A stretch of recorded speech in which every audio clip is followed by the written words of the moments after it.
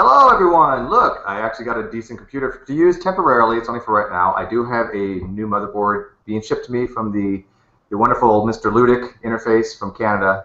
It should be here any day. But I've got General Han Solo here and Isaiah Sloan. We're going to be talking about things so people join us, asking questions, and hopefully I'm trying to work on the live feed. I've almost got it down. If somebody's that familiar with it to come in and kind of assist me with it, that'd be great. But Han Solo is going to talk a little bit about what happened with Johnny JCK in one of his videos where he basically calls me out and he goes from there. So go ahead, General. I'm looking at this live feed for a second. Go ahead, tell what happened when you messaged him. Yeah, so I'll just broadcast this the video that the Johnny KZJ spoke on. I think can this be seen? I'm just wondering if people are able to see it. Okay. Yeah, I can see it. So I uploaded this Hugh Ross vs. Ken Hovind, the unedited version, onto YouTube. The one that Ken Hovind has uploaded is actually edited. So and Johnny, to my surprise, he's like, bro, Jen, I'm now 75% convinced that the Earth is not even a globe. This is 9 hours ago, but a flat disk with four corners in the main raisins. One, International Space Station hoax, bubble in space. 2, flight plans crooked on globe, but straight on flat RTH map. Seriously, I don't even know why he writes like this. 3, no one ever crossed Antarctic and came back the other side. The elites are doing all they can to prevent this. So I then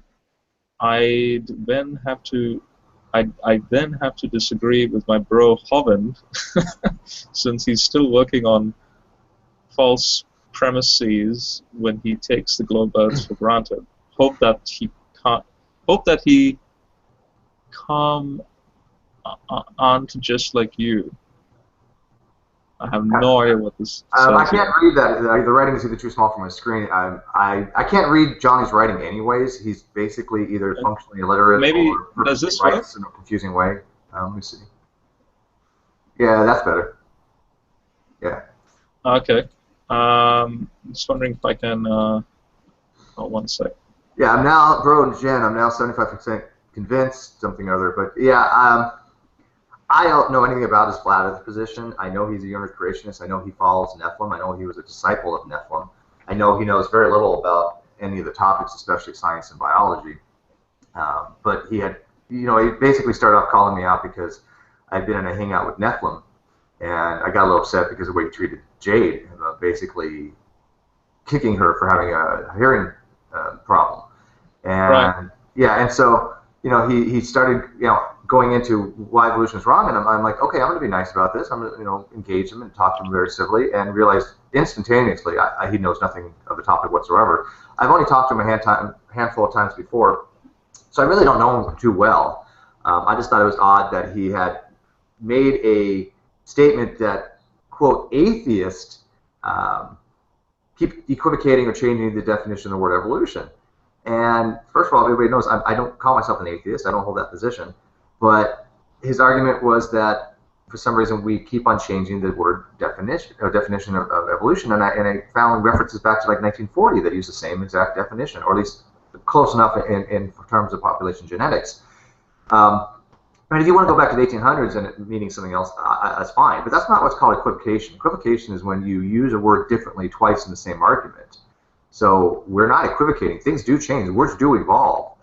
And Darwin never uses the word evolution. He uses it once at the end of the book, Origin of Species, but he didn't mean it as in like a change of allele frequency, of course. But I thought it was odd that Johnny went out of his way to make a video calling me out as an atheist that changed my meaning of the word evolution when I'm not an atheist. Oh, right. I've always used how old is this video?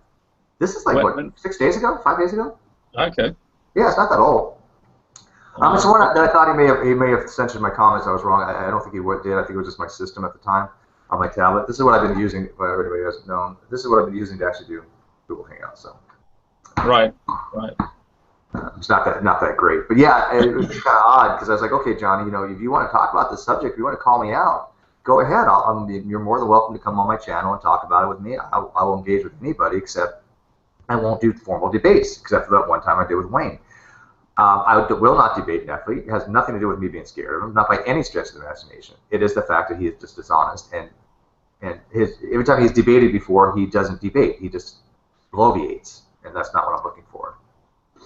I'm sure Johnny checks out your channel, right? And your videos? I absolutely have no idea. You have no idea? Okay. Because if he watches this video, he'll know who I am, because he's interacted with me on Pal Talk many times. And I'm,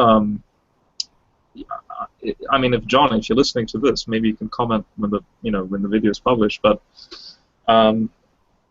you claim that you were once a theistic evolutionist. He also claims he was once a Muslim.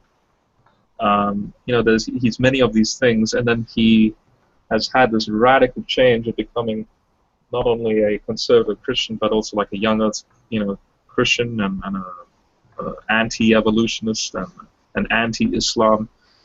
Now, I will be honest, I'll share many of the views he has about Islam.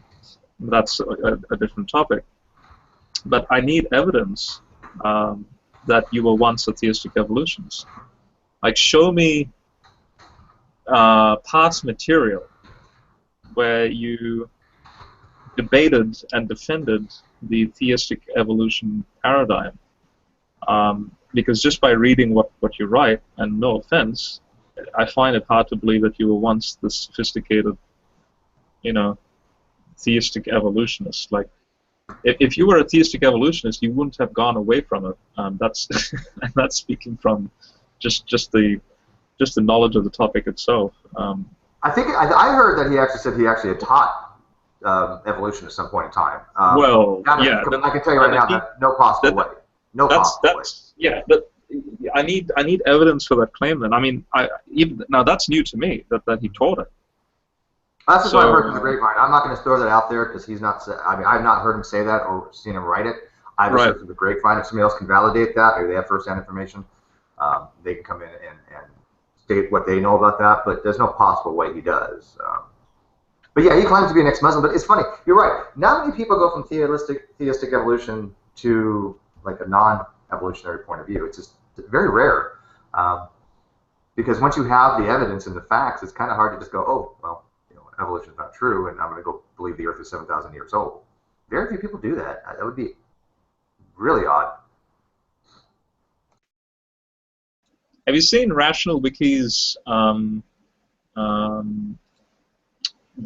page that they made, 101 evidences for a young age of the Earth, the responses that Rational Wiki gave?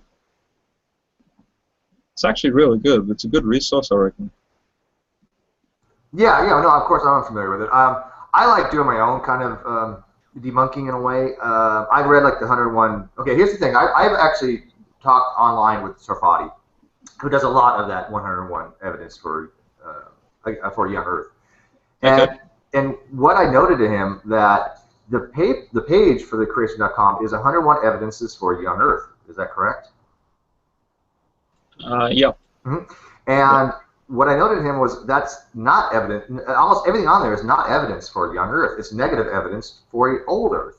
And I'm being generous here because none of it is actually real scientific evidence, obviously.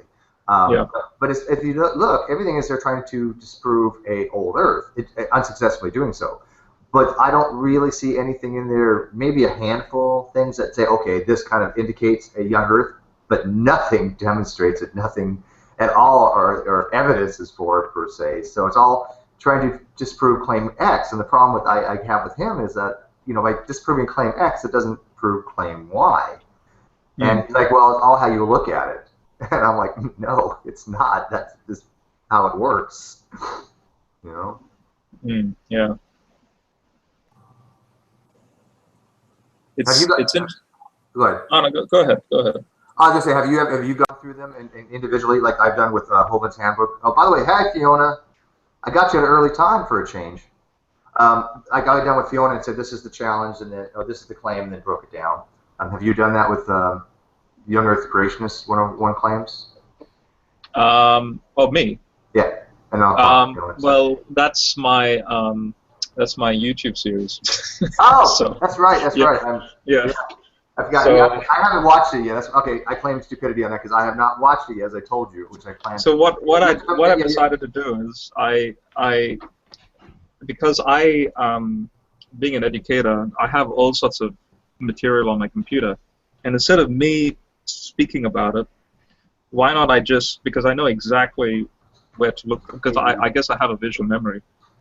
I decided to take Billy Crone's sermon series and take snippets out of his series. He's done a beautiful job in practically going from A to Z of so-called evidences for the young Earth, and there's plenty of things he talks about. And so what I've decided to do is then take those snippets and then just use well-established astrophysicists and chemists and biologists to then respond in a very succinct manner. And I thought, well, all well and good that if I was to do it, but why not? I guess you could say I'm lazy. Just I just take a snippet. Yep, that's good enough. I just put it there as a response. But the fact is, it's a legitimate, good, scientific, educated response. It's not just someone's thinking. It's an actual education when you look at it. Yeah, and I think those are far more effective. I do got a couple questions that people had asked prior to this hangout, just like a few minutes ago. I'm going to actually address them to Fiona. I can answer them. I mean, but since we have an actual biologist in here, and I know Fiona loves to chat, so let me ask her these questions. So I have a question. I'm going to, James, I'm going to get to your question second. I know you asked first, but I'm going to go out of order here.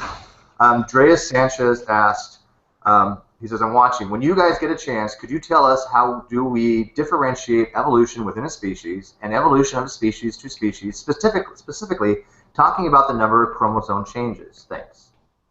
So he's basically asking, how do we determine a species, and how does the chromosome count affect that? Like, I'm assuming he's probably going to wants to talk about human chromosome too. Well, I suppose you could say it's not so much to do with the number of chromosomes, but when you if you have two what appear to be closely related, very similar organisms, but they have a different number of chromosomes, then they ain't going to be the same species. But having the same number of chromosomes doesn't make them the same species. You can go to Wiki and actually look at a table of chromosome numbers. I'll see if I can find it. You don't sound so good today. You got a cold?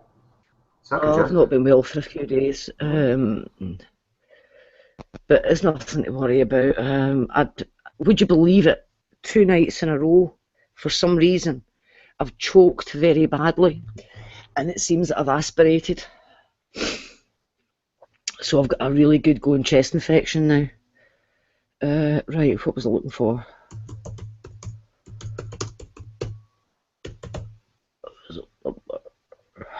Let's have a look. I'm going to go get some more scotch. Hey, hook me up, brother. I should have had some. You know what? If I had planned this out better, I probably would have been drinking some with you.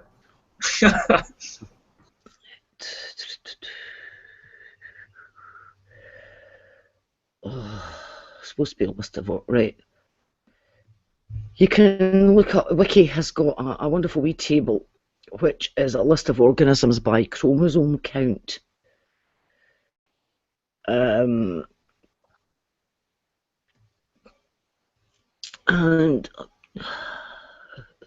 for example, the Australian pitcher plant has 20 chromosomes. The adder's tongue plant has 1,260. But you can actually go through it and you'll find things that will get, like a grape fern, which is a plant, has 90 chromosomes. So has a hedgehog. So has moonwort. They've all got 90 chromosomes.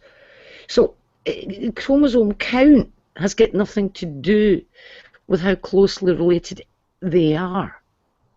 Because there is a plant and a hedgehog, but they just so happen to have the same number of chromosomes. Also, chromosome number has got nothing to do with whereabouts an organism is on the scale of complexity. And I use that term complexity very loosely. And because as I've just said, we have got, where is it?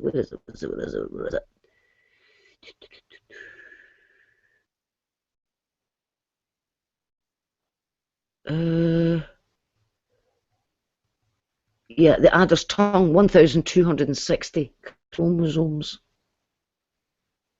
We have 46. So, and onions have got a ridiculous number as well. I think he's asking a little bit like, kind of like, some people think that evolution is actually, species diverging into species, and that is evolutionary theory, of course. I mean, that's how you get common descent. But the actual evolution occurs because you have genetic diversity that natural selection can act upon.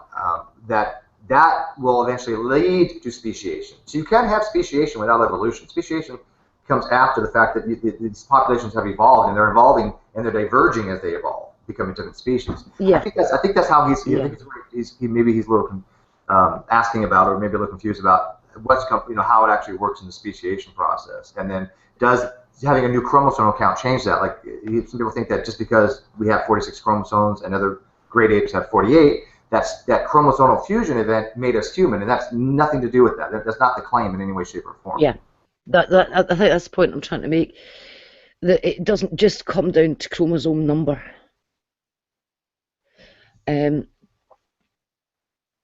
If you look at just take two populations and separate them. So, well, you start with one population, just split it into two arbitrarily, and keep them isolated from breeding with each other. Any mutation that occurs in population A, you're not going to see turning up in population B, because populations A and B don't breed. You've kept them completely isolated. Okay? And then another mutation pops up in population A, and again, that's not going to come through in population B, because breeding isolation, you're keeping them isolated. And then a mutation pops up in population B. That won't turn up in population A, because again, breeding isolation. And eventually, because of the random nature of many of these changes, you get populations that are getting step by step more and more different. So, although at the beginning of it, they were the same,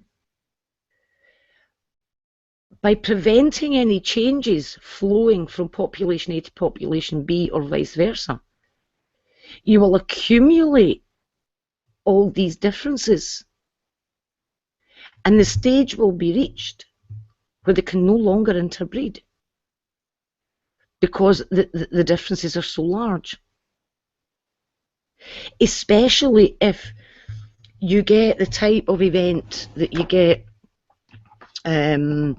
like a chromosome fusion, if that happened in one of the isolated breeding populations, and it actually altered the chromosome number,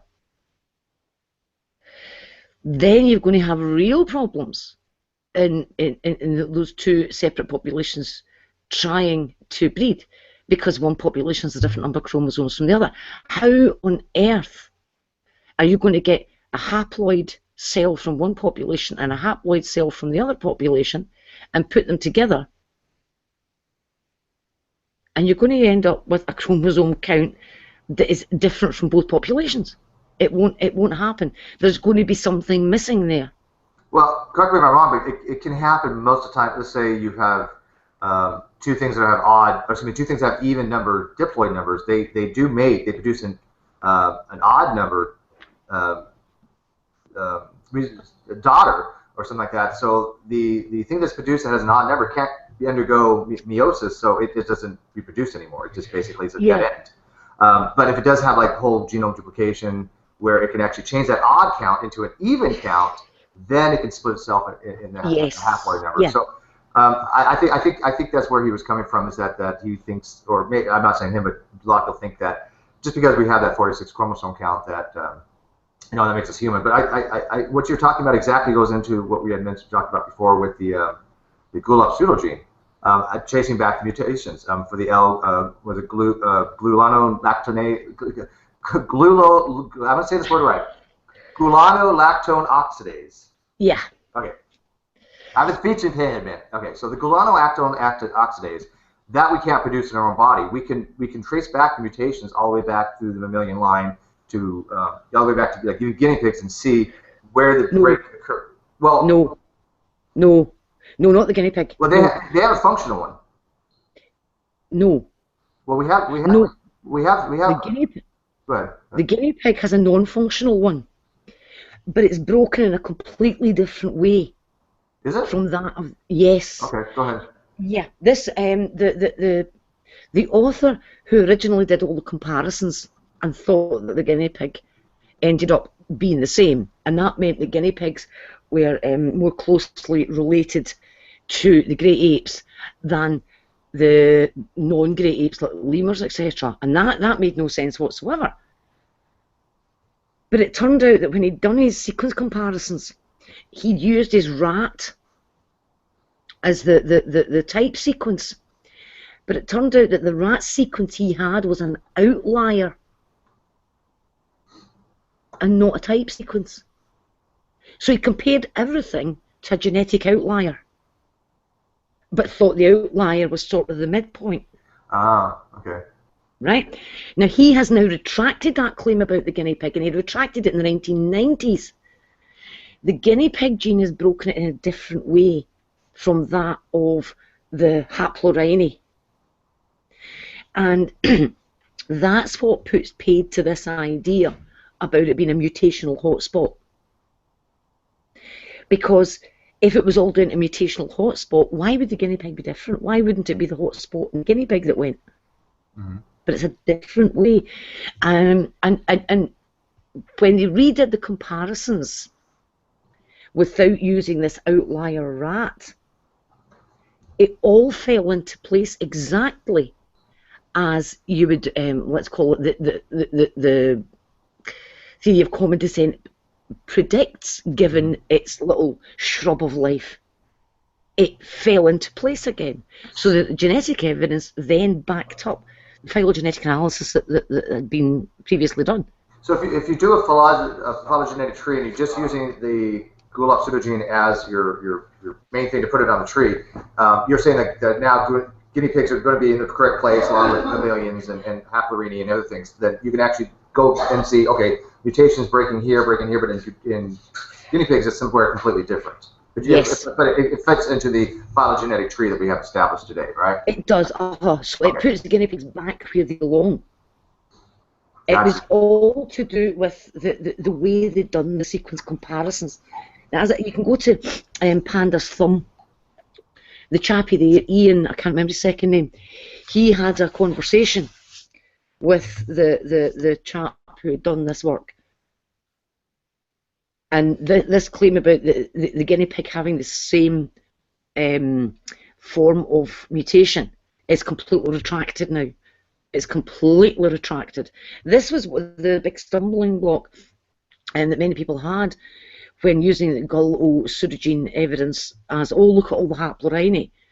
Yeah, but look, you got a guinea pig in there as well. I mean, how can that happen? We know that a guinea pig isn't that closely related to us in comparison to a lemur. The guinea pig is more distant, and yet you're saying this gene evidence says it's more closely related. And that caused big problems, and it meant that people would actually say, no, you can't use the GULOP pseudogene as evidence. It was one of the favourite places for those who deny evolution and common descent to go to. They'd bring in the guinea pig. Mm-hmm. And then the flaw was discovered as to why this was happening. That's now been corrected. They still bring in the guinea pig, and they still claim, but the guinea pig one's broken in the same way. No, it's not. Do you remember the person who did that first paper? Or do you have? I can't remember his name. It was a Japanese chap. Okay. At best, I can tell you there might have been a K in his name, but it could have been a Y, or possibly both, or neither, which is no use to you. If you say there's a K in his name, you can be guaranteed there's no K. It doesn't help me much, but that's okay. We'll go to Panda's Thumb. Yeah, I love that site. Yeah, I love Panda's Thumb. Yeah, he's actually an I believe, Young Earth Creationist, intelligent design advocate or something, and then he kind of got involved in science and really liked it and got good at it. By the way, I want to welcome Sam and Tom. Hey, guys. How you doing? Look, I've actually got a webcam to use for a while. And Tom, I will admit on air, I have not watched you and Drag tear apart Truth's webpage yet. I'm looking forward to it. I'm probably going to do it. I'm going to sit down this weekend and get some popcorn and some beer. It's a little ridiculous. Yeah, but, I'm sure it's comical. I love the fact that he's he's legitimately upset that someone hacked that piece of shit. And it's, do you think he did? Like, okay, I'm upset for a different reason. I want that to be up. I want to, any time that I'm having a moment of grad student self-doubt, I want to just look at that and be like, you know what? I might not. I might have my issues. I'm not that stupid, though. I don't know if somebody hacked it or not. I honestly doubt it. I don't know either. If somebody hacked it, I'm really pissed off at them for that very reason, because I wanted that left out. I mean, yeah. It just, come on. Yeah, but the original claim made was that it was the hacker that put in the bad grammar and the bad punctuation and the bad spelling. No, I can tell you why that's not true, because when he did his last video, and I didn't watch the full thing, but I was listening to him do live feeds, and he had stopped his feed at least about 20 minutes into it, at least twice, and he deleted that video, and then made the one that he has now. But in that video that he was doing his live streaming on, that he did delete, he was like, well, I don't know why they keep on, talking about my grammar and my spelling, but they're not really addressing the problems. And he was making note that he thought it was very lame that they were just making a big issue about the spelling and grammar. He didn't sit there and say, oh, well, I had typed it up all perfectly, and then somebody came in and fucked it all up and changed all the grammar. That was not what he was saying. A little shithead. I love. I mean, I wanted to make a video about this, just being like, let's look at this realistically, Ronnie. You're going to sue someone for damages on that site. I mean, how much money were you going to... maybe it's just me being a persnickety Jew and having the fact that I come from a family that has a lot of lawyers, but realistically, yeah, stereotypes. But if he's gonna sue that, his reaction is so disproportionate with the offense that it's really it's hilarious. The tears are delicious to me. It's all he's just being bolsterous and it's just, first of all, no lawyer in the world would obviously take that kind of case. And two, in small claims court, what kind of reconciliation are you going to have for that? What kind of recompense are you going to get for having a person hack that? $1? Yeah. But the other thing is that he's uploaded another video today, and he now seems to be backpedaling from his claim that all the grammar problems were introduced by a hacker. Well, I told you I know that's not true. I listened to him talk about it, and then he deleted that video and started over again. I haven't watched the newest one, but it was 3 times for some reason there was a problem in the live feed, and I was listening to him while he was doing it. It was late at night, and I just happened to be up. And then all of a sudden the feed stopped, and it said, the video was deleted. So I don't know him in his last one. Did he actually say that he thought somebody came in and actually changed the wording and actually introduced the spelling and grammatical errors? He has said that. Yes. He's full of shit. Yes. He's full of shit. Well, the thing that I wanted to do in the video is just be, someone needs to just realistically tell him, look, you know what, I understand. This is something that you do honestly, I do honestly think he does have passion for the sciences in some absolutely weird way, but in a very real way. But however weird or odd I find it, it's still legitimately a passion. But what he's doing is just completely, he is very clearly doing it for the wrong reasons. That passion is being channeled through this weird form of arrogance where he thinks that one of the worst websites that I've ever seen is somehow something to be proud of. Like, even if, like, the web design was that bad, those articles were just, I mean, I'm sorry, like, it's not one of those things where I can tell they put, like, a lot of effort into and a lot of thought, and, like, it's, like, you know, someone who, let's say, doesn't have a college education in biology, but still, like, knows a fair bit, like, Steve, if you put together an article on, let's say, human chromosome 2, that's a good example, because he had an article on there. His article, your article would be very good, you'd have references, you'd try to explain it. Sure, there'd probably be a mistake or two, but, you know, fuck, you're not a scientist. It's not, you know, but it would be, like, it would be reasonable quality. Thank you. I think so as well. Thank you for that. Yeah. But no, I mean, I feel like I'm being a fair summary of what I would expect. And, you know, maybe you're not, you know, I have no idea what your website designability is, but let's say for sake of argument that it's not very good. Better and than it would be, huh? I've done a little web design, usually WordPress and some HTML stuff. I mean, my web pages that I had back in the day were a little bit better than his. Yeah, I mean, I would not be surprised by that. But for the sake of argument, let's say that they're not. Just you know, for this hypothetical, they wouldn't. Your articles would not resemble his. Like I would imagine you'd put a genuine amount of work into it, and it wouldn't be something where I'd be embarrassed that I'm reading it. Mm-hmm. That's not, you know, with his, like, I'm seeing stuff that I could have written those articles in 8th grade. And moreover, you know, my grammar would have been better than that. Now, I have good grammar, but, I mean, there's something there's a disconnect there, and I honestly feel more upset about it for his sake than I do, you know, sort of, like, I know that I got my laughs in and I got my frustrations out, but when I think about it more and more, it just makes me kind of sad. Yeah, you know, I think he's doing it. I think he did it. You know, he wants to be the intelligent design go-to person. And I will say this on air: Brandon is far more articulate in intelligent design than Ronnie is. I don't agree with either one of them, obviously. But if you want to have a really good conversation about intelligent design, even though I got other issues with Brandon, he knows about intelligent design. He had a wonderful thing with Hell in a Handbasket for like 2 hours on intelligent design. He can articulate it and understand it, and at least communicate a little bit more effectively. Yeah, I remember when you and I talked to him, there were some issues with what he was saying, but Ronnie's nowhere even able to do that. And I think Brandon's not stupid. He's just uninformed and wrong. Right. Those are different things. But Ronnie just wants to be that person that G-Man looks up to and goes to for scientific information.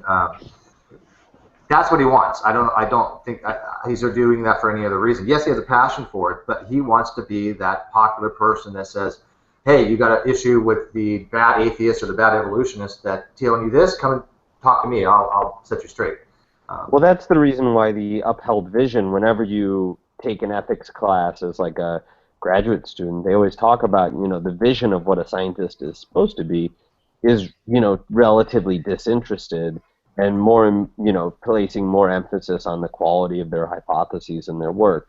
Now, of course, you know, that's a bit of a pipe dream. Of course, people want to get the best professorships. They want to get the best grants, you know. They want to get the best publications. They're human beings, you know. They want to make money. They want to have prestige. But, you know, they're, in my experience, even the people who do care about that, you know, my current PI certainly would qualify as a person who cares about getting the best grants. He also just wants to do the most badass science, and that's what he's interested in. You know, whatever amount of ego, which I'm sure he does have, I'm positive he does have, it's grounded in the fact that he just wants to do as much science as possible. And you hit upon a good point, which is that that's not, there's an asymmetry there where that's not, you know, that's not, we're not talking about someone who has the goal of getting the best understanding. Because fundamentally that's my goal, you know. I got into science not because, you know, it was the, you know, most lucrative choice. Like if I wanted to make a lot of money, I would have just gone into investment banking or consulting with my computational background. But, you know, I wanted to just keep doing things that were interesting to me. I mean, that's the reason why I went to grad school. You like science. Most of us here like science, but also myself, when I have a conceptual error, I'm not going to go to somebody like Ronnie to get a better conceptual of it. I'm going to go to you. I'm going to go to Fiona. I'm going to go to somebody who actually is working with the material with a real life experience with it, that does understand it. I work with this postdoc very closely, and if I have a question, I just ask her. Like, it's not, this idea that like it's maybe that's a good personality trait that I have, but I don't really care about if someone thinks I look like an idiot for asking a question, because one, I know it's not a stupid question, like, and two, who the fuck cares, Well, but he won't do it because you're an atheist, though. He literally, he won't do it because you're an atheist, and yet you're an atheist, Fiona's a Christian, yet that to me does not even factor in my head when I got a technical question. If I want to know something very specific about biology, I don't give a crap what the hell your theological belief system is. But I don't think he has the maturity to actually say, well, yeah, he may not be the same theological position as me, but he knows his shit, because you do, and that's what the issue I kind of have with him is he's not mature enough to actually go to the people that have demonstrated they know their stuff. And by the way, hey, Tommy, how are you, by the way? Oh, good. How are you? Tommy and I just FYI side chat, but we had a pretty good talk today. I think it was like 2 hours we went on, and I really enjoyed that, Tommy. That was yeah, that was good. Yeah, I appreciate that. Wow. I prefer discussing things on camera. Well, especially with you, but with other people, as opposed to chat, because I think get a lot more accomplished. So right. Yeah, that was a good one. Yeah, I know you and Sock account still continued on that talk long after we were done. I mean, like I can have a day or two on the cecal valve, but I'm not going to get into it right here. But it was interesting. Yeah. Yeah, I would like to talk to him on camera about that, but yeah, no, we don't have to get into it now. I didn't mean to. I shut General down like in the earlier than part of the hangout. I'm sorry, General. I didn't mean to like forget about you. Did you have anything you want to add about Johnny JCK? And to plug your webpage about your series that you're doing against the Young Earth Creationist claims. Is he still there? Well, if he doesn't speak, I'd like to say something about what Sam was talking about a second ago, and how there seems to be, his claim is that, well, just when it comes right down to it, they're just really interested in the science, that there may be some biases that creep in, but, and I've brought this up to Fiona before, specifically personally, but just like with the whole notion of the DI statement, where they put out a petition for people to sign, this was for the scientific community to sign this petition that says that they may be skeptical of the possibility or the capacity of random mutation natural selection to account for all the adaptive traits in the biosphere, and virtually nobody on a percentage scale signed it, within the whole scientific community. Now we know that nothing could be further from the truth, that random variation selection can account for every adaptive trait throughout society or throughout nature.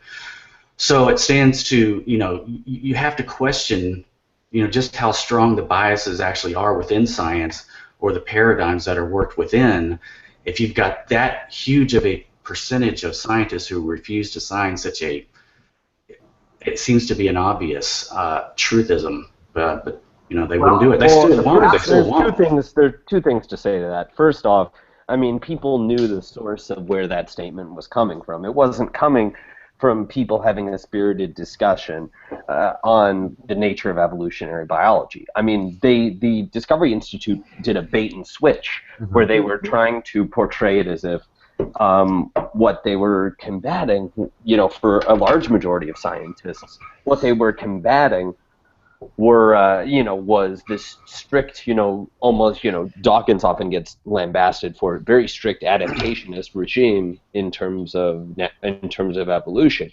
I mean, literally no biologist believes that, because you're not even taught it. It's not congruent with basic population genetics. But regardless of who put the statement out, I'm not done with it. Like, I let you finish. I'm not done talking. Hang on. But the fact is that, there's two options here. Either that was just a poorly worded statement, because literally no one, even at that stage of the literature, would say that it's only natural selection and random mutation. No one would say that, because you don't get taught that. The second thing would be B is that the current state of the literature is still that the major driver of evolution is still natural selection. But, you know, we now know a few more forces that can influence things other than things like natural selection, migration, genetic drift, things that are taught as, you know, basic evolutionary biology. I mean, you can't allege a conspiracy when, you know, these people were obviously angling for an intelligent design angle, and even if there are disagreements within the paradigms of evolutionary biology, biologists dismiss intelligent design. Okay, so first of all, I'm not claiming a conspiracy. I'm just saying that they're all independently biased. So I'm not suggesting that there's something going around. Hang on a second.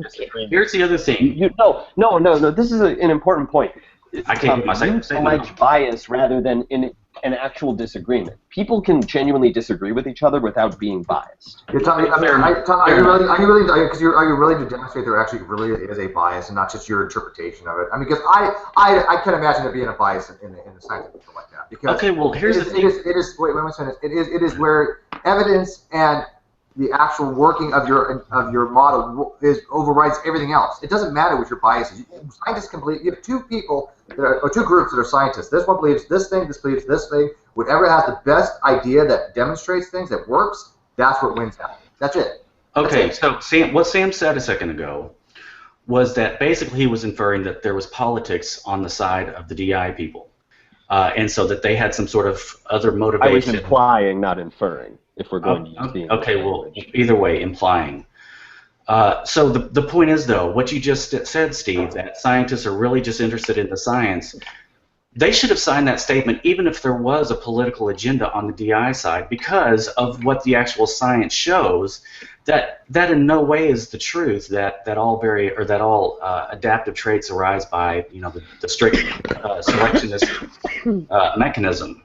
Yeah, so by not signing it, they themselves are being political. I mean, that's ridiculous. No. If you're gonna allege that a group of people that don't want to be attached to a movement that is trying to smuggle in, you know, a movement that is blatantly and plainly trying to smuggle in God. No, they're not. No, they don't. No, they don't. They almost never bring up God. Well, and that's I mean, you can read the documents regarding the founding of the intelligent design movement, and I leave people to actually research into that.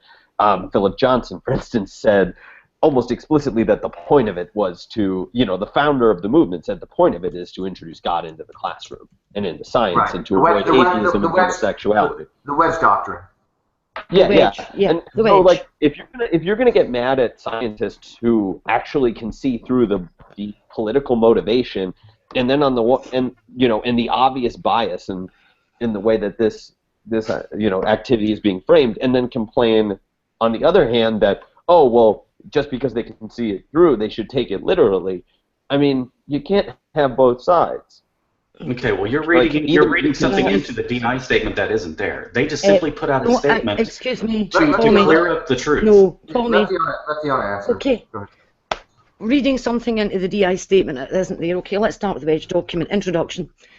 The proposition that human beings are created in the image of God is one of the bedrock principles on which Western civilization was built. Its influence can be detected in most, if not all, of the West's greatest achievements, including representative democracy, human rights, free enterprise, and progress in the arts and sciences. Okay? Let's go down a wee bit. You're saying that there's nothing to do with God in here, okay? Now, there was nothing about God in the statement. Surely, certain ID proponents. The proposition that human beings, the proposition that human beings are created in the image of God, is one of the bedrock principles on which Western civilization was built. Okay, what does that have to do with ID? That's true, but what does that have to do with ID? This is the wedge document. The wedge document is what started the ID. You don't know what it is. Yeah, the wedge document was the movement. No, I'm asking. I understand that the idea of God is a fundamental and foundational principle, like you just said, but that doesn't mean that the ID movement necessarily promotes that as part of their agenda. That's what. Wait a minute, no. Do you realize? Well, I mean, I also need to point out a very important fact, Tommy. I mean, there have been multiple scientists that have basically said, "Oh, had I known what people were actually getting at with this, with this." with this statement, from a scientific descent from Darwinism, I wouldn't have signed it. Like they blatantly think that it's a bait and switch. Yeah. Have you read Darwin's Doubt or Behe's Black Box? Time out, guys. Let Fiona finish her train of thought. Everybody got a chance to speak, and we kind of cut her off mid-sentence. So, Fiona, go ahead and finish, and then we'll let Tommy next, if that's okay. Yeah. This was the foundational document for the Discovery Institute. And here's some of the aims that they themselves laid out in this document, okay?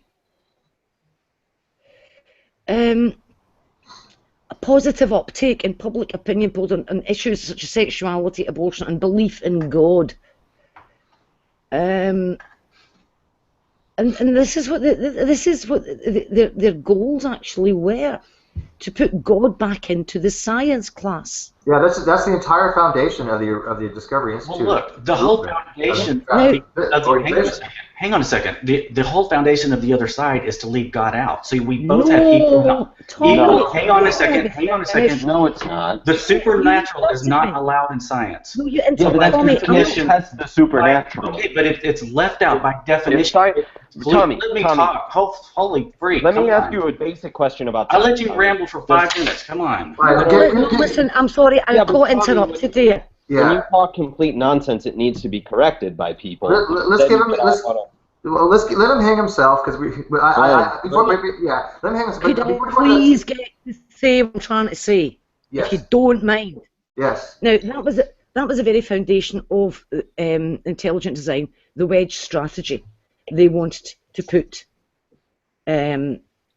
God back into science classes. Okay. Now the statement that the DI actually used to get people to sign was, "We are skeptical of claims for the ability of random mutation and natural selection to account for the complexity of life. Careful examination of the evidence for Darwinian theory should be encouraged."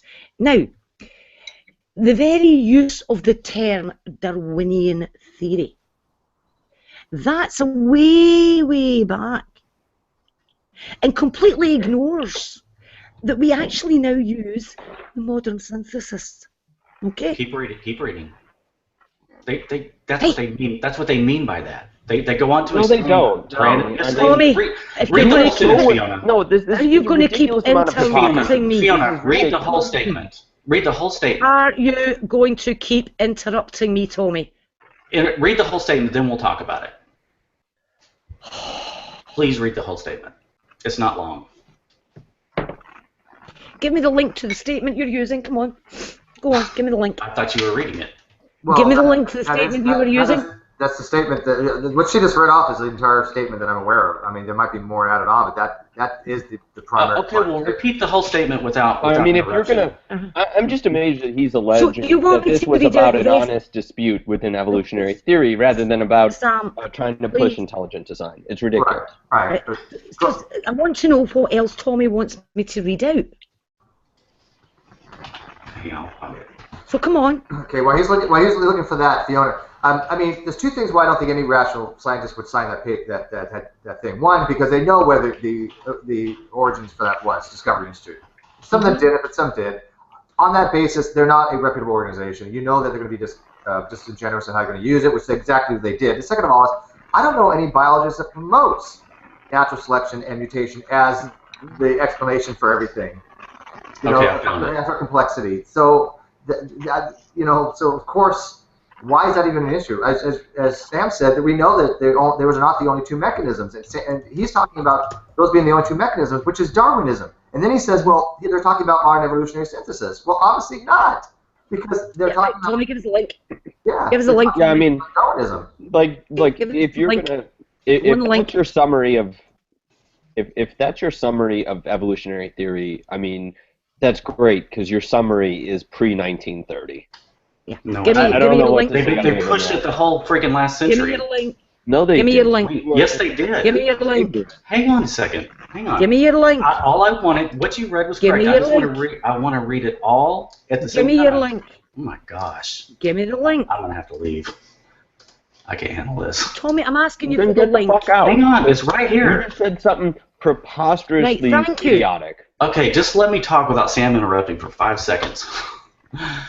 Go ahead. Fiona. Let it finish. Let it finish. Oh, Fiona claimed. oh. Not Hang on a sec. Hang on a sec, guys. Fiona, come on. Let Tommy talk.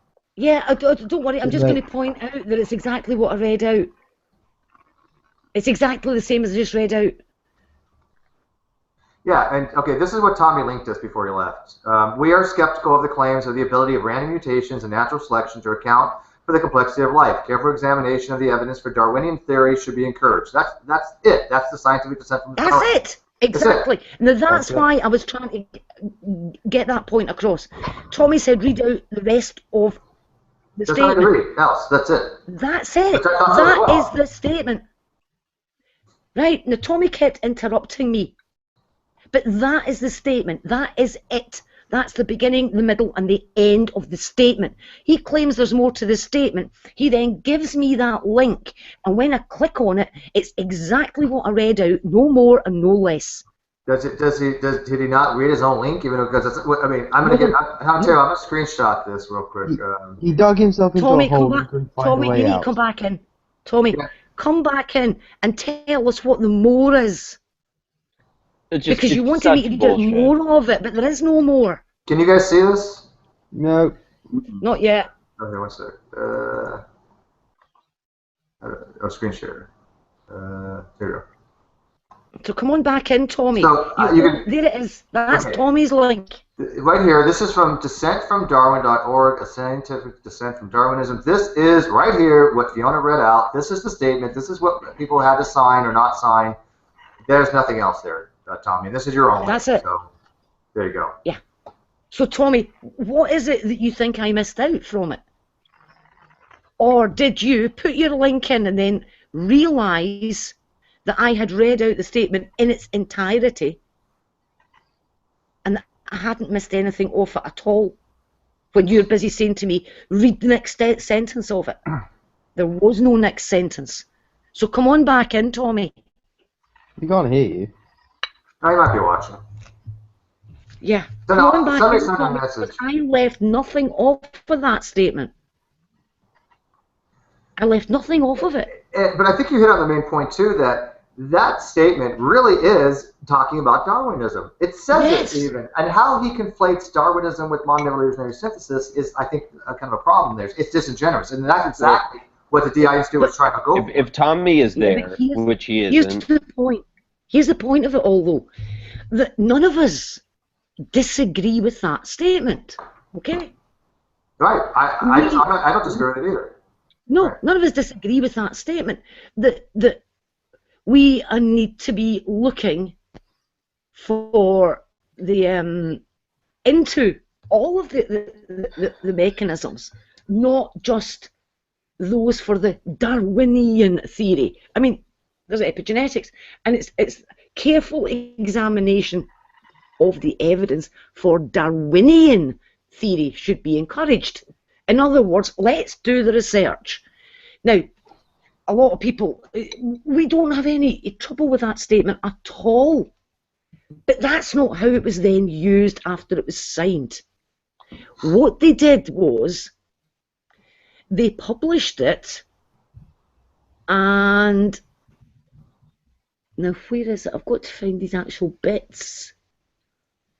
well, it's ridiculous because if you're going to say that, I mean, this is pre-1930, vision of Darwin. Like, if you're going to just criticize that, I mean, I'm sorry, you're Wasting your R.A. time. Fisher helped build a statistical model of how populations evolved called the Wright-Fisher model that incorporates genetic drift.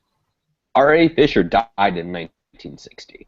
So if you're going to talk, if you want to talk about, this has been the dogma for the last century, you're just full of shit. You are so ignorant.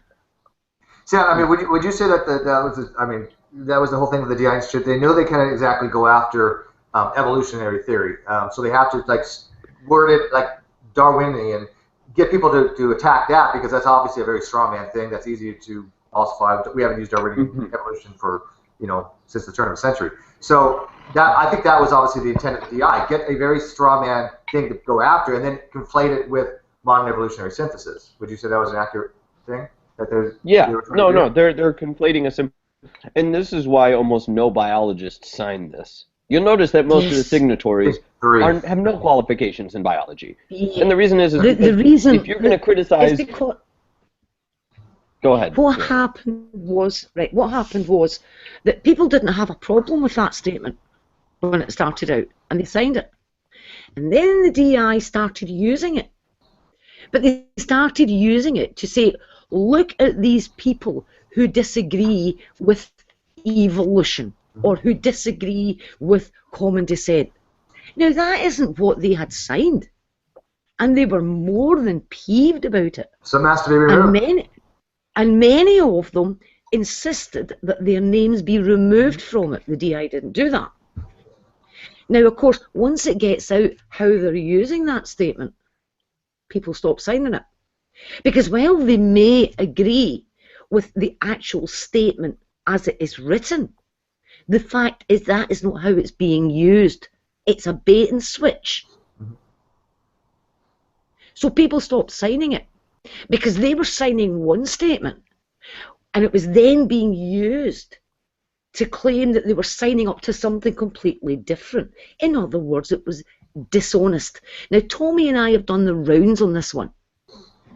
And on the basis of me refusing to sign it, he's called me a hack.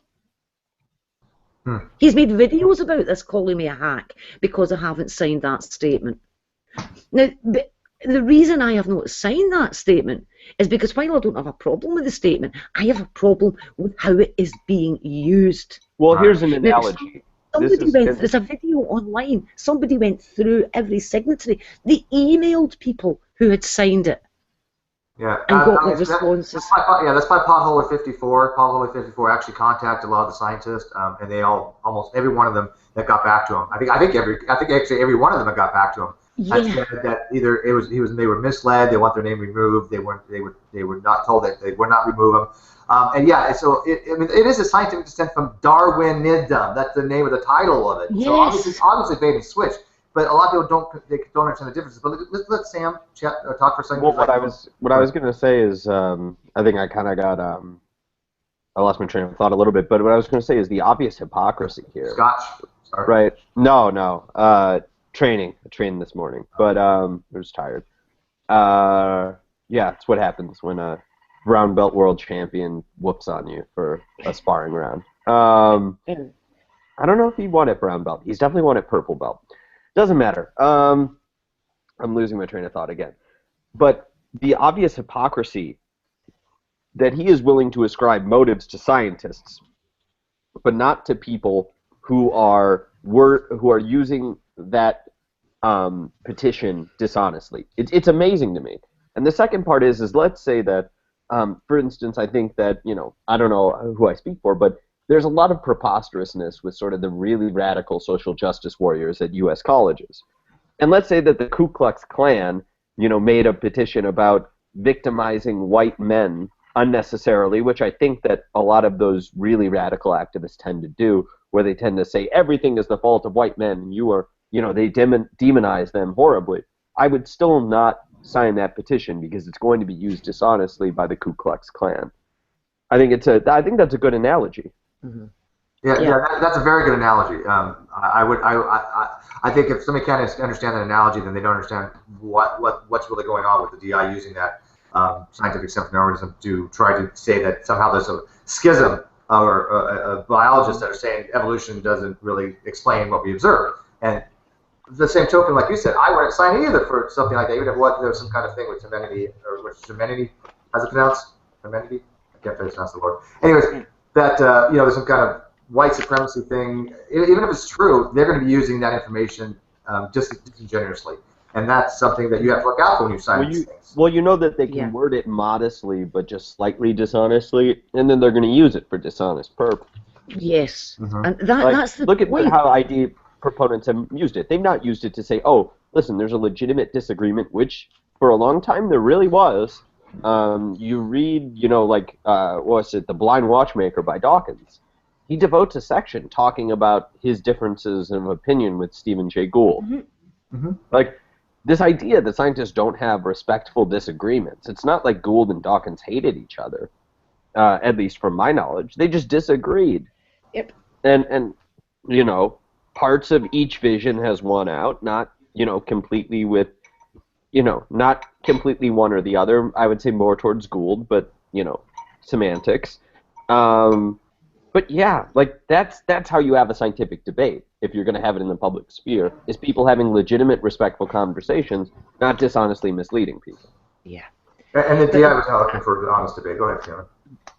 I'd like Tommy to come back in and explain. Message him.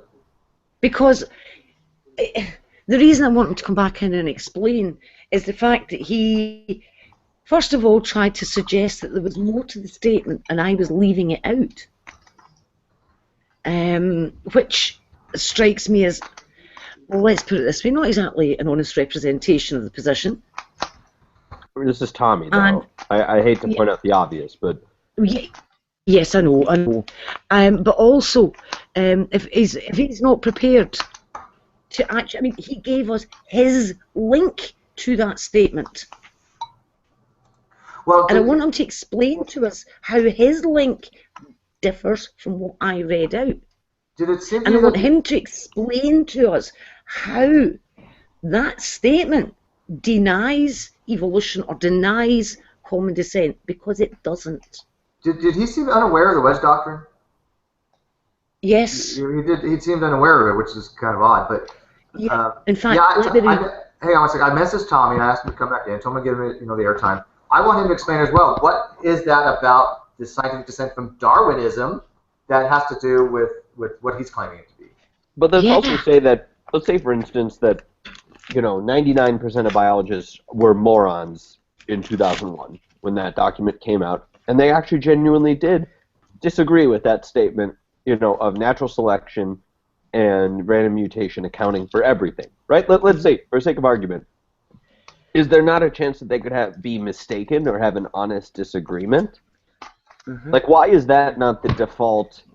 With all of these people, it's conspiracy, conspiracy, conspiracy, instead of, oh, maybe these people are ignorant or disagree. Right. Yeah. Could I also point something out that I was actually hunting for it while Tommy was in here, because he said that the Discovery Institute had nothing to do with God, and I was going through the wedge, and I was looking for something specific so I could read it out. And I've got it. Goals. Under the heading Governing Goals. Here we go. To defeat scientific materialism and its destructive moral, cultural and political legacies. Second bullet point. To replace materialistic explanations with the theistic understanding that nature and human beings are created by God. Yeah, but that's a secular organization, obviously. All right, hang on. You asked for Tommy to come in here, so Tommy's in here now. So let's give him his airtime. Tommy, could she ask you a quick question, and then because she wants to know where you're going with the scientific descent from Darwinism. So she doesn't ask you a question, and I'm going to give you as long as the time you need to answer it. Okay. Yeah, I don't talk long, but we got to have a little bit of boundaries, and so. I try to let people speak. Sometimes I interrupt, I admit, but I try not to. So, well, let's talk. Anyway, okay. So here's the thing. No, Fiona, I wasn't suggesting that you were leaving something out. I just wanted to read the whole statement together because of the fact that you were making it sound like the DI statement was referring to something that was long ago come and gone, whereas they very clearly, succinctly said. Made reference to random mutation, natural selection, and equating that with the Darwinian mindset, the selection-ist paradigm. So I wasn't suggesting that you were necessarily trying to say. Or I wasn't saying that you left something out. I was just saying I wanted the whole statement read as one thought. But getting back to the major point, real quick, is that the whole issue of politics got brought up, and what the DI statement, what their motivation was. And see, that's the thing. This whole thing is political. So when a creationist or an idea says something, it's going to be political, and it's going to have an agenda. And so that's why evolutionists, people on your side, at least as perceived from people on our side, they don't want to give us firepower. They don't want to give us ammunition because of, they don't want to be seen as agreeing with us because of the implications. And so that's the thing. It's political no matter where you go and what you say and who you talk to. So that's why they inherently don't trust creationists. They don't trust ideas, and so because they think it's political. So that's the major thing. Is like it's not just the DI statement that's political. It's all of it. It's the whole debate everywhere. Hang on one sec before Fiona goes. Are you saying that you said creationist? So are you admitting that DI is closely related to creationism? No. What I said is they inherently don't trust people on the other side, whether it be creationists or ideas. Okay, I'm gonna let Fiona go because Fiona had said this. She said you said that read the next sentence and there isn't one. So Fiona, I mean, did he not ask to read the next sentence and we show there isn't one? Go ahead. Yeah, Tommy, I read out the statement, a scientific descent from Darwinism. I read it straight. There are two sentences. Mm-hmm. We are skeptical of the claims for the ability of random mutation and natural selection to account for the complexity of life. Careful examination of the evidence for Darwinian theory should be encouraged. That is exactly what I read out. Mm-hmm. Tommy, you then asked me to read the next sentence of it, and there are no more sentences to that statement. No, that's not exactly what happened. I mean, you sort of took out a part of it as a fragment and said, well, Darwinian theory happened 100 years ago, and so that's no longer the sitting theory, or that's something like that. Yeah, that's pretty valid, but that's a valid characterization. I mean, we haven't talked about, like, Darwin's vision of evolution has not been prominent since about 1930, since Ronald Fisher he wrote a landmark paper, I believe it was called The Genetical Theory of Natural Selection. It's actually an amazing paper if people want to read it. And R.A. Fisher, I mean, one of the things that he was famous for, which we still largely use, I mean, in addition to has anyone heard of the Fisher's exact test statistically? He invented it. He invented the Fisher's exact test so that he could test Mendel's claims. Pretty interesting, huh? Excuse me. And in his model, the Wright-Fisher model, genetic drift is an explicit term in that model. So, I mean, by definition, obviously genetic drift, another mechanism, was included. I mean, people have known about other mechanisms behind populations changing for nearly a century, so why are we objecting to something that is that anachronistic? I mean, yeah, sure. I mean, why would I sign a petition that would be against phlogiston theory? I mean, that'd be a waste of time. But I think the point I'm trying to make here is that, Tommy, you asked me to read the next sentence, and there isn't a next sentence. Okay, well, I should have said the sentence before, the sentence prior, because that was referring to the random mutation natural selection part. You read that part. So let's have a look. Hold on. Let me just pull it up again. Right. We are skeptical of the claims for the ability of random mutation and natural selection to account for the complexity of life. Mm-hmm. Careful examination of the evidence for Darwinian theory should be encouraged. Yeah, I think what they're doing is they erroneously equated Darwinian theory. They should have said neo-Darwinian theory as opposed. That's not even neo-Darwinism. No, we've told you that before. I literally just explained that. Like it's certainly part of it. Document of neo-Darwinism. It's certainly part of it. It's certainly the only way animals adapt. Darwinian theory. Adaptation is different than. Adaptation is a lot different than. Okay, the basic. The entirety of how population. The idea of the sentence was that complexity arises by way of random mutation and natural selection. And that is Darwinian or neo-Darwinian theory. Right, so why would I need to read the first sentence again when random mutation and natural selection, which is Darwinian theory, and then the next sentence uses Darwinian theory as the terminology? That's the point, Tommy. No. We no longer stick with it that it's just that. We know that there are epigenetics and all sorts of things that are acting upon this, and we have done for a long time. Therefore, it makes perfect sense that there should be a careful examination of the evidence for Darwinian theory, and that's what we've been doing, and it should be encouraged. There is no problem with that. People signed that statement as it stands. And then the Discovery Institute touted it as these people do not agree with evolution or common descent. That's a different thing altogether. Where did they say that? Where did they say that in regards to who signed the list? They put out adverts. They actually put out adverts with the names on. I doubt they did. Well, you need to go and actually check out some of the videos. Because there is a user. No, this is important. It's used there is a for user. Teach the Controversy.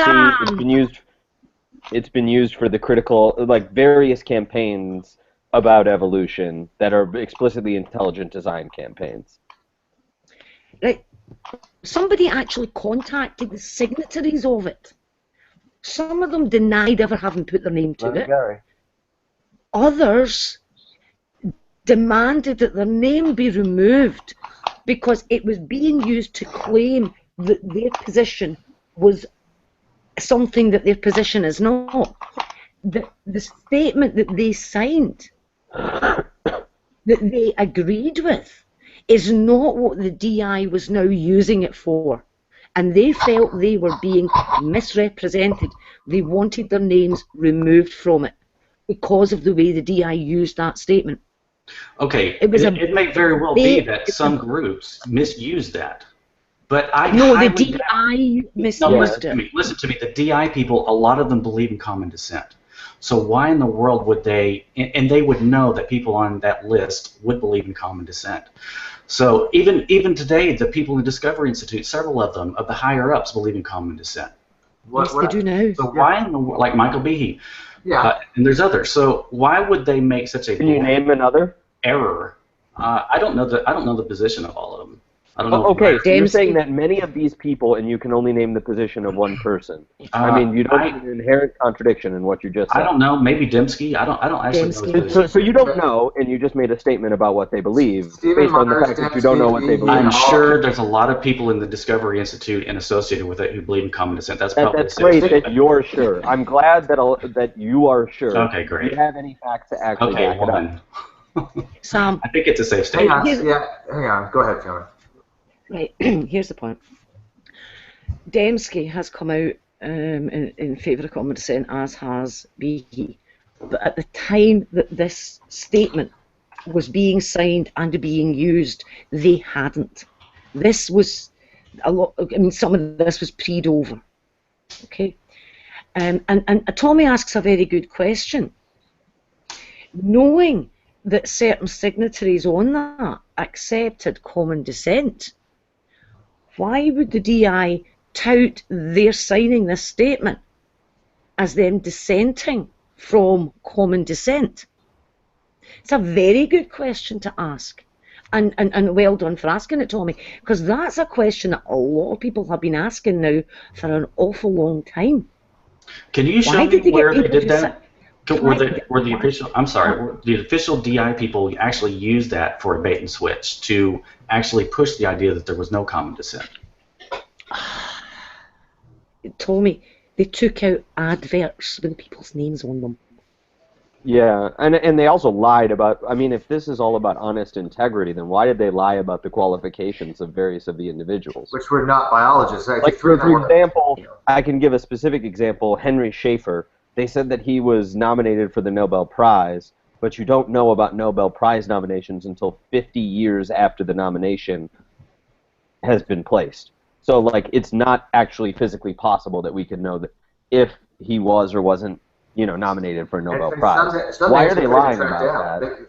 They had no indication the person even existed, Tommy. But as Sam was talking about with Fisher, correct me if I'm wrong, Sam, but wasn't the ability to actually relate natural selection, be able to be acted upon from genes, what he did, and therefore It was able to show that natural selection mutations in the genetic code can affect small changes in the phenotype that natural selection act upon. That's not what Darwin had, because Darwin didn't know anything about that stuff. He didn't. So he didn't know about like specific mutate. They didn't know about sequencing. He died before we really understood how it worked. And that's what you're saying in the 20s and 30s, when Fisher came along, they kind of introduced that whole concept of how natural selection works with the genes. Instead of it being so I'm going to try not to use as much math as I possibly can, but instead of having a mutation rate, which is usually denoted by the Greek letter mu, Fisher had a thing called the population scaled mutation rate, which was the number of changes, which is theta. So yes, you would be correct.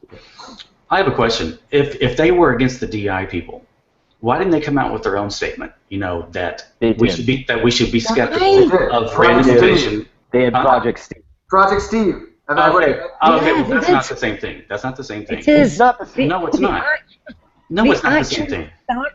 They started Project Steve as a direct response to the Discovery Institute's shenanigans with their scientific descent from Darwinism. No, what I'm saying is, you don't understand my statement. You don't understand my statement. You're suggesting that it was political on the DI people's part, and that's why these unbiased, scientists didn't sign the statement.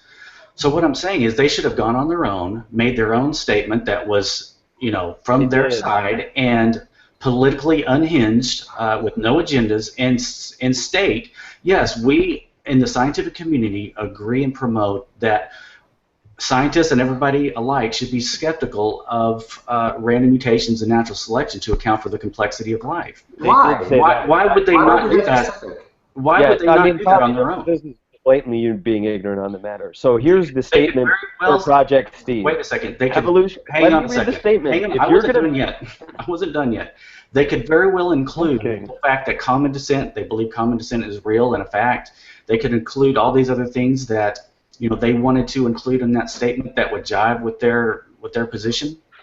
But the Project Steve thing was not.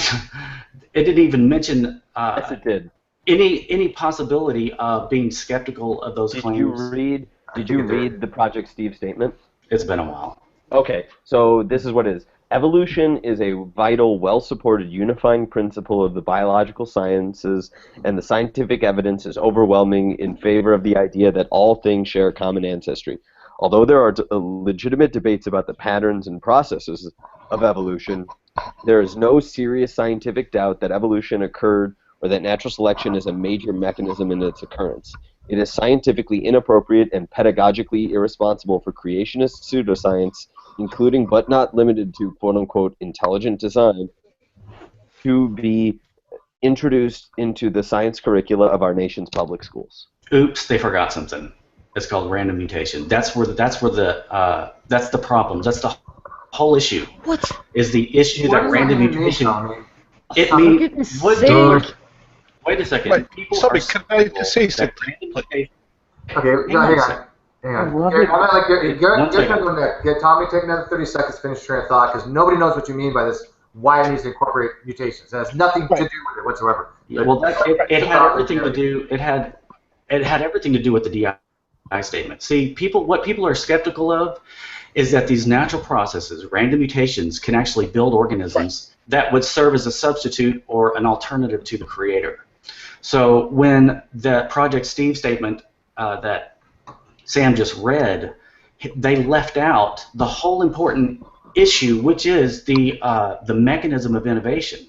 So they brought up selection, which we don't disagree with, but they didn't have in their statement that it may not be that the naturalistic mechanism can account for everything anyway. Right, but Tommy, you're making a mistake here, right?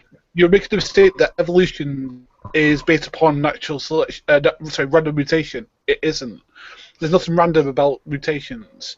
It happens over a million years, and it's all about gene frequency and specific traits being put into specific animals. and it being the evolutionary beneficiary for them to have those traits. There's nothing random about it. It can be, sometimes it can be dietary, sometimes it can be environmental, sometimes it could be sociological. Again, there's nothing random about it. Nobody in the scientific field, and again, I've got two scientists here, and they can correct me if I'm wrong. Fiona and Sam can correct me if I'm wrong. Well. They do not use the word random. Okay, there's nothing random about it. Okay, what they see is that there's a marker that is chosen from, for example, if there's a survival benefit to it, that is the reason that mutations get stuck in it. It has nothing to do. It is not random. Well, you're confusing two different things here, guys. Sam, I think you know what they're talking about. They're confusing two different things. If you want to explain why. Yeah. So what I was going to say is that what Gary is saying is that what evolution is concerned with, and this is actually true if you take, advanced courses and read literature about how populations evolve, the concern is not random mutation, the concern is variation. Now, there could be a non-random source of that variation, and indeed, it seems to be the case that mutations are at least in part non-random due to various cellular factors that we know about. But the point is that there's a mechanism for generating variation. And so to act as if randomness is something that's integral to the theory, I mean, that's a very big misreading of the literature, and it's an oversimplification that people use for lay people because, it's just easier as a didactic tool. Yeah, so Tommy's really kind of focusing on that term random rather than understanding the concept behind it. He wants to focus directly on why they either call it random or non-random, because there's a case to be made either way, depending on how you look at it. What we mean by random or non-random. We've had a discussion before. So, Tommy, I think if you got away from that fixation that scientists are using these words the way they are using and the way you think they are, and got to the concept what they mean. So if Gary wants to tell you what the concepts mean and not exactly random or not random, I think that would probably be productive to try to get you to understand what these people are talking about here. Yeah, I don't understand why there's this fixation on randomness. I mean, it honestly doesn't matter because what evolution requires is variation. The source of that variation, whether it's random or non-random, that doesn't really matter. Well, I'll direct you to the side comment from Jerry Coyne. He says, this is in why evolution is true, but true, the raw materials for evolution, the variation between individuals, are indeed produced by chance mutations. Mm-hmm. So that's what's been taught for the past many, many, many decades as a truth. Well, like I said, it's a good pedagogical tool. But Tommy, that's chance mutations. That's not random mutations. Right, but again, the book "Why Evolution Is True" is not a scientific journal. No, I mean, if it is, please correct me, anybody. As far as I know, it's a great book. Great book. The pop science book written by somebody who is a scientist. Again, that does not make it a science book by any stretches of my imagination. Again, Dawkins writes science books. He does not. As far as I know, he does do scientific, but they are nothing like the science books he writes. Again, there's a difference between the two. Again, well, I would say, Gary, if you don't mind, so there's a couple. What Gary is saying is that this isn't meant to be some sort of statement on the literature. Because it actually turns out that year, the year that the book was published, which was, obviously a year or two.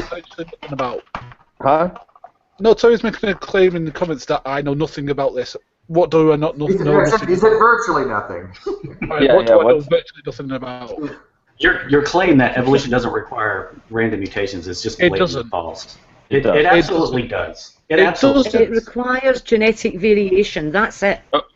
Doesn't matter how it arises. Let me prove this easily. Requires genetic variation. End of story. That's all it requires. Can I point to a population genetics equation that has a parameter for random mutation. The only parameters are for genetic variation. You're talking like using P and Q and the actual alleles? Either you can do Hardy-Weinberg equilibrium. There's nothing. You can talk about a Wright-Fisher model, a coalescent model. Any model of population genetics does not have a parameter for randomness. It has a parameter for variation. Correct. And that's easy to see if you put the Hardy-Weinberg equation up. What is it? P squared plus 2 So, PQ plus P so in a population, squared. P squared plus 2PQ plus Q squared equals 1. And so Okay. it's basically saying, how in a non-evolving population, how how alleles will naturally assort. Now, So where's obviously, the random thing in that there? there's no random parameter. Yeah, I'm actually talking where that is the model for a perfect conditioned system. So the problem is if you guys are going to wait, don't change the subject, Brandon. Where is the random in that? That is what models a perfect scenario. There's like 6 different things to fill that equilibrium equation. It cannot happen. Correct me if I'm wrong. In real life, right, Sam? No, because one of the assumptions would be, for example, that mating is completely random. Another assumption is an infinite population size. Yeah. So I mean, it doesn't work. It won't work for a real life situation, but it does give us an idea. But where's the randomness in that? Because you're saying literally what you're trying to say, Tommy, is that evolution is modeling contingent upon what is random and not. It's not. What Fiona's saying is all it matters is variation. Evolution says we must have variation that natural selection can act upon. It doesn't give a shit whether it's random or not where that variation comes from. Okay, so you're perfectly willing to invite Lamarckism and teleology into biology. No. Okay, wait a second. Derp alert. You're here. You went over here. Hang on. If you have an organism, let's say Steve encounters a certain environmental situation or threat, and you somehow conjure up the right mutation at the right time, and then you pass that down to your offspring, how is that not Lamarckian and or teleological? Where was that implied by what I just Who said? claimed it? Who in the hell? If it's not Who random, claimed that, Tommy? if it's not Who claimed random, it? if it's not random, then if it's directed, then that's Lamarckian and teleological. Whoa. No, it's not direct. I mean, why are you saying no, random no. and directed are the same thing? What random refers to in a mathematical sense is your inability to map it deterministically to a function. If, for example, one of the best ways to map whether a region of the genome mutates is where that region of the genome tends to be during replication. This has been a major finding. This was actually a huge finding the year that Why Evolution Was True came out. Now, that's not random, but that's not directed. It's random Could I in give the an direction of example fitness. here, please? It's random. Can I in give the an direction example that I've given before? Hey, let me respond. What he just described is random in the direction of fitness. In other words, there's no bias towards fitness. What I'm suggesting is if there is actually a bias towards fitness, then you've got a Lamarckian scenario and teleological, and both have been outlawed and shunned from science. But now you've just, but there's no such, what you're saying is that no change, very few changes are, I don't know what you mean by random towards fitness. Like, you are just inventing terms. No, I didn't say that. I think what he thinks he means is the mutation has no. There's no way of knowing what the mutation is going to be, whether it's random or not random. It's completely independent. I think that's where he's going with that. I said random in the direction, or there's no bias in the direction of fitness. You're inventing terms. Do you not understand that? It's actually verbatim from Richard Dawkins' book. Tommy, can I ask a question? You're butchering Dawkins. Which book? I have most of his books here. I think it's in the Blind Watchmaker. Hey, folks. Hi, can you hear me okay? Yeah, I can hear you. Okay, Fiona? Please say something. Yeah. Please That's what I was going to say. Right. Because I've been trying to say this for quite some time. Look, it doesn't matter if the change in the DNA is going to be beneficial, detrimental, or neutral at the time that it happens. It's the selection part that determines it. And that selection part is done by the environment. So you don't get all mutations are beneficial. You don't get all mutations are detrimental. You don't get all mutations are neutral. And a mutation which is detrimental in one environment can be beneficial in a different environment. And So also, the benefit or detriment is not inherent to the mutation. It's to do with its interaction with the environment. hang on, Gary. I'll get you. Now, I've used the example, I don't know how many times, of the warfarin resistance in rats, where in one environment it is detrimental, And in another environment, it is of immense benefit, and it gets selected for. Another good example would be the sickle cell trait. Yes. Pound for pound, that's a pretty useless mutation that's actually deleterious to someone who lives in a northern climate like most of us do. But if you live in, sub-Saharan Africa, turns out, it makes it a little bit harder for you to resist, for you to contract malaria, and that's a huge selective advantage. Yeah. Before I get to Gary, Sam and Fiona, would you also say though, one of the things that evolutionary theory would predict is that you have a non-neutral mutation, then natural selection and genetic drift can act upon things to change things later on in life. Even with neutral, genetic drift can act upon it. But yeah, hang on, let me finish. But if it's only neutral, then only genetic drift can. You can have a mutation. You can have a mutation, which is completely neutral. Okay.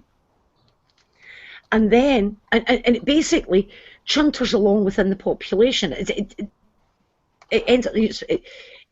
becomes spread within the population, but it's not actually helping. And there's no difference between those with it and those without it. So they're equal. And then the environment changes.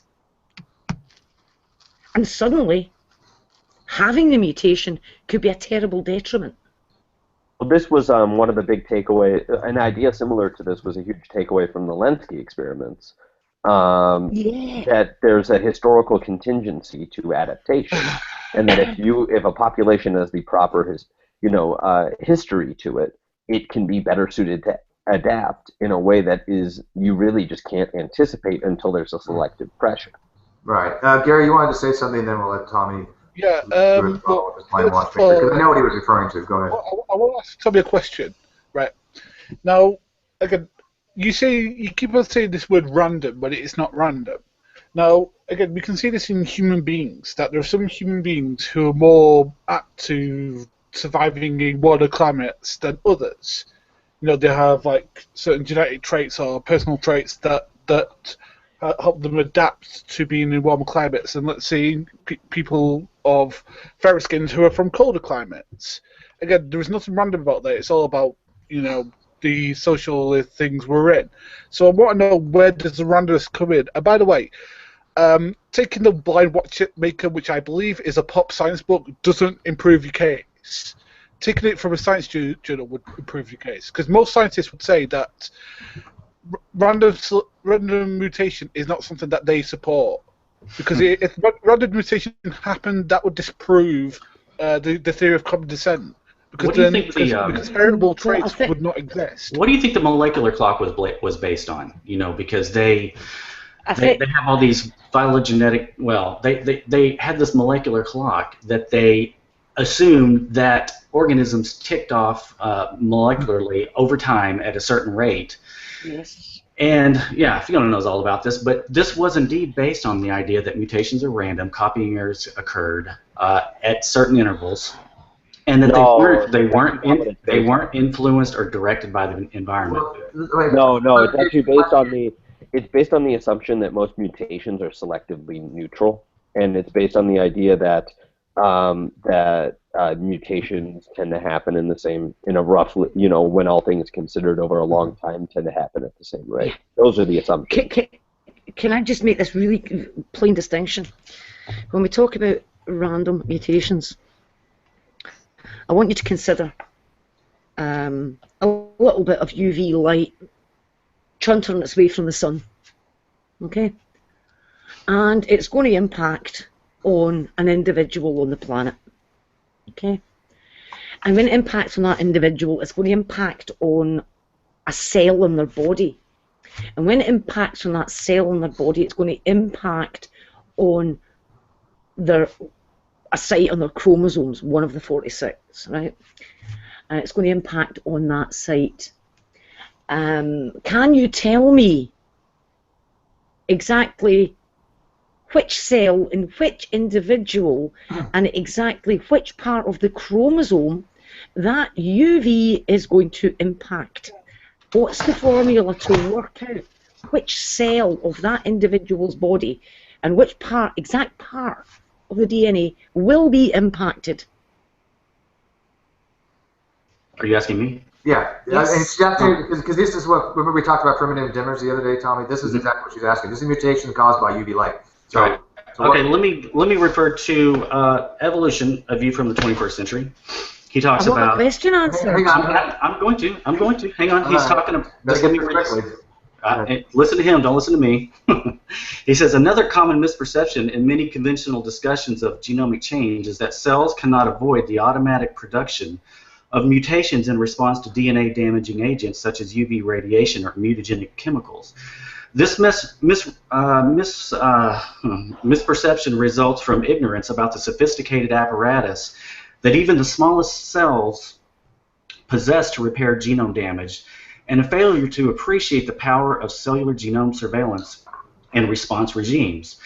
He says cells play an active role. Hang on. Cells play an active role in repairing DNA damage, creating mutations in response to UV and other mutagenic agents. The point is they can evidently avoid and repair those issues. That's not what she's asking. I have a point. That's not what I asked you, Tommy. Hang on, Here's she's the not asking point. that. I asked you to tell me exactly where that damage let me give you a visual. Let me give you a visual for him. Okay, wait.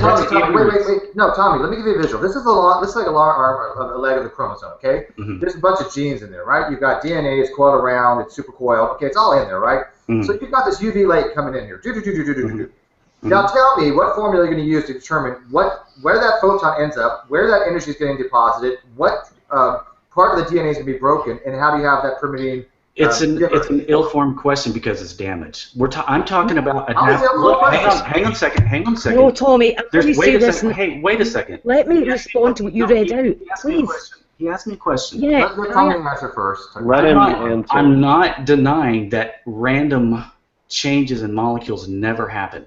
What I'm denying is that adaptive traits arise by way of a random, spontaneous, haphazard event within the genome. Sure, you could have damage caused by some sort of external force, and sure enough, they may not be directed to a certain spot.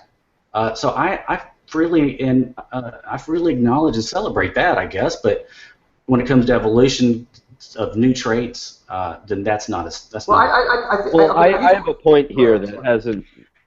Tommy has failed to completely answer my question. No one is pointing out. To answer it. Well, actually, he did, Fiona. He actually said he agrees with you.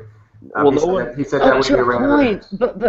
But he is not understanding what I'm trying to explain to him, because you see, when that little photon of UV light comes in, it does something very, very specific. It can cause the formation of a thymine dimer. And that's when you have two thymines side by side on the DNA. And they form a dimer, and it kinks the chain. Visual That's here. very specific. Basically, these two kind of go like this. It only does that with the thymines.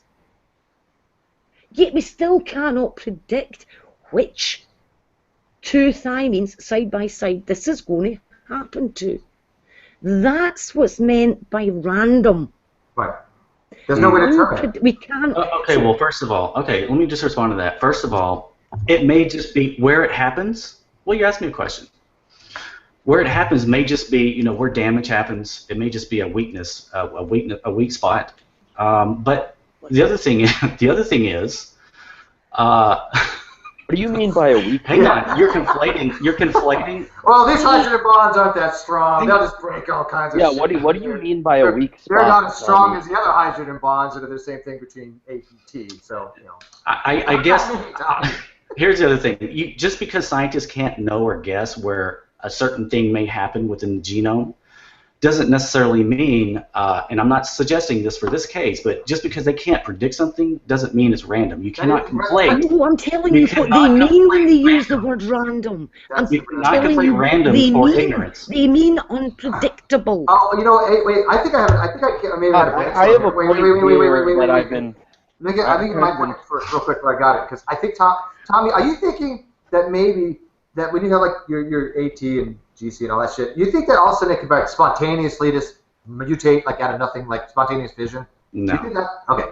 Because I was like worried there. I think that may be what you were thinking. Go ahead, Sam. No. Well, I mean, the first thing that I'd say is that like like I know you're quoting Shapiro because that's your buddy there, but the thing is that Shapiro ignores several things. First off, you can have inefficiencies in DNA repair. This is known to happen.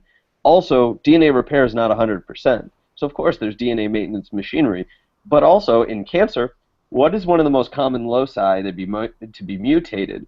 Before to spur oncogenesis, DNA repair machinery.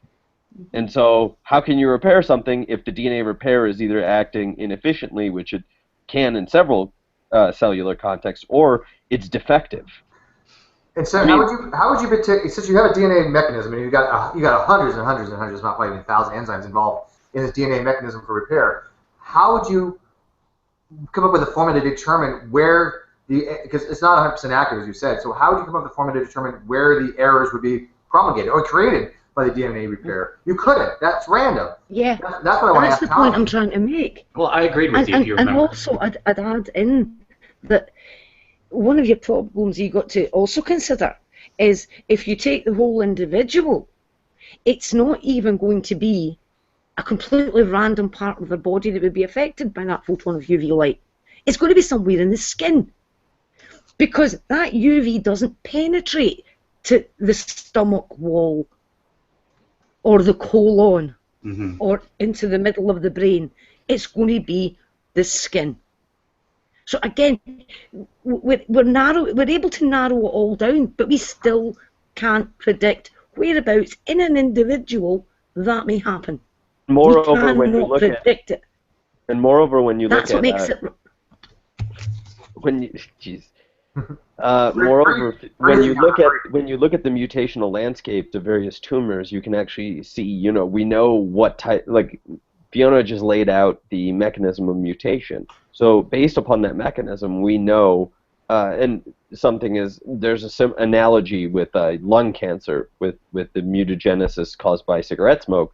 Turns out when you look at the mutational landscape of, let's say, a melanoma, it looks a lot more like what you would expect from UV light mutating it. And the same is true for a lung tumor. It looks more like what you would expect of someone who is smoking. Well, getting back to prediction, I would probably agree with what Fiona has been saying, that you couldn't predict where a mutation may occur due to UV light or some other chemical assault. But the thing is, when it comes to adaptive traits, when it comes to generating a new trait, that's really a different process altogether. That's a trait coming from an interaction with the environment. And so it's a holistic sort of top-down whole body interaction with the environment that conjures up this variation. So that's very easily testable, and if they really cared to test it, they maybe could make determinations or predictions, if they really wanted to do that, where in the genome it may mutate. But ultimately, and here's the larger point, it doesn't matter where the mutation happens. What matters is the trait that is conferred or generated from the said interaction with the envinement. And so it's kind of a tricky bait and switch they're playing with us by saying, oh, since we can't predict where a mutation is going to happen in the genome, then that necessarily means that it's random because of our ignorance of unable to be. We're getting an echo. No one says that, though. Because of our ignorance of being unable to predict where mutation may happen, then by definition it's random. They're conflating ignorance and randomness. Well, first of all, no. What people will the issue here is fundamentally it's the same. I mean, Tommy, you're saying some really strange things. First off, there's no evidence. You've admitted here that there's really no evidence for what you're talking about. About what? And then, well, you're talking about it conjuring up these things, and people just won't do these experiments. Well, then that's great. Then go to a biology department and propose the experiment and get funding for it. Oh, there are. That's the only thing I can say to you. They haven't done. I can prove it. Hang on, quick. Tommy, you do understand that a phenotypical trait, is because of the genome, right? I mean, that's where it comes from. It's a physical expression of the genome, it's an not from the environment. Well, it's not just the genome. It's an interaction of the genome with its surrounding environment. But yeah, as the living organism interacts with its surroundings, then the environment, along with the genes or the genome, expresses a certain trait. So as the environment changes, maybe those traits can get expressed. But yeah, what you're saying is true. Jade, do you want to weigh in here? Because I saw you typing the side there, and I don't want to ignore you. Well, I just, I mean, I know what I mean by a trait. I want to know what Tommy means by a trait. Well, we're talking about the phenotype. Okay. That's really general, though, Tommy. Like, by trait, do you mean protein expression, or do you mean, height? Like, this is one of the classic problems right now in genetics, is actually defining what a meaningful phenotype is with all of these large genome-wide studies. Well, just talking about observable characteristics like beak length, or whatever, something like that. Or, for example, growth pattern in, say, teosint to corn. Yeah, I suppose. Yeah, that would be phenotype. Okay, that's a phenotype change because the growth pattern is completely different. The way the way it branches is completely different between corn and teosint, and that's caused by polyploidy. Yeah, we know the genetic we've studied corn extremely well. Which, by the way, is not an extra digit to your finger, Nephilim. Okay? Yeah. Yes. Holy shit, that was bad. I know, that was funny. When we look, so Tommy actually is making a legitimate point. I mean, in a wrong-headed way, but he's making a legitimate point in the sense that right now there's a shift, and I work in this area in evolutionary biology towards understanding things in terms of systems. This is called systems biology. It's the second title of my PhD. Bioinformatics and systems biology, and this is the idea that the idea that it's a single gene, single trait is a little bit nonsense, because we know that genes combine and genes act in networks and all of these cool little things, and that genes have pathways. From molecular mechanisms, we know that this is the case. But there's no reason to suggest that this is a top-down process, even if it is a bit more holistic than previous models of biochemistry. Yeah, there's every reason to believe it, because and why like what you just said, the scientific community always assumed one gene, one protein, one trait. When in reality, it takes a lot of times the expression of hundreds of genes to create a single trait, and so it just doesn't work like they had always. Do you know why? Historically, why people have tended towards one gene, one trait? Well, they wanted to tie it ultimately to you're wrong. The DNA. So it has to do with statistical power. You don't have. It's very hard statistically to measure genetic interactions. I know. I've tried to do it. Like, it's just extremely hard to infer these things.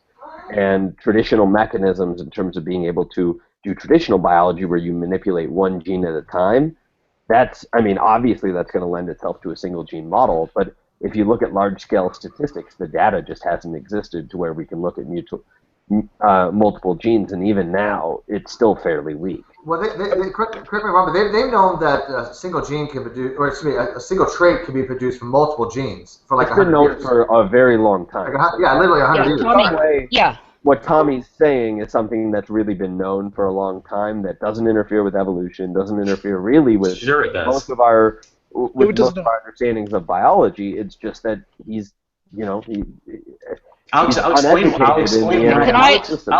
why it interrupts with evolution, because evolution has always assumed that we change in a cumulative sort of way, one step at a time, gradually over long periods of time, and that as single genes or single copying errors happened, then it would confer a certain trait. That trait would get selected, and organisms over time would get built up. So that was the assumption.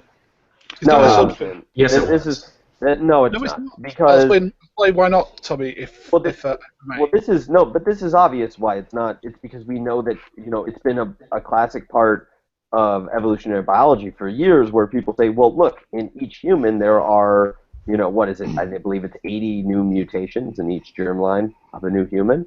Like, obviously, it's not just one gene, one locus evolving at a time.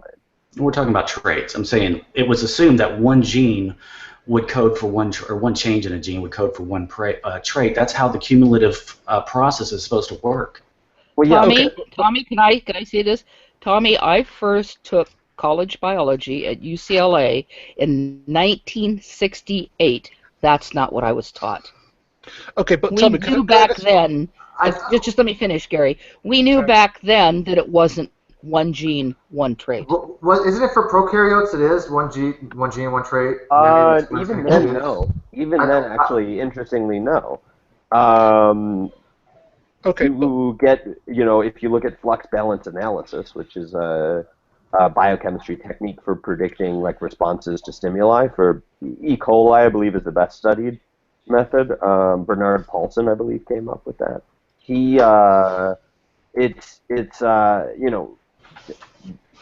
the interaction of these biochemical interactions are incredibly important, but we've been able to statistically infer, this is when you take introductory biology, Jade is absolutely correct, based upon the model of the genes and the trait that you're assuming, you can actually, you can know if there are multiple genes into a trait. Like, this was well known for a long time. No one has assumed simple Mendelian inheritance. I don't, it's beyond my knowledge of history, but yeah, we've known this because you can statistically infer these things.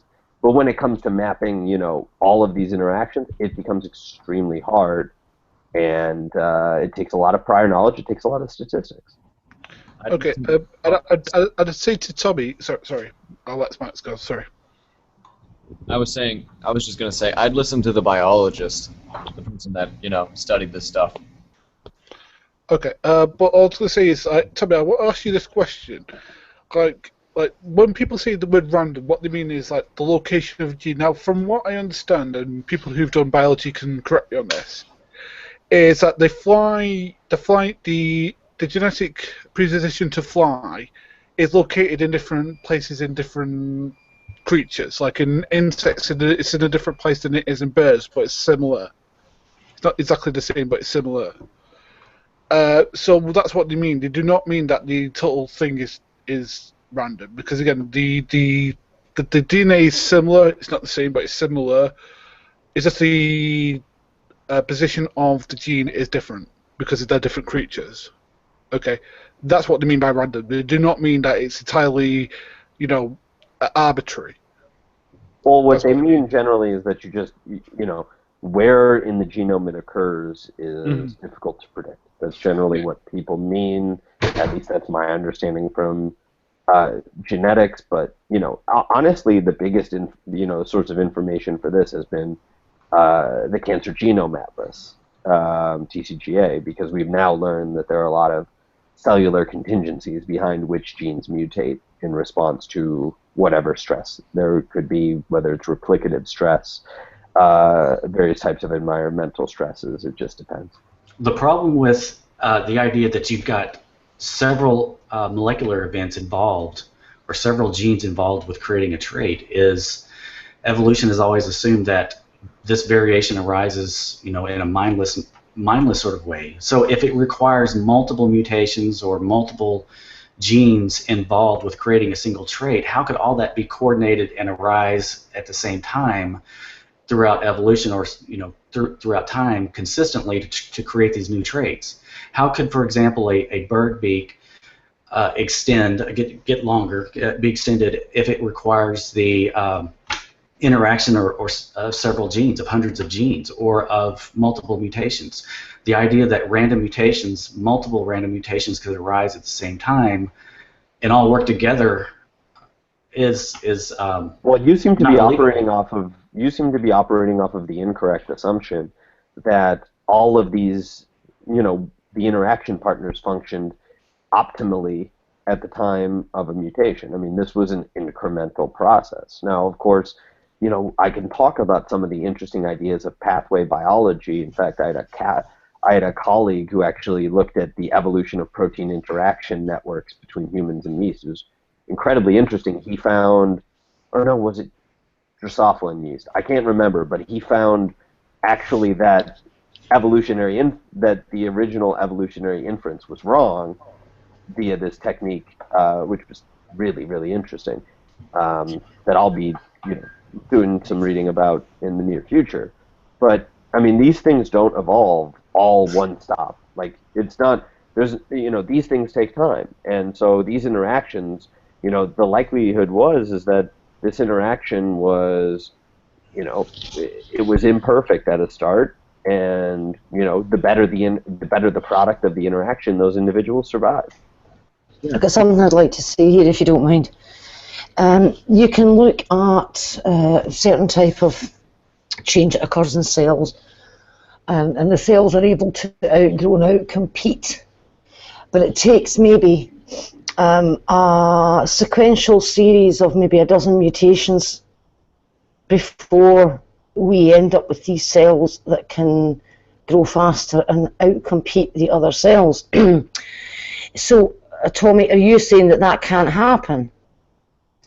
That you get your, say, 12 changes in sequence? Is that what you're saying? No, I think it can happen. I just think you can't chalk it up to chance doing it, because look at the Linsky experiment. I mean, so what would you chalk it up to? I would say that that the molecular, the whole point of what James Shapiro is putting across is that genomic and gene actions, mutations, are controlled and regulated just like all other biological processes. Okay. So that means then that you're telling me that the development of those colon cancers that require the 12 sequential mutations are all controlled. Yeah. Watch my video.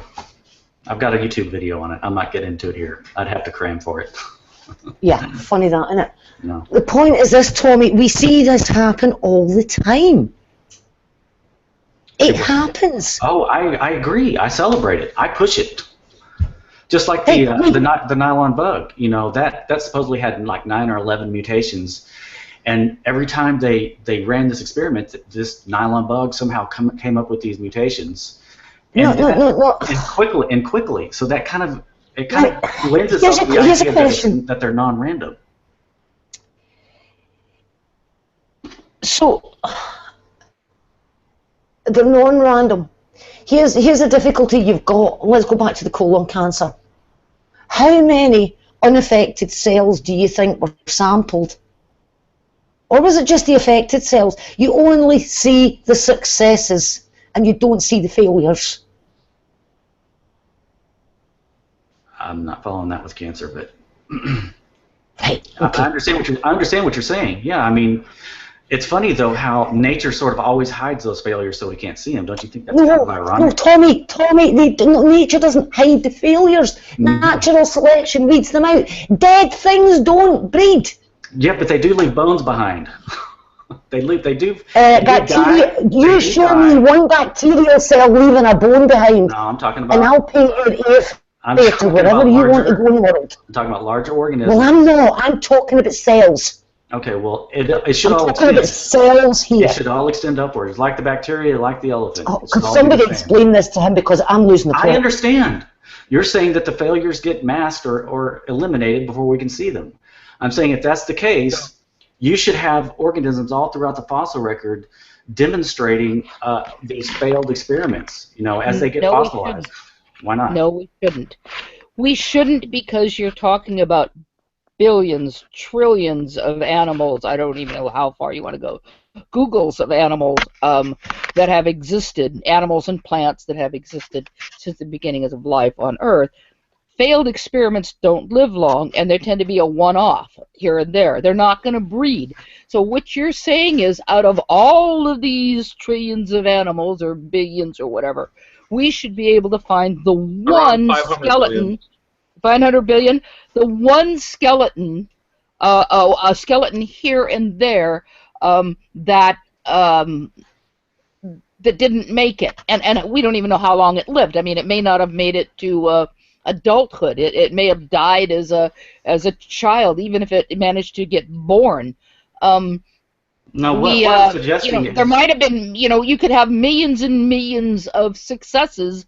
How on earth do you think we're going to find the one that's not a success? No. And not only that, let me finish, Tommy. We're not even sure we haven't seen the failures, because fossilization is a rare event. So we could have if I've followed the I followed a lot of the recent discoveries over the last 30 years, and they would pop up with something like, well, for example, Microraptor. and other smaller raptors. And the argument was, is this a new species? Is this a sexual dimorphic example of another species? Is this a juvenile of a species? Because it's a little bit different. And for all we know, that one could have been a failure because there was something physiologically wrong with it. You don't always see everything in the bones. Here's the problem. Okay, physiology wasn't working. I get your point. Okay. Here's the point.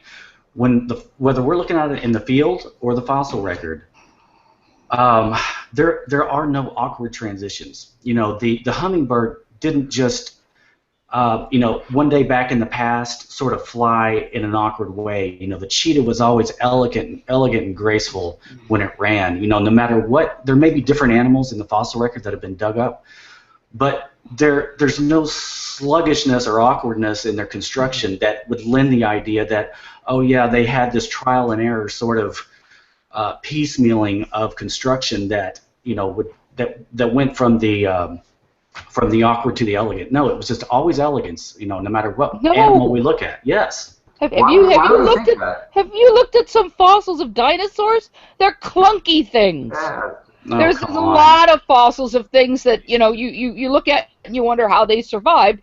And one of the things they do is they look at the environment and realize that this thing basically had this very particular environment, or as in when pigs ruled the earth, they were the only thing around, so they survived. But they were quickly supplanted by things that were far. What I'm saying is, take a trait like Lystrosaurus is not exactly a brilliantly designed creature. Take a trait like kneecaps or something like that. What I'm saying is, there's no awkward transitions from, we supposedly started out as mice or something. Those didn't have, a kneecap like what we do. So there's no awkward or sluggish or any sort of sign of trial and error when it comes to the creation of a kneecap. It's just instantly there in the fossil record, and that's what I'm talking about. That the elegance is there no matter what. Different organisms sport different types of elegance, but it's elegant nonetheless. Dinosaurs are elegant. They were probably very functional, very fit, but they were big and probably clumsy. But no. Most dinosaurs were rather small. Hey guys, on a side note here, as you can tell, I'm trying to get the live feed for people on chat. I've got it to work in what looks like the live feed streaming, but it says offline. I can't get the thing to integrate. Is there anybody who knows how to do that? Can message me, or can they go to the link that I posted on the side there and see if that chat actually works? Because that chat I put on the event page, you can do the live chat. It just doesn't have the video streaming at the same time. If anybody know how to solve that, message me. Go ahead. Sorry. All I says is that you're about to start. But I want to ask Tommy this. Right, so what about the fossils that we do have? Actually, wait.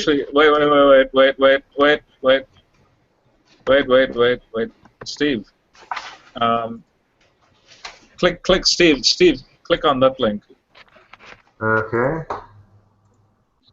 Yeah, that's the video that I have to the video, but that doesn't have the live feed to it. The live feed I have is on a different what I posted. See, if I post it to you guys in the thing there, that's why I have the live feed, the actual live chat is that there, not in the video. The video doesn't have the live chat going. It has it on that one for some reason, and it just says offline. But go ahead, finish the discussion, then you can talk to me in the side chat on how to fix it. Okay. So, Tommy, I want to say this. We do have fossils, and those fossils do show traits that creatures have today. Like, for example, bone structure, that sort of thing, that we can track. Again, we don't have it all the steps of the way, but we have enough that we can track these things of where they started from, where they're fishing, things that dinosaurs have that creatures now have that are descended from, like, for example, birds and other things, or from creatures that existed in primeval time that have ancestors now. Like, for example, there's some creatures that have existed in the exact same way for millions of years, like, for example, crocodiles and sharks. So, seeing that we don't have fossils, well, again, we do have fossils, and they do show that, again, genetic traits do get passed down. Well, what I'm saying is there's no partial forms. There's no partial this or that or any evidence of trial and error in the way of mutation. Because if mutation is truly random, like you guys have been arguing. We've not been What do you mean? Wait. What do you mean by partial form? Because if you want to look at the evolution of bone, we do technically have partial forms. I'm explaining it to you. When I say partial forms, I'm saying you guys have been arguing for random mutation for the last hour. So there are, what, 3 billion, hang on, there are 3 billion spots in the genome where humans could theoretically mutate at random. And so they're, depending on where the mutation may happen, assuming that mutations can actually add or alter morphology like that, which I don't assume, but assuming it could, you should indeed have forms or features or structures that appear to have been constructed in the fossil record by trial and error. You know, so it's just the nature of randomness. Blind mutation should not produce a whole functional organ or knee or anything like that the first time. It shouldn't go from a Tyrannosaurus Rex knee to a Brontosaurus, or just throw something out there. In other words, there's these jumps in nature that seem to be real quick and without forms in the middle. And have you ever looked into the evolution of bone? I'm guessing not. Okay, what should I learn? We have a really nice history of how bone developed slowly from animals like what's the thing I'm thinking, like lampreys alive today, through placoderms and so on and so forth, to where we had dermal bone. Dermal bone didn't work. We lost dermal bone, and the development of bone through the years. We have all these really interesting little stages and lots of fossils. The fossils are really, really good, and they've x-rayed them. They've put them through various machines to examine them. You know, like nowadays we're using like MRI machines and things like that to look at fossils. And you can see all these really interesting little intermediates, and you can see the variations. For instance, placoderms, tons and tons of variations of how this developed. So we do see all these intermediates. It's really fascinating. If I had my other computer, I could bring up the pictures I have of this. You know, down to the microscopic level. We've got a really good idea of how bone developed. And not only that, some of the genetics is pretty solid on this. So we do see all these intermediates, but if something doesn't work, first of all, as Fiona put in the chat, she says like about 50% of human pregnancies end in spontaneous abortion within 14 days of fertilization because of genetic problems. How many bones are left behind by that? Well, that's the thing we're going to see with all other animals, whether they lay eggs or whether they you know, have live birth. And the same thing with plants. If you plant seeds, say from a fruit tree like an apple tree, and the apple tree grows up, there's a pretty good chance it'll never flower. And even if it flowers, there's a pretty good chance it'll never set fruit. And even if it sets fruit, there's a pretty good chance the fruit will never mature. And if the fruit matures, there's also a pretty good chance it will never be edible. So the idea that everything works, you know, breeders have known this pretty much forever. The idea that everything works at every step, we're not necessarily going to see the problems. For the apple tree I've mentioned, for example. Well, your theory... let's say the apple tree fossilized. For some reason, the apple tree fossilized. We wouldn't know by looking at the fossil. You know, there was a volcanic explosion. The volcanic ash preserved the apple tree, kind of like the trees that are preserved at Yellowstone have been preserved over all the different volcanic eruptions. And we would look at the apple tree, and for all we knew, it was a successful apple tree because there's this full-grown apple tree, but it left no progeny.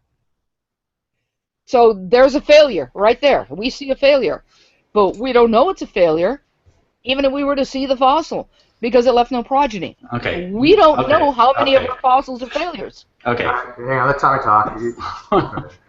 Just real quick, again, your theory is about copying errors, the selection of copying errors. And the fossil record is, you know, if you have a fossil event where there's a flood or something, then that's a snapshot of everything that is alive at that time and maybe gets buried under some mud or whatnot.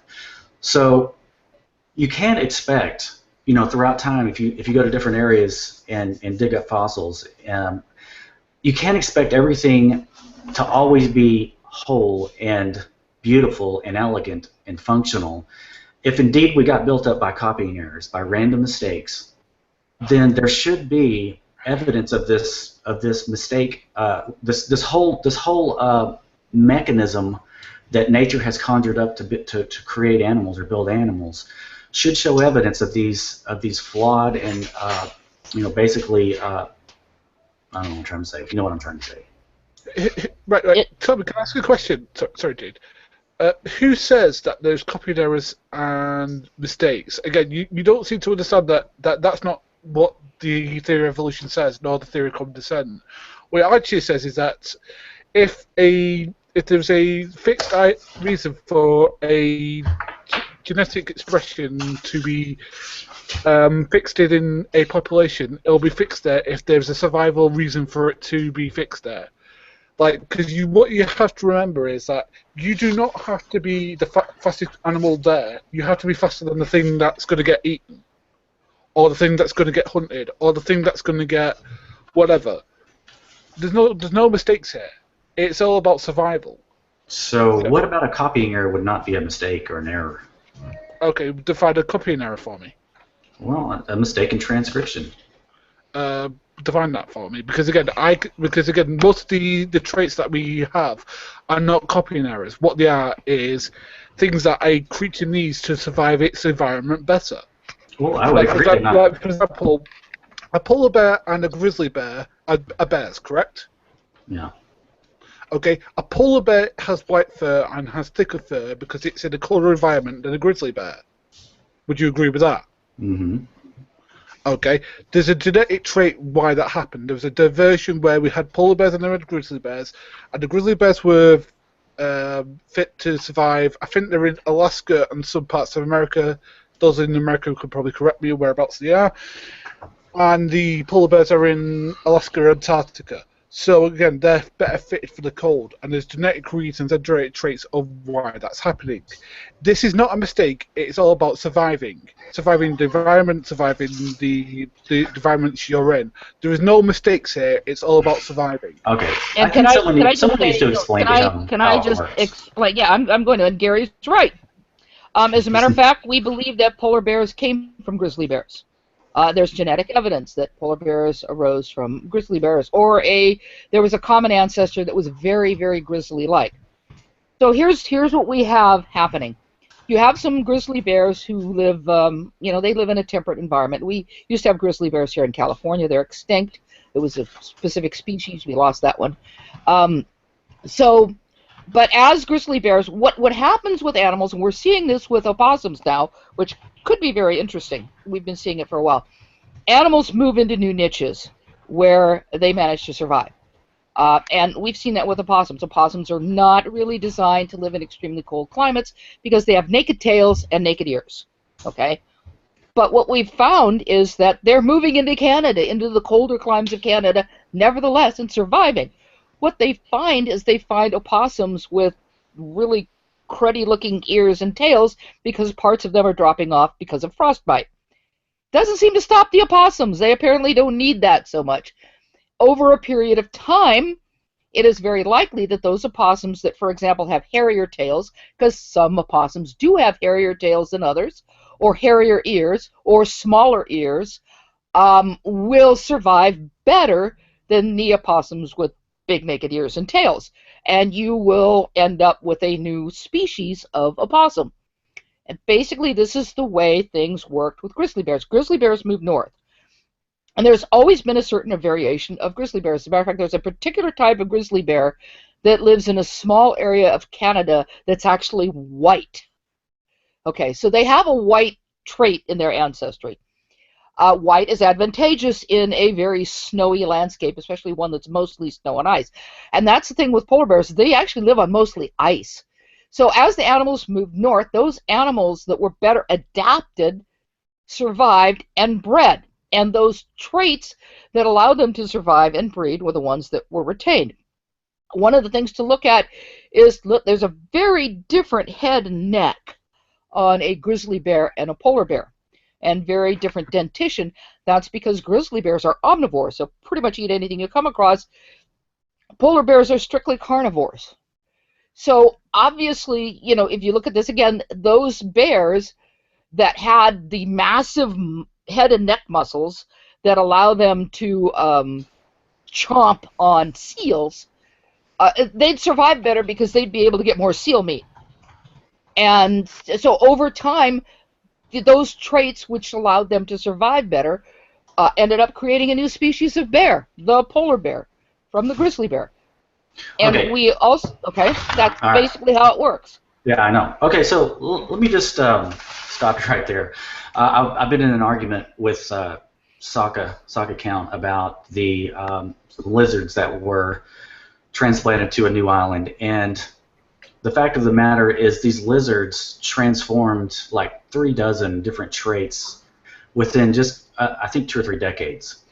And so, you know, I think the idea that these polar bears and brown bears diverged over millions of years by way of maybe point mutations or whatever it is that you're suggesting the mechanism is probably flawed. Probably what happened is you had an ancestral bear that existed.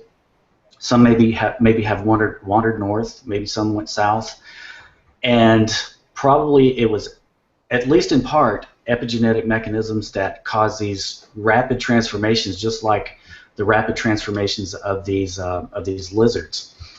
And so that's the thing. I think evolution is not what people think it is, and it actually happens much quicker and much more purposefully than what the evolutionists have always suggested. What do you think about that, Steve? Well, we did do a little more research and found out you were incorrect. The ancestral population of the Italian wall lizard, there was no indication of the cecal valve ever existing in any ancestral population. So that's because they didn't live in that environment. It doesn't matter. It rules out epigenetics. It just blatantly rules it out. There's no way to have a gene expression for a gene that doesn't code for that particular thing. Because what is? Do you know what the cecal valve is? It's not. It's basically it's a muscle. Well, you have your intestines, and it's a little ridge that keeps the food trapped a little bit more, so bacteria can act upon it, so it can digest more things better. For epigenetics, you have to have an existing trait that existed at one time in the population, and then by gene expression, by the way, it's either methylated or microRNA or whatever how it's going to be. Right, but how do you know the ancestral population didn't have that capacity? Because they check the phylogenetic lines. No. You'd have to check it within that new environment. You'd have to put those. Yes, you would. Yes, no, you wouldn't. Tommy, you do this all the time, which is that you just assert that it's epigenetics without any suggestion of evidence. No, but you do this all the time. I mean, you have a very, small. Quite frankly, in addition to the rest of your knowledge of biology, just a very poorly. They took the parent population, put them on a new island, and then somehow within 3 decades they popped out all these dozens of new traits. Why would you think that if you did that again with the parent species, that they would not also do the same thing? First of all, same selective pressure. Why wouldn't they? Yeah, exactly. Same selective pressures. Why wouldn't they? And you got to remember that experiment was kind of a botched experiment in some ways. They kind of forgot about it. They had some problems. I think there was a war going on or something. They totally forgot about it. They didn't get back to the island, literally. Yeah, the Yugoslavian Civil War. Yeah, Yugoslavian Civil War. So it wasn't like 39 years later or some shit like that they got back to there. And so everything you're saying does not correspond to what they found in any way, shape, or form. What the studies show, what the indications for. Did you watch the video?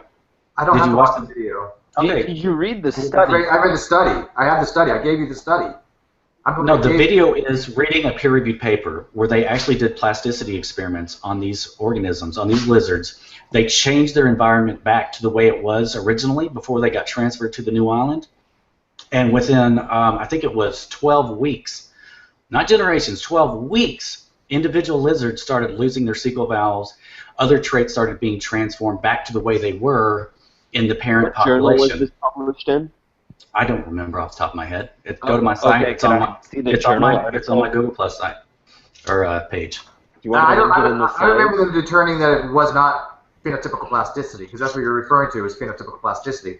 I remember initially when it came out, they were not sure if they had phenotypical plasticity, but subsequently they have determined it is not due to phenotypical. But I could be wrong. If you find me a scientific paper, to my knowledge, that's correct. Yeah. So I mean, I'll be open for rebuke if you can cite me something to refute that. But from what I remember, when I looked into it before, that recently that's kind of what they were going for. Well, yeah, that's what they did. They actually, and see, this is what I call for science to do all the time, but they rarely actually do it, testing live animals in a real situation.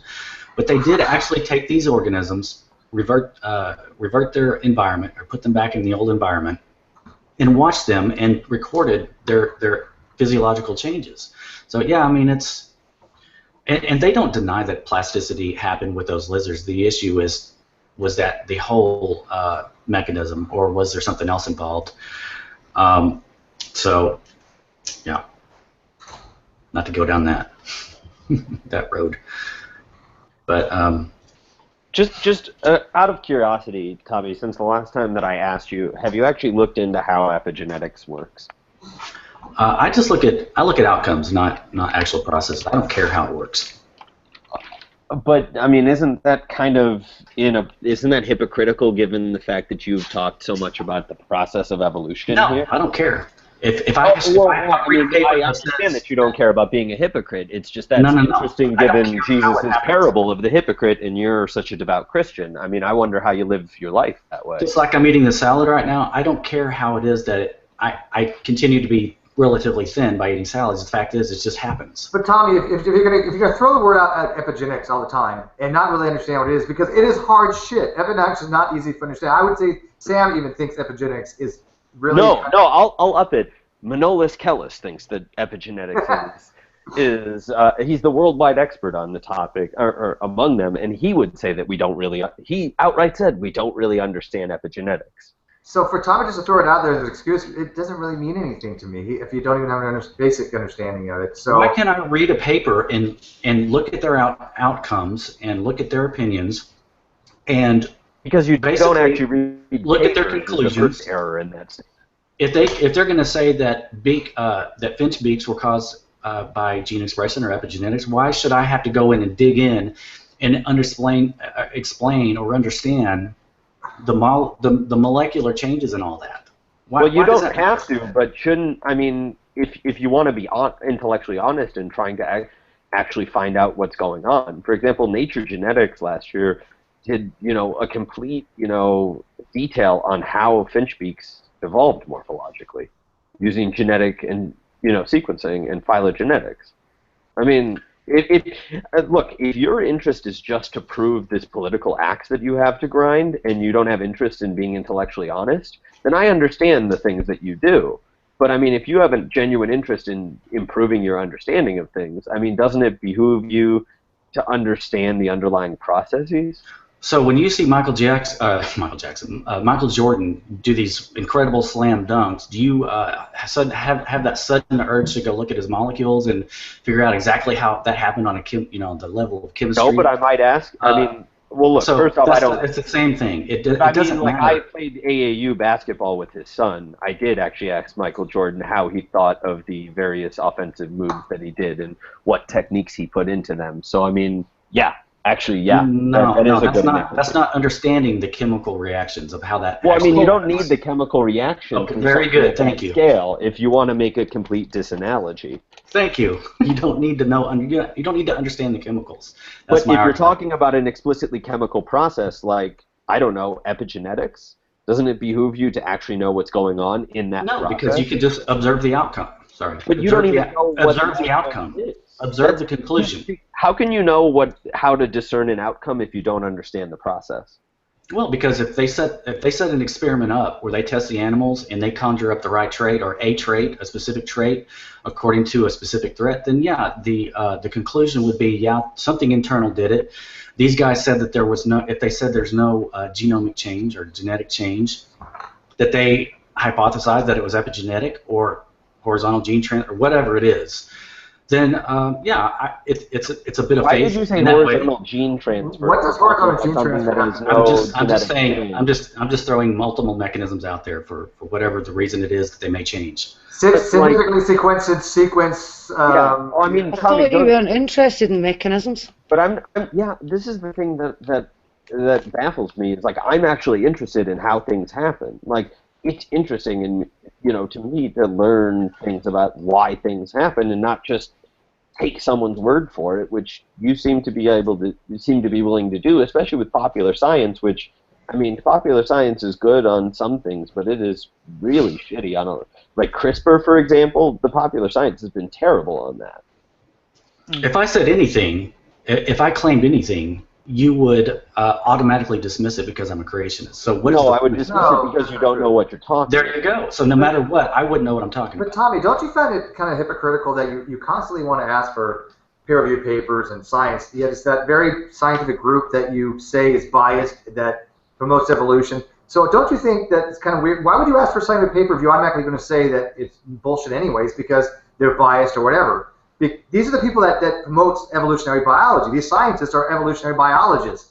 And so why would it matter if they have a paper on it or not? You're just going to refute it in your mind anyways. It's kind of immediately dismiss it, right? What good is a paper? You don't believe what they say anyways about common descent and evolutionary biology. I would love for you to present a paper that you think I would just automatically dismiss. How about the ones that say common descent, Rio? How about the ones that study common descent? How about the ones that study? Okay, well that's if they're just going to make if they're going to make a blanket statement, then yeah, I would disagree with that. But if they had something specific to say, then I would certainly read it. Tommy, can I ask you a question? Right. There are evolutionary biologists out there who are not atheists or not against the idea of God. Like, for example, Francis Collins or Camilla. Would you read something by them? Because Francis Collins has actually written very well and very eloquently about the theory of evolution and why it's true. And actually did some great work on, I believe he was in charge of the Human Genome Project. He was. Right. So, again, would you read anything he's wrote? No, he's a Christian, by the way, and he's a quite evangelical Christian. And so would you read anything he's written? Because, again, you would agree with him on his Christianity, would you not? And I read stuff from evolutionists all the time. Many of them, I agree with a lot of what they say. Like this Why Evolution's True book that I've got right here. I agree with most of the stuff he says, or a lot of it anyway. It's a good book, huh? That's one of I mean, it's not all. I don't disagree with all of it, but I can kind of sort of glean information from it and read between the lines. And yeah, I mean, but I have probably 200 evolutionist books, so it's not that I'm afraid to read them. Okay, but and you learn nothing. What? What was that? Go ahead, Gary. No, it's just that Creatine Killer said something. I didn't quite catch it. Sorry. No, I was just saying, like, if we give you a peer-reviewed book paper by them, would you read it? By who? By Francis Collins or Ken Miller. I suppose if there was any point, if it was worth my time, if you were trying to make a point and convince me of something, I guess I might. Well, it's going to be on a specific subject. It's going to be on, like, for example, a genetic trait in something, or about tracking a genetic trait in something. Would you be interested in reading that? It might. Again, it's going to be difficult. And I'm not saying this because I'm trying to denigrate you. I'm just trying to say, because, I mean, I don't know what your educational level is, but, I mean, even I, as somebody who has a university degree, finds it hard to understand a scientific paper because it's not written in the sort of colloquial the language that I'm used to speaking in my studies. So it might be a bit difficult for you to understand. And that's we've had this discussion before. Yes, they're jargon laden, and when it comes to genes and genetics and all that stuff, I probably won't understand most or all of it. So, but like the other day, we were talking about the lizards, and I got that paper out and read through it. So it's not that I don't read papers, but yeah, I do have limits. I agree. But the paper itself, I mean, it was adaptation, was it not, Tommy? Adaptation is brought on by natural selection. That is something that is affected by something in the genomic structure. You can't have adaptation without a change of the base code like that. That's why I don't think. That's why I was pretty well certain it's not a phenotypical plasticity. Because with phenotypical plasticity, you don't have a change in the base code. And Well, they didn't even test it. No, I did. Remember, they had done studies on the mitochondrial DNA, and I actually had given you some genetic sequences from the 5' to the 3'. So they did do some genetic sequences. Now, I don't know what that inferred as far as the nuclear DNA, because obviously that's not nuclear DNA. But they did do some studies on it. But again, it was called adaptation. I don't know if anybody else here knows about the Italian wall lizards and the valves, but do they recall them determining that it was not phenotypical plasticity? Because I would like to know. Because I'm willing to change my position on this, but from what I remember and what Sam remembers, they determined it was not, and therefore it was on a genomic level. No, they said they took a tail sample and took DNA samples from the tail, and that the two populations were genetically indistinguishable. Right, but that's neither here nor there. That's not. Of course, they're going to be because of course they're going to be pretty close to each other. That doesn't mean that there wasn't a mutation or something in the genomic structure that caused the valve to manifest. I mean, that's not what they're saying. We know that they were pretty well indistinguishable from each other. I'm pretty well damn near indistinguishable from you. There's only a couple of hundred probably base pairs that separate human beings. Is that right, Fiona? It's really an insignificant amount, right? Like how many? Maybe it's more than that. But how many base pairs? Hundreds of thousands of base pairs are the difference between humans. Well, the issue is they didn't do a nuclear DNA test, so we don't know. I'm curious. Jane, Fiona, or Jay, do you guys know what percentage? It's a very small percentage, but how many base code between humans are different? I couldn't tell you. It's not very many, though. Yeah. I don't remember, but no, it's not very many. So when they say that these things are indistinguishable, there probably is very little difference, but that does not tell us whether there was a genomic change to produce the valve, and that was the trait was a phenotypical trait that came from something in the genome. So, I mean, we can do more research on it. Maybe people that are listening, we've got a lot of people watching, so maybe somebody else can provide some insight in it. I'm willing to. Well, I was going to ask you too, Steve. Go ahead. If there are differences, let's just say they haven't done it, but let's just say they did do a nuclear DNA genome sequencing, and there were differences in the genomes. And I think Saka, in my opinion, got really confused about this. He kind of arbitrarily assumes that if there's differences with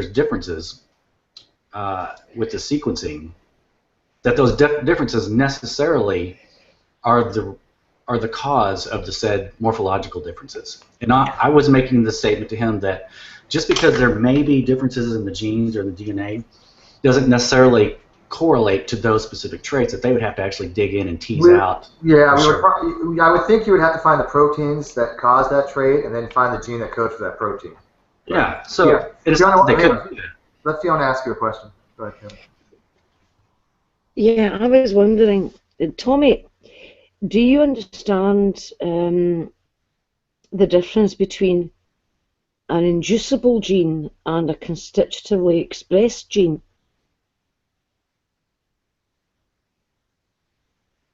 Sorry, I'm eating. And I have my mouth full. No, I'm not going to try to spell it out in words. I'm not going to play the gotcha game. What? What? No, I'm not going to play the gotcha game. I'm sorry. It's a simple question. Do you understand what inducible means in the terms of a gene, and what constitutive means? No, I don't. Right, okay. Constitutively expressed genes, sometimes called housekeeping genes type of thing, they are constantly produced at a given level. They're never switched off. They just rumble on. And inducible genes are genes that can be switched on and off. Now, with inducible genes, if they are currently switched off and then they all get switched on, you can get massive differences. And the actual controlling mechanism for the inducible genes, usually the inducible genes occur as a group of genes that are all switched on by the one prompter. So this one thing will then cause a whole group of genes to switch on. And you get this big change in gene expression levels. And you can follow that by looking at the messenger RNA being produced. And you can also then switch those genes back off when the whatever it is that has switched them on is removed. It disappears. Would an example of that be the LACON, the 3 genes that are required in that? Sorry? Would an example? I've never heard that term expression before. So would that be like the 3 genes in the LACON operator? Because the lac operon's got more than 3 genes in it. I thought it was 3 primary things that coded. Yeah, no, there's more than 3 genes in the lac operon. But are those inducible? Yes. Okay. They're induced by the presence of lactose, and the gene products are responsible for metabolizing lactose. So your bacterial cell saves energy by not bothering to produce enzymes for which they don't have the substrate. Mm-hmm. So it only switches on in the presence of lactose. And when there's no lactose present, it switches them back off again. But you can get, the one that's just a beauty is the LOX operon, which causes the bioluminescence of bacterial populations. Again, that's quorum sensing. But you can get all sorts of changes just because of the switching on and off of inducible genes. And some environments may switch on a whole bunch of inducible genes, which then switch off in another environment. So that's something to be borne in mind as well, that when you just look at the sequence of the DNA and you don't take that into account, you don't take the patterns of gene expression into account, then you'll miss a lot. So what do you mean by there's so many inducible, different though? levels here. There's so many. What do you mean by inducible, though? I'm not following you because I mean switch onable. But I mean, you got like a repressor on like the lac operator. You got a repressor that lactose comes in and it hits that repressor and it happens to mate and be able to remove the repressor so the polymerase can come into the promoter region. Yeah, right. Inducible just means switch on and offable. Okay, so that's saying if we could take the repressor off, that would mean it's inducible. Yeah, okay. An inducible gene is just one that can be switched on and off. You can induce it to be expressed. Just means it can be switched on and off. Whereas there are some genes that are just on all the time. Like I think GAP-DH is one of them. That's one of the useful ones that you can use in various messenger RNA assays, but because it chunters along at a flat rate. So that's constitutively expressed. It's always on. Let me ask you a question.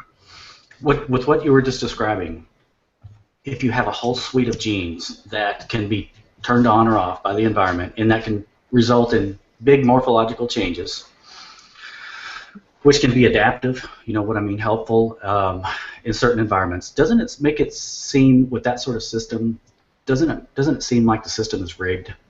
Like it's set up so that the organism can change according to what the environment is. It's almost like a system that's unfolding, or I mean a biological response that unfolds in reaction to an environmental change or a threat. So the fact that you can have a body transformed in big ways almost instantly, to me it just screams design. And it screams that the system's rigged. It can scream design at you until it's blue in the face, but it doesn't make it so. Well, you see, say it's design. If you look at the lac operon, okay, you're talking about bacteria that can use lactose as a carbon source, okay, and you're talking about having to produce a number of enzymes to allow the metabolism of that lactose to take place. Now, if there's no lactose present, what's the point in producing all of those proteins to metabolize the lactose? Because all you end up with is a complete waste. You've wasted energy, you've wasted resources to make those proteins, and they're sitting there doing nothing because there's no lactose present. Now that is then going to put that cell at a competitive disadvantage if it's in a population where there are cells which can switch those genes off. Because when there's no lactose present, they're not wasting energy and resources in making an enzyme that there isn't a use for at that point. So they can then outcompete the ones that can't switch it off. You see the thing similar with certain bacterial plasmids, and we're into horizontal gene transfer here now. And there was a really interesting paper in the 70s, and it was about 3 plasmids in Salmonella typhimurium. These are veterinary isolates, and they found one plasmid that was conferring resistance to one antibiotic. And if they put that into the little Salmonella and they grew it up without the antibiotic present, it still stayed in the population. And then if there was a second plasmid, and if they put that one into the bacterium and they grew the population up without the antibiotic being present, the plasmid still remained in the population. But then there was a third plasmid that came across, and this was a big one. And it had on it chloramphenicol resistance, I think it was. Now, when they put that into a Salmonella, when they grew it up without chloramphenicol present, the plasmid was lost. But if they grew it up when chloramphenicol was present, the plasmid remained. Now, when they put all 3 plasmids into one bacterial cell, and then they grew them up with and without the antibiotics, they found that no matter how they grew them up, those first 2 plasmids always remained. But the only way to keep the large chloramphenicol resistance plasmid in the population was to have chloramphenicol in the growth medium. And the reason for that was because, with it being a really big plasmid, it imposed a bioburden on the bacterial cell to maintain it. Because every time the cell divides, it's got to make sure that both daughter cells have a copy.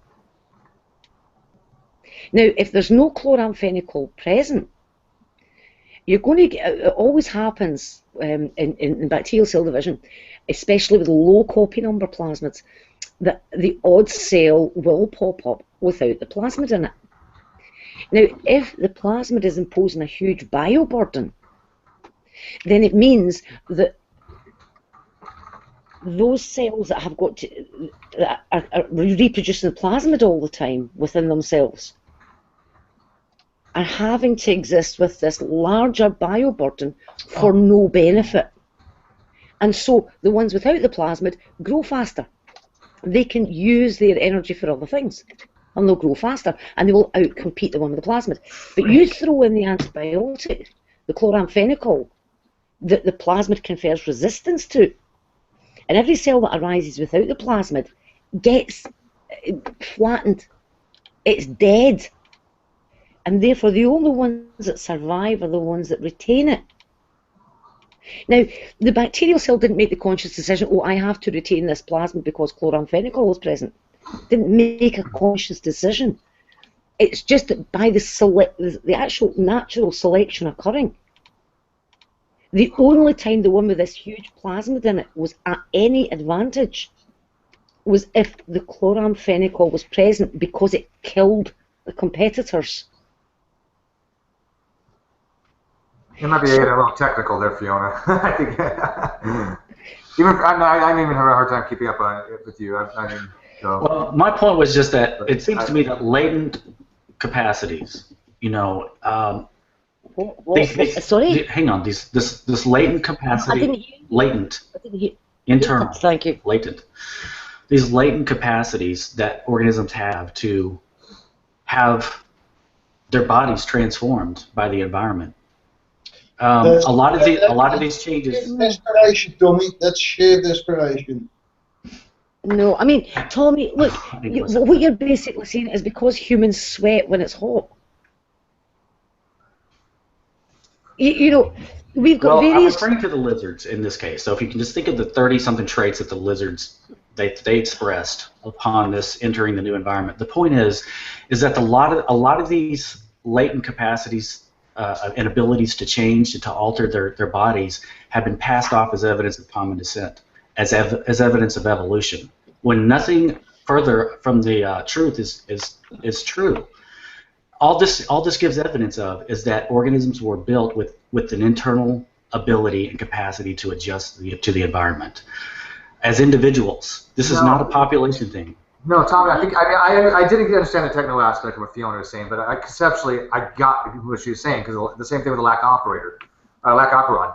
If what happens is, what she's saying is, because if you don't have lactose in the system, okay, why produce the enzyme for it? And the enzymes like beta galactosidase, whatever, okay. Why have that enzyme being produced? It's a waste of energy, right? So if it has, in other words, there's different things you can have, glucose and lactose, and how much lactose compared to glucose, it depends how much the lac operator is expressed, okay? This is something we can show has a development through evolutionary biology, why it occurs. Because, again, it is not advantageous for the organism to produce this enzyme if lactose is not present. It still can metabolize glucose. Okay? I understand that, but what does that have to do with the lizard thing? That's evidence of evolution. That is why I don't understand your argument here that you're saying, well, they're being trotted out as evolution. That is what evolution would expect. That is what evolutionary theory predicts what happens. No, it's not. When you have an organism like a lizard and it gets put into a new environment and somehow these internal mechanisms spring into action by some mysterious mechanism that initiates them, and they transform their bodies in multiple ways, that is not evolution. That is just a plastic response to the environment that doesn't have any explanation, probably even within DNA, much less selection. And it's just these types of changes. Hang on, I know you're going to jump on that, but these types of changes have been seen out in the field and have been passed off as Darwinian evolution when they're certainly not. Okay, first of all, get rid of the word Darwinian evolution. We've already explained to you that's just stupid. Don't just ignore the word Darwinian evolution or the phrase. But what you just said doesn't make sense. If it's phenotypical, like you say, if it's a plasticity, then of course it's not going to be on the DNA level. It's not going to be genomic. Okay, nobody's claiming that. But it could be heritable. Some types of phenotypical plasticity is heritable, from what I understand. Yeah, but again, I agree with you. That is not evolution. Evolution requires genomic changes. Right. But again, I thought they determined that it was on the genomic level, but that's still open. Nobody's anyway. Anyways. Hey, Rumpus, you got anything to add? I saw you pop in. I didn't mean to not. No, that's fine. No, I haven't. Well, I mean, I haven't really been. Unfortunately, I haven't been watching. But I mean, the key thing is Tom is saying there's no genetic change that's linked to morphological or any other sort of physical changes. Now, surely that's not what he's saying. No, isn't he? No, he's saying there's sometimes you can have changes morphologically that are not induced from DNA, like a plasticity. Yeah, exactly. Yes. That's what I'm saying. Right. Yes. So he's saying fundamentally you can get morphological changes without DNA changes. He's saying that's possible. So surely all we need to do is to establish that inheritable features or something are transmitted are a result of genetic changes. So if we can say that there's a genetic, so for instance, sickle cell anemia, we can show that there's one change, I think, in one base that's the cause of the sickle cell anemia. We can say there is a genetic change and it's got a morphological or that's not quite morphological, anatomic, physiological result. So then we can link there the genetic change to a physiological change. So there we can demonstrate there's a selection pressure on that base to do something, or sometimes it's an advantage. Sometimes I think if you get two of them, obviously you get the full-blown double sickle cell anemia effect, and it's not advantageous. But if you just get one, I think, in one of the genes, it is useful to you. So Tom is basically denying that genetic changes are happening in these things, like the Nylonase case as well. We can see there is a genetic change, and we can see that. I'm not denying genetic changes. Where are you getting that? No, he's just saying. I have to agree with Tommy on this one. He's just saying that in some cases, as in the case of the wall lizard, that it could be a phenotypical plasticity. And exactly, fine. Yes, but he's denying evolution. To deny evolution, he's denying that there's genetic change, and that is being acted on by selection pressures. He doesn't believe in evolution. So surely, I believe genetic change is non-random. It's not, I never said it doesn't exist or it doesn't happen. I said it's just a cellular. It's a regulated cellular function. Okay, let's clarify here. I don't think Tommy is saying that in all cases there's not genomic changes. He's only using this specific example because when they first went to go look at these wall lizards, they did not know if it was evolution or phenotypical plasticity. Yes, and I'm not worried about. Yes, I'm perfectly prepared to accept there's a phenotypical change here without a genetic change. And I mean, it could be just that, as Tommy believes, the genes are basically responding to the environment, and they'll do different things depending on what the environment is up to. Whether it could be hot or cold, presumably the genes respond in different ways. But that's not the issue here. I mean, But Tommy denies evolution, doesn't he? He denies the genetic basis of evolution. That's the problem here. Your problem is you're equating evolution with gene changes. And exactly. Yes. I don't not listen to me. Listen to me. Hang on a second. I don't. If you're gonna define evolution as allele frequency changes over time, then I think it's a horrible. By the way, I'd just like to say that is an absolutely ridiculous definition of evolution. Okay, I mean, ask Fiona what she thinks of that. Yeah, I know. I don't agree with Fiona's definition at all. Okay, well, the point is, I would be an evolutionist if that's the way you define it. But I agree with you. It's not a great way to define it. Well, let me just give them my definition because I think. Hang on just a second. What I disagree with is the naturalistic mechanism that variation arises by chance, and that organisms' populations can be built up by mutations. So that's what I deny. Before you give me the definition, I know people have asked questions in Q&A. Neocon Mint. Can I just give my definition?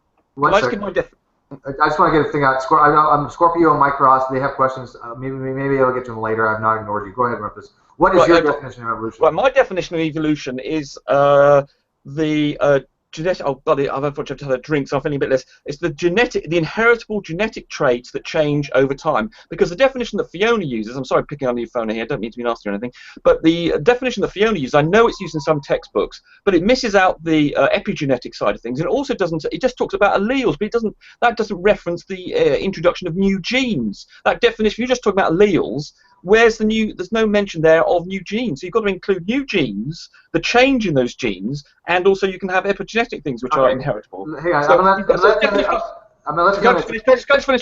So the definition that I happen to see. Breathe. You talk very quickly. Breathe. Well, you man. The talk.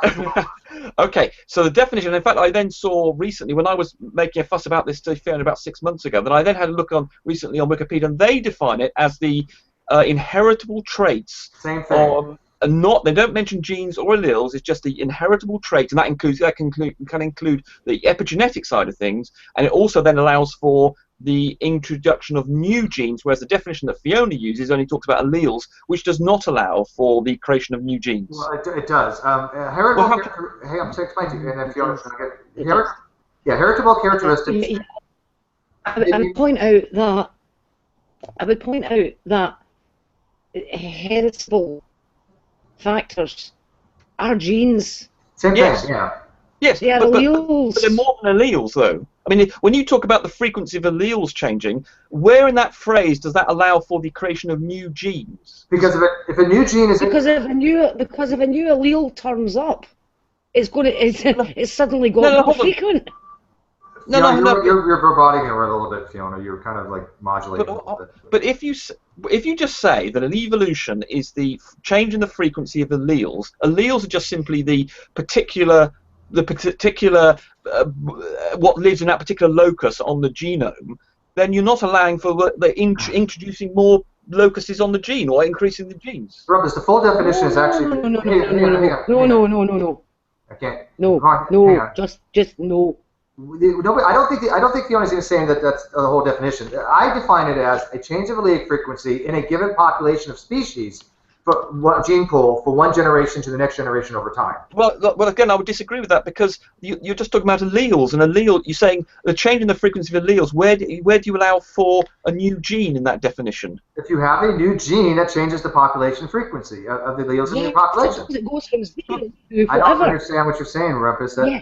how is that not included in the gene?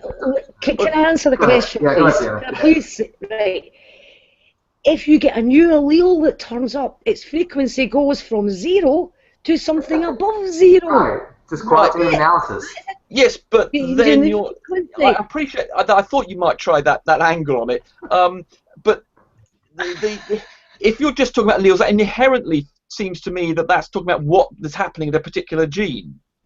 Whereas if you can say I've got a new gene or a new allele, is that ambiguous? Got a new allele.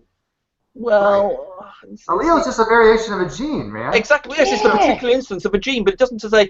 But normally, surely, when you talk about the alleles, you're talking about here's my gene, and this is what's living. You know, like the blue. You know, you've got a blue or brown eye allele for at the locus of a particular gene. Right. That's what an allele means, isn't it? It's the particular instance, the genotype rather than the genome. At a particular gene, you've got a particular instance of what is actually living at that point on the genome. So to have a new gene, okay, you've got to have a new allele in there, but surely that's there's an implication in saying talking about just allele. Surely you're just talking about what is changing in the gene rather than necessarily new genes. And also, of course, it denies the epigenetic side of things. No, the problem I think you're running into is one. You got to remember that evolution is a function of population genetics. That's what absolutely. Evolution is. Yeah, okay. yeah, absolutely. Yeah. Okay, and the other thing is epigenetics. I want to consider. I mean, epigenetics is part of evolutionary biology, but epigenetics is just gene expression. It doesn't mean something. No. Well, I think the latest research is saying some of it's inheritable, and certainly I've read a book on it. Yes. Oh, right. So, okay. That's the key bit, surely. That doesn't mean evolution. Evolution, it's inheritable, Rumpus. But if you don't have anything that can act upon the changing allele frequency, it's not called evolution. Well, it is. It would act upon. Well, surely the gene expression would change. It would be acted upon by selection pressures. Yeah, and that part of it would be the evolution. It's not the epigenetics, though. The epigenetics just affects gene expression. Yes, but if you can affect how the genes are expressed, and that's inheritable, and they have established that epigenetic things are inheritable now, as I understand it, therefore those can be acted on by selection, and because they're inheritable, they almost act a bit like genes. I agreed they are dealing with the expression of genes, but nonetheless, if they're inheritable, they almost act like genes. It's like sort of amplifiers of genes and suppressors of genes, and in effect, they become part of the. Can I just say something here? Yes.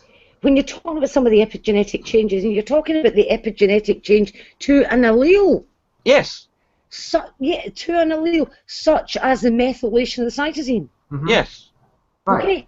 So that allele is now different. It's been changed by methylation. Yeah, where's the difference in it's not your robot there. What'd she say? I find a hard time telling Fiona. Maybe it's just me, but she's kind of like roboting a little bit. But what she's saying is that you have a methylization of the cytosome, so you have the CH3 attached to it, right? You can't. It means that it won't be expressed. The polymerase can't attach. You won't have the gene expression, all that crap. But that does not change the DNA structure. It just means it's methylated. Now that could be hereditary. Yes. That could be hereditary, but that can be demethylated later on. Absolutely, yeah. So but why do you think that's a problem? I mean, maybe I'm not understanding where you're saying. Well, I suppose it is an inheritable. It is an inheritable feature. Yes, of the but not a trait. And it has selection pressures applied to it, so therefore, surely it can be thought of as being part of the. If you define evolution as the change of inheritable traits, then it qualifies. Surely, epigenetics qualifies as part of those inheritable traits. Okay, genetic traits. Yeah, because it's an altered allele. Say again, sorry. Because if you're talking about the methylation of the cytosine, you've altered the allele. Well, you've altered its expression, yes. Which is no. What I'm saying is, if you methylate the cytosines, the bases on the DNA. If you methylate the cytosine, you've changed that allele. Wait, have you changed it to a different allele? It's a chemical modification to an allele. Okay, I'll get that. Okay, I'll go with that. It's a modification, but you don't change the base code. Which is you're not changing the base code. I think that's what. So that's what his point is, and I agree with him actually. Where in my definition does it say a change to the base code. Yeah, I think I gotta go with Fiona on this. I might change a little bit. I think Fiona makes sense. It's not, you're not changing the base code, but you are changing the allele. You're modifying it. Yeah. So that is a change in allele frequency. Because that allele, if you're methylated, your allele, obviously you're going to have the CH3 group on there. That's a different variation of the existing allele that's being modified. So I got to go through that. I would consider that evolution, maybe. Yeah. Well, surely but surely the allele is the definition of what's actually in the bases. No. It covers quite a lot of things, and it includes those modifications. It includes them. Yeah, I would include epigenetics in that too. I could think now. I might have to. Yeah. Yeah. I think his overall point was that he believes that evolution, the term, should be expanded to include all heritable traits. It already includes them. Well, it includes them. But wait, we're talking about the base code, or he is. So what he's saying is that right now, just the definition of allele frequency changes over time is insufficient to explain traits that are heritable that don't include a base code change. Why do you want to add the base code? There's nothing in the definition about base code. Right. Tommy, there's nothing in it. It doesn't say a change in the base code. It doesn't say a change of nucleotide sequences. It says change of allelic frequency. You're talking about all the genes in the population and the variations of the alleles at the different locations of the genes. Anytime that changes, and I gotta agree with her, if something is methylated, it's a variant of that particular. Yeah. Yeah, exactly. Here's the thing. Okay. I understand what you're saying. I agree with you. I agree with the what you're saying. methylation can occur a long way away from the particular allele, surely. The methylation and the phosphorylation surely can happen quite a long way away from the allele that's under. And it says here, I've written the definition of allele, each of two more alternative forms of a gene that arise by mutation. So they're just talking about the alternative forms of the gene. They're not talking about. Right. They're not talking here. The definition I've got in front of me is not talking about the modifications around the outside of the wrappings. I forgot what the damn name thing's called now. Give us a link for that, please. Well, it's just do Google allele definition. But it was I want to know what you exactly what it is you're using. Okay, I'll use dictionary.com then. I don't know. No, you see, here's the problem. When you start going to things like that, rather than the actual scientific terminology, you get into all sorts of problems. And phosphorylation, correct me if I'm wrong, but that would happen on the histone, not the DNA. Yeah, that's what I'm. Yes, that's my point. On the histone, you have also distillation or phosphorylation, but that's also inheritable. Yeah, it could be heritable. Yeah, exactly. But why? But again, okay, but that still changes how the alleles are. It's still a modification of that gene. The gene is still being modified by some method. Well,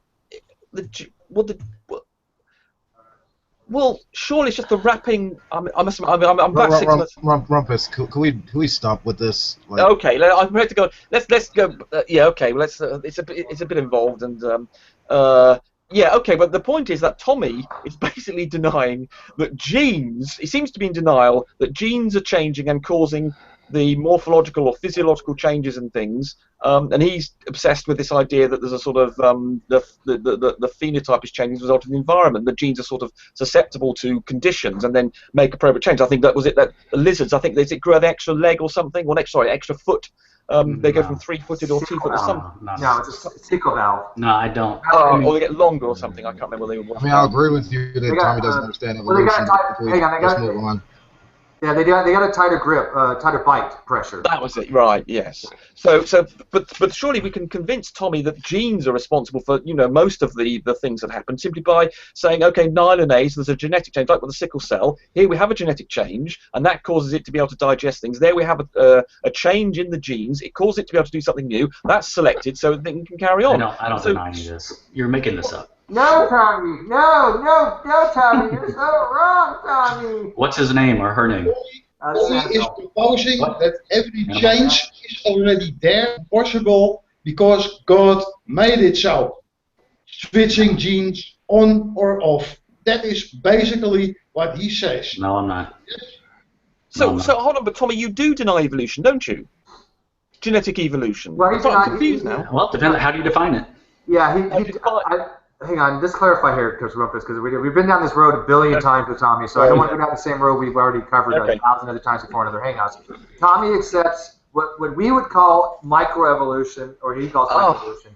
Yeah, which I do want to get into at some point because... Right, so he's prepared to accept that. So surely he can accept that a long march begins with one step, and that there's no difference between macroevolution and many more steps. Rumpus, we've been down that path with Tommy before. Yeah, we've kind of been through this. Jesus Christ, what an idiot. Well, you put words in my mouth and beliefs in my head that I don't think so. But there's no difference between microevolution and macroevolution. I don't believe in microevolution. Let me just. You don't believe in microevolution? Hang on. Let me clear it up. The word microevolution, stop laughing, implies that random mutation. It implies the neo-Darwinian mechanism of random mutation, natural selection. I don't deny animals change. Hey, calm down, Steve. I don't deny animals change. I deny the naturalistic teleonomic mechanisms responsible. So on any level. So you're welcome to show me your best example proving otherwise, but until I'm shown, then I'll continue to not believe it. Okay, fine. So he doesn't believe in microevolution. What?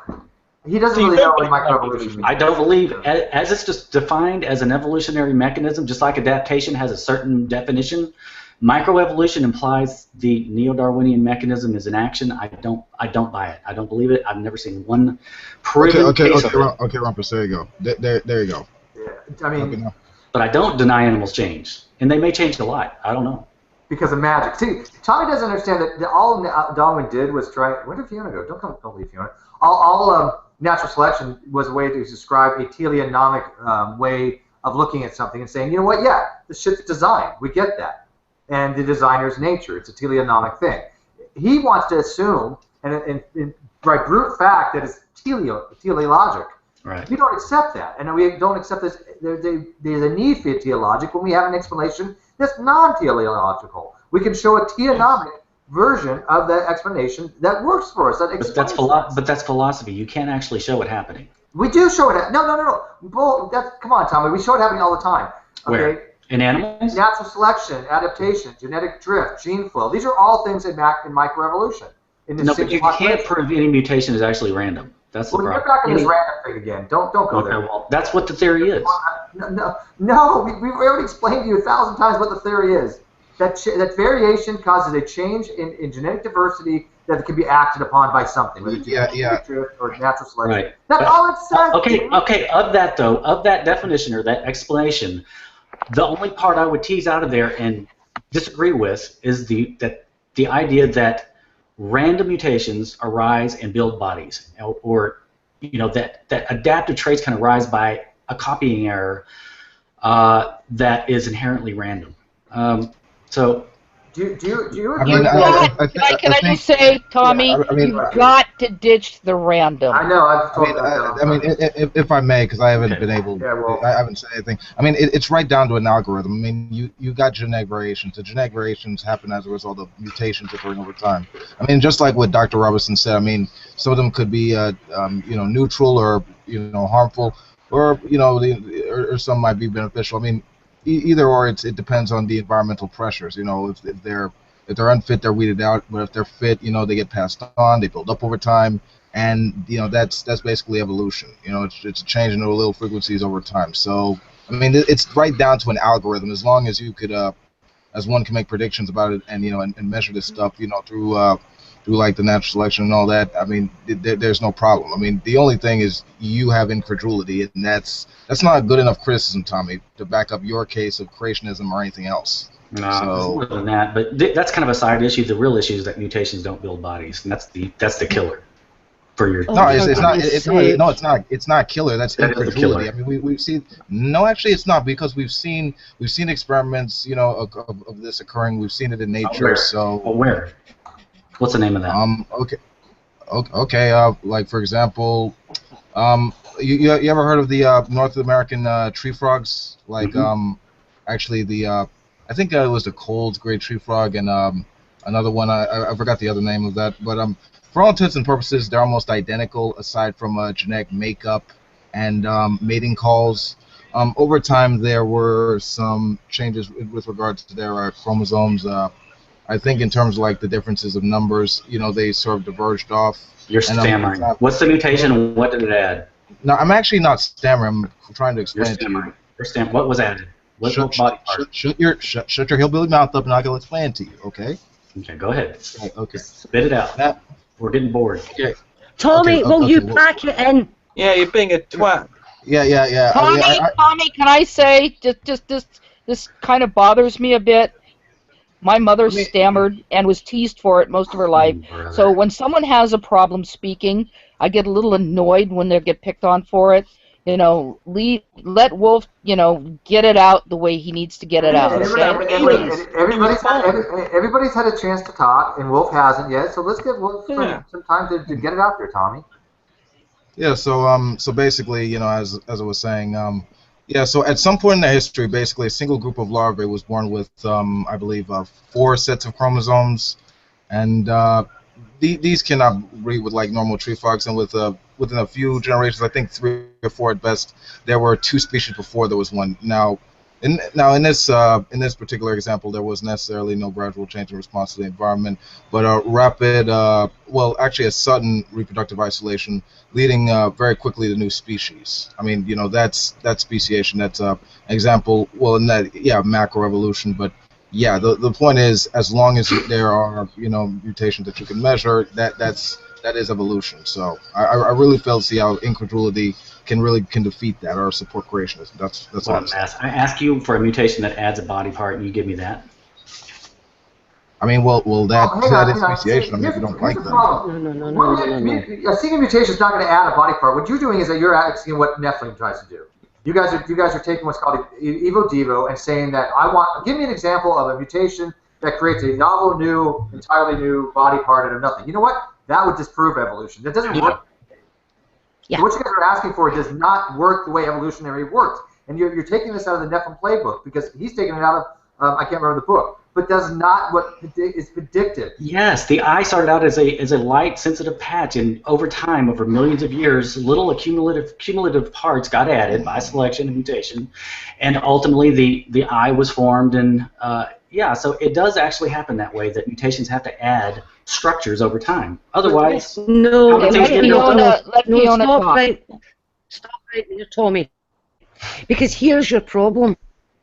As soon as you say that tiny little patch of cells became sensitive to light, but they were still just a little patch of cells. Okay?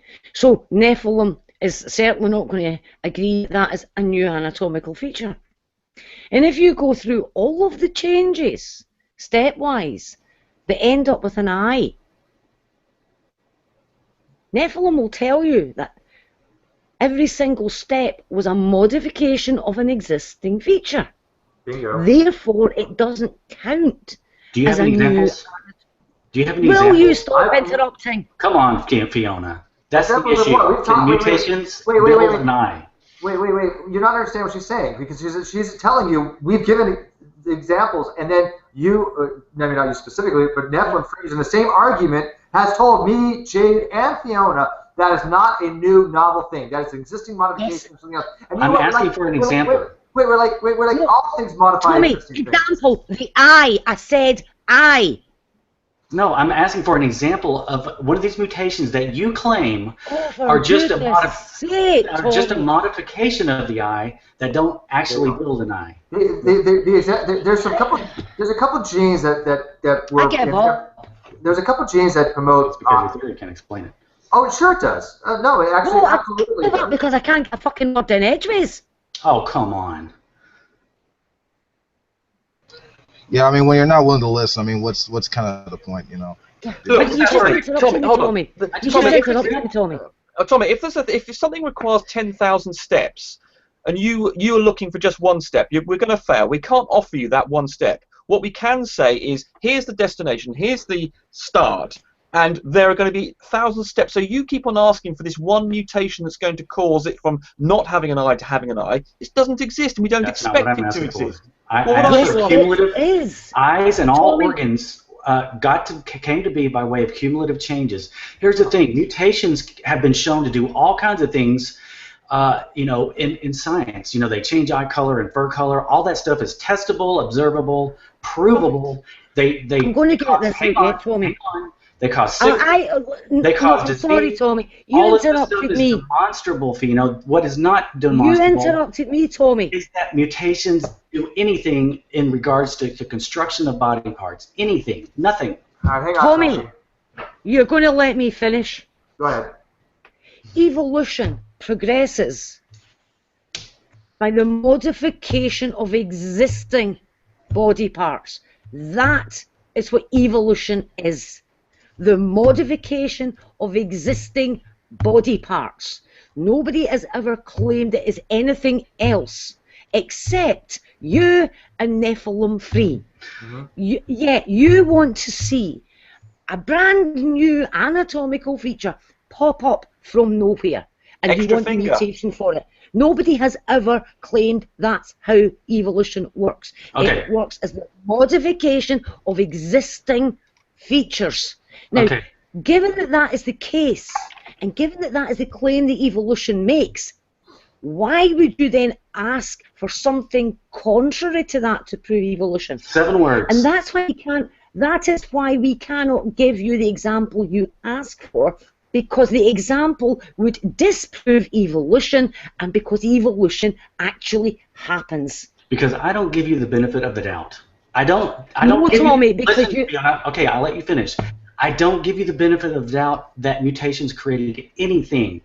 It had nothing to do with the origin of life. It had nothing to do with the origin of the first cell or anything in it. It had nothing to do with the origin of the first fish. Yeah, that's about Genesis. Of the first nematode, of the first. You're moving the goalposts.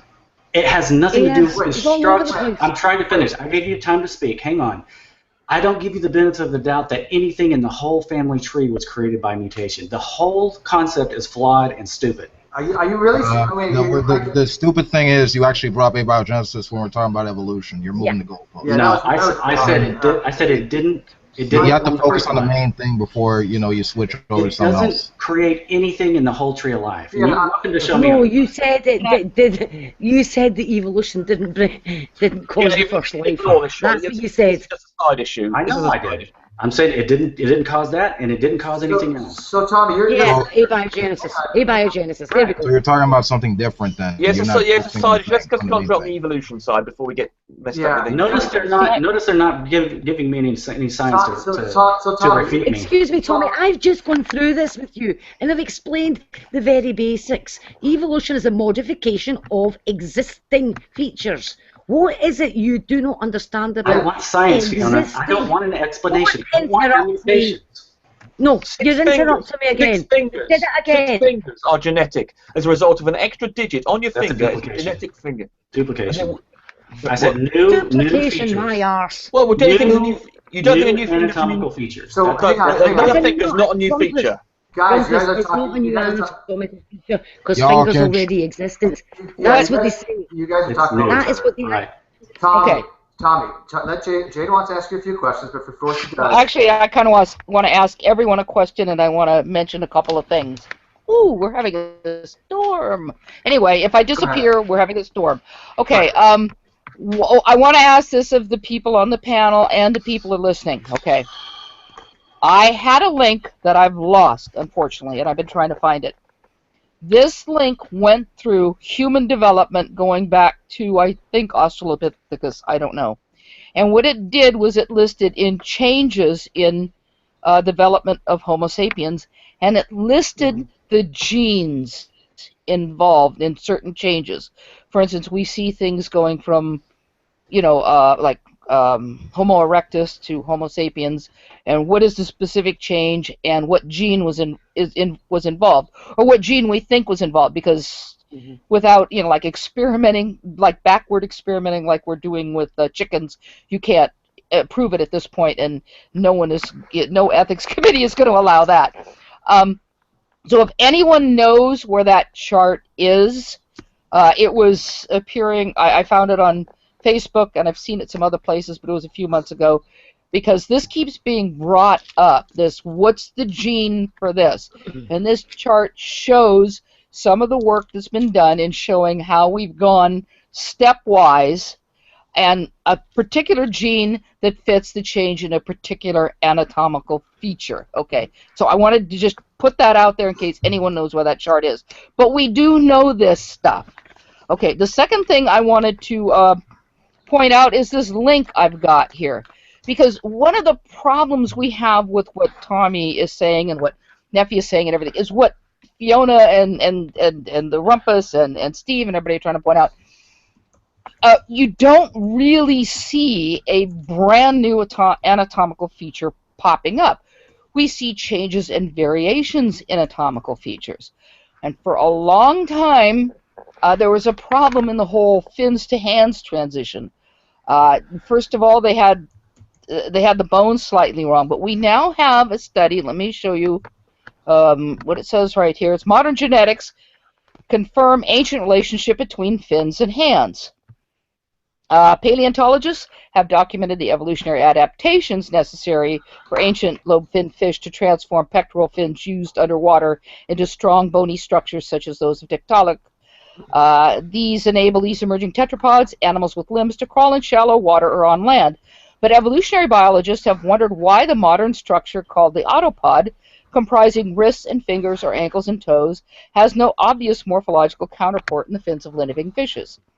In the December 22, 2014 issue of the Proceedings of the National Academy of Sciences, there's a link here to the original paper, researchers argue previous efforts to connect fin and fingers fell short because they focused on the wrong fish. Instead, they found the rudimentary genetic machinery from mammalian autopod assembly in a non-model fish, the spotted gar, whose genome was recently sequenced. Fossils show that the wrist and digits clearly have an aquatic origin, said Neil Shubin, and it lists who he is. But fins and limbs have different purposes. They have evolved in different directions since they diverged. We want to explore and better understand their connections by adding genetic and molecular data to what we already know from the fossil record. So here's what genes mutated? Just tell me that. For goodness sake. I would have to look at the. Hang on one sec. Tommy. When the research team compared Hox gene switches from the spotted gar with tetrapods, they found an unprecedented and previously undescribed level of deep conservation of the vertebrate autopod regulatory apparatus. This suggests they note a high degree of similarity between distal radials of bony fish and the autopod of tetrapods. To find out exactly which genes we're talking about, we'd have to go to the paper. What I'm looking at is a write-up, because the write-up is a little bit more approachable for most people, and it's from the University of Chicago News. And I'll try to link it to something or other later for the people out there. No mention of mutations, fine. Okay. Oh, Tommy, what did you fucking say, Tommy? Calm down. I asked you to talk about mutations. Goodness. Steve, Tommy. The primary genes that shape the bones, known as the HOX-D and HOX-A clusters, also differ. The researchers first tested the ability of genetic switches that control HOX-D and HOX-A genes from teleos, bony ray-finned fish, to shape the limbs of developing transgenic mice. The fish control switches, however, did not. So what you're doing is you're bitching about something you haven't even fucking read, and I've just covered the beginning of it. Okay? Yeah, but you're jumping in and you're criticizing something you haven't even looked at. Steve, you're going to have to pull Tommy in because he's... Okay, the other last thing I wanted to say, just briefly, is when you're talking about a new structure, what do you mean by a new structure? Because I can show you a new structure in something formed by a mutation. Is it? It's new? Okay, what is it? Ever looked at a navel orange? Yeah. Cut it in half. You see that thingy at the bottom where the navel is? That was caused by a bud mutation from a sweet orange. That's new. Yeah, okay, well, what happened on that actually was the outer, what do you call that? I'm drawing a blank. The outer peel, there you go, tough word, was doubled. And so there was a wasn't. No, it wasn't. You've got it wrong. There was a clone of the original orange, evidently. But yeah, there's a hole at the bottom of it. That's not the outer peel. Hang on. What exactly is the new structure? Are you calling a hole a new structure? It's not a hole, and you don't even know what it is because you haven't described it properly. Okay, what is? I'm asking you a question. Well, it's a new structure. It's not like anything in the orange. hang It's on, not like anything the orange has ever had Is before. the new structure. Correct me if I'm wrong. Isn't the navel itself a clone of the orange, original orange? It's a budding structure, and that's what we call it, the navel orange. That's actually an orange within an orange. That's why it's a new structure, and then all the navel oranges we have subsequently are clones of that original navel orange. But that Exactly. budding is a new structure. It is it arises from a bud. It arises essentially from like a Siamese twin, but it is a new structure. It's not like anything that's ever been in an orange. It's a duplicated peel, basically. Oh, No, it's not. Yes, it is. It's not a duplicated peel. No, it's not. No, it's not. Okay, when you have a peel on the outside, then you have a hole, which reveals a peel on the inside. So I don't know how you. You don't have a hole. Read the paper, Tommy. You don't have a hole. There's a depression. I've read it because Jade sent it to me a long time ago. Okay, can you show me anyone in the scientific community who will say that this orange, that this navel orange, is an example of a mutation that has a structure? Yes. Okay. Yeah, we know that. We actually observed it. Guess what, Tommy? Humans actually observed it happen in a orange orchard. Yeah, the guy that observed it, he cut the thing off and he spliced it and made a graph of it, and now we have navel oranges. They're all clones of that original. Yes. Branch.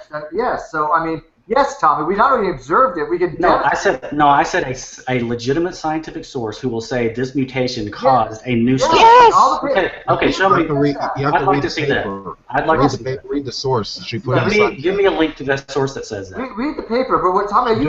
Are you really saying that no mutations cause any kind of change?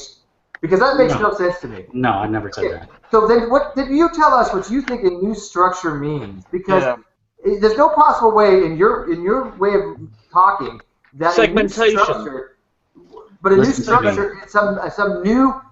Basically, I'm growing a head out of a different part of my body. Okay. I want you to zoom out. Calm down. Mutations don't create anything, so they don't create cell parts. Finger caused by mutation. Hang on. May I say something here? May I say something? Can I say something that's very important here, if you don't mind? Sure, go ahead. Steve, right, Steve. Here's the important thing I'm going to say. Tommy now resorted to this, continually interrupting people and then saying, "Calm down, calm down." Tommy is now in troll mode, and you're going to have to take a firm grip of him. Because that's what that is exactly what he's doing. All right, everybody take a deep breath. With his calm downs and his condescension. Well, I know what's going on because we've had this happen before. When Tommy gets a little bit overwhelmed, he starts going into this weird nephew type mode, just throwing shit out there. You do, Tommy. You know, I'm saying this very respectfully. You really do. Perfectly calm. Okay, but you get into this really abstract, just throwing shit out there that doesn't make any sense kind of linguistics. Can I just go back to what Tommy's claiming? He's claiming that no mutation causes a new feature, and yet we know, for instance, things like the extra fingers are caused. If you regard an extra finger as a new feature, that's caused by a mutation. Rumpus, hey, come on, let me just reason with me for a second. Cats, for example, can have mutations, and they can have up to like 21 paw fingers, or whatever you want to call them. So the thing is, yes, you can have multiple. You can have multiple. You can have multiple duplications to existing features. Wolf, hang on, Wolf. I'm sorry. So I'm not denying that mutations can duplicate pre-existing structures. Tommy, are you looking for an organism that never had a heart before, has no heart, and all of a sudden, in another generations, they have a beating heart just like our own? Are you looking for anything like that? Because what do you mean by a new feature or structure? Give us an example, because we keep telling you that everything is built upon existing homologies. So give us what you want to see, and we will tell you if that's evolution or not. I'm going on what the theory predicts. The theory predicts that organs and other tissues get created over time by an accumulation of mutations. So that's what you should see is a slow, gradual buildup of these features. Okay. In other words, modification of existing features. Right. If you look at the phylogenetic tree, can you look at we're mammals, right, Tommy? So you look at our heart. We have a mammalian heart. Now you go look at things like a lemur, okay, and you look at their heart, and you look at all these different organisms all the way down the phylogenetic tree, and look at how all the way down to the very simple, the amphibian type heart, to just like the heart being just in the arteries and veins, just kind of like a little thing going like this. It wasn't very much, but if I'm not mistaken.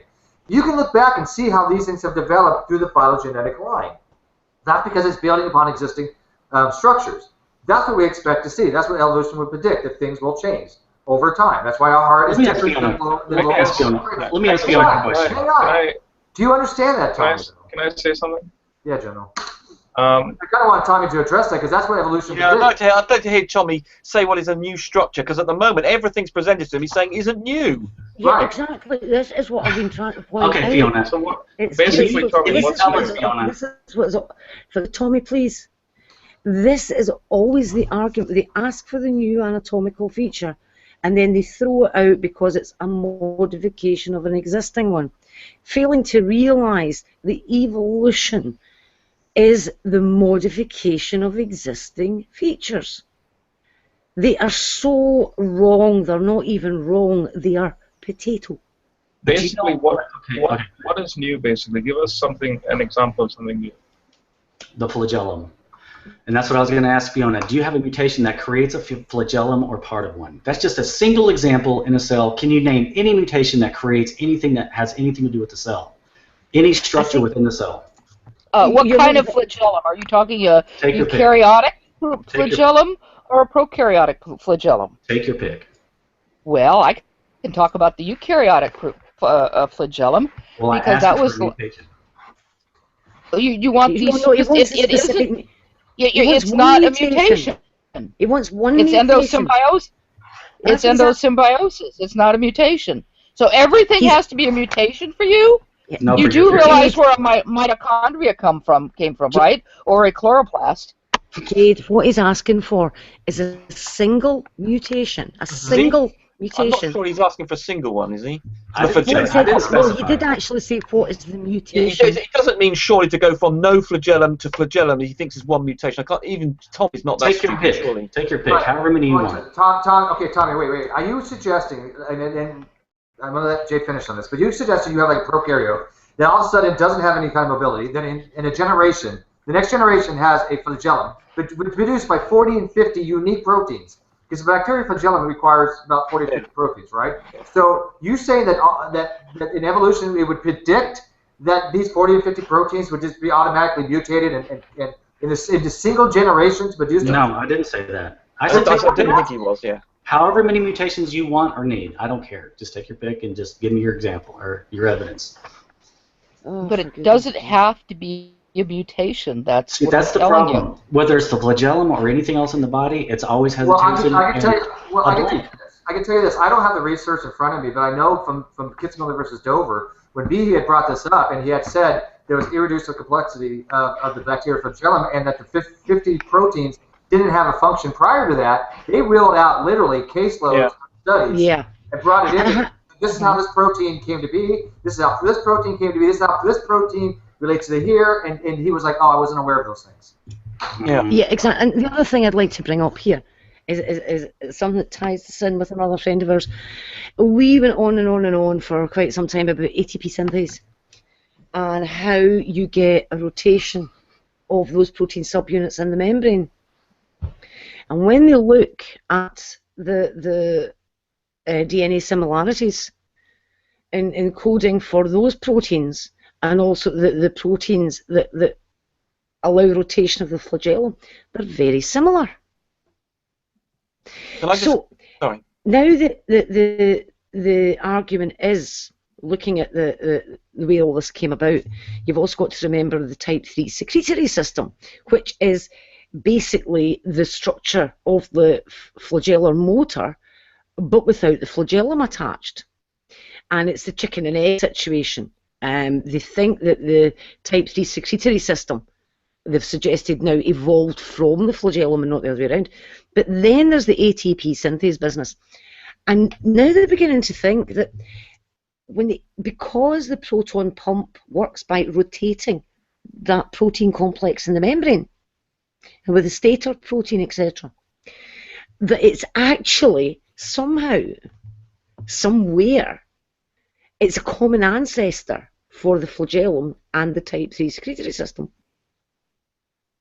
Or there's a common ancestor between the flagellum and the ATP synthase.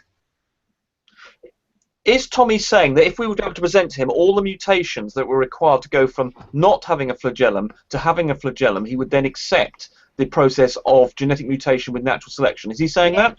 That is I what would accept it if you gave me one mutation that added any part of the flagellum. there, yeah, Wow. one mutation, one. Or, He's now just or 10, or 20. One element of it. I don't Okay. Yeah.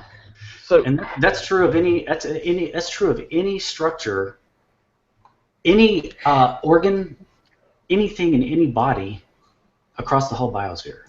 In other words, he wants the mutation that is does is one going thing. to He doesn't even have result to in be a this complete new flagellum, thing. just a bit of the flagellum. He's just saying, Right. well, okay, well, that's You got any ideas off the Okay, top of your head?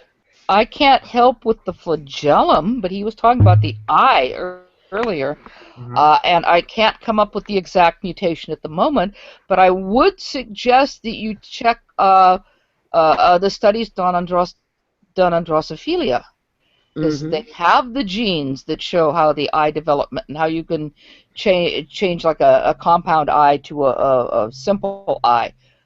You have to look at the genomic database for Drosophila, and it's out there.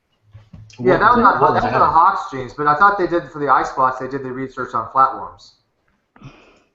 Well, and there's also the zebrafish studies, done in Oregon. That's a huge database too, and I'm not sure what's there. I'd have to look. But we have these huge databases in which they've done the, what I refer to as the poke it with the stick method of studying genetics, where you change something and you poke it with a stick and you see what happens, and over time you build up a list of all these changes and you cross-reference them and you discover what gene does what combinations of genes do what. And so we have these enormous databases and all this research done on both the zebrafish and on the Drosophila.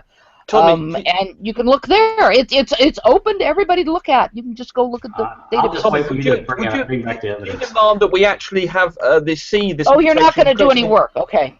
No, Tommy, that's your job. Tommy, Prove me wrong.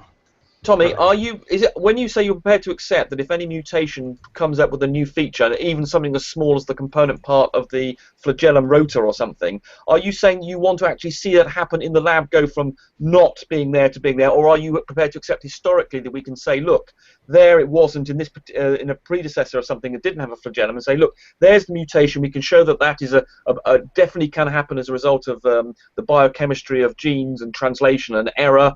And therefore we can say, oh look, that error happened there, and then we can say that's led to this additional part of the rotor in the flagellum, and then that goes. Would that do you, or do you saying you actually want to see it happen in the lab? That is the longest sentence ever. There are reams and reams. Hang on, let me answer. There are reams, billions of pages of scientific literature of mutations that do different things. None of them show that mutations can add anything. And so here's the thing. Although mutations can alter certain traits, like eye color, fur color, like I talked about before, they don't add. They can take away, they can subtract and sicken and kill, but they don't add. Here's the thing. Add? No, I'm not going to let you go any further until you tell us what you mean by add. When we told you that the first eye spots were a mutation that was added, why is there some incredulity there that you cannot accept? Extra finger! Well, that works too, but I mean, specifically, because there was a mutation that allowed a simple cell, let's say with one cell that had a differentiation between shade and light, darkness and light, maybe a little eye patch, maybe a couple cells. The mutation that caused that. Are you really that incredulous to say that could not have happened? No, answer that question. Could that have happened? Yes or no? Wait a second. You threw me off my groove. How did I throw you off on that question? If it hasn't happened in the last 100 years of science when they've been studying mutations, even though they can prove mutations do all kinds of other things, then why am I supposed to expect that it's ever happened? So if the nature of mutation is not inherently constructive now in the past 100 years, I just told you that's a duplicated pre-existing feature. But it's the mutation and it's added an extra feature. What the hell more do you want? I don't deny that pre-existing features can be duplicated. I deny that mutations add new information and add new features. In other words, it's goalposters on wheels. You do realise that, for instance, something like segmentation, Tommy, is an essential feature of evolution, and that the duplication of the segments of primitive creatures then leads to a vital step to then those segments then develop. I don't deny duplication. Get it through your head, but you can't duplicate a bacteria into a human. Well, Oh, for goodness You sake, need Tommy. information. Wait, You need, now you're you trolling. need new information. You need something that's non. Steve, if I could say something. That's original. That's Tommy, innovative. May I, Yes, Tommy, can I now bring you're- something up here? Tommy, Please now you're let me bring trolling something up. because we've told you a billion times bacteria do not evolve to humans. You come on, Tommy. You know when you throw that shit out there, that's what you're going to. I meant over time. Well, it doesn't matter, man. You have billions of years. Bacteria will always be bacteria. We're not bacteria. We were karyotic. So how can we evolve from bacteria? Think about this, Tommy. I was using just a colloquial. Simple cells. No, you were From a just simple using cell. shite. From Right, a- may I say something here? Right, Yeah, go ahead, Fiona. you might find this important, interesting. Okay, eyes. Back to the eyes again. Okay, so we start off with a very simple light-sensitive cell. So what makes it light-sensitive? Well, it's a light-sensitive protein called an opsin. Right.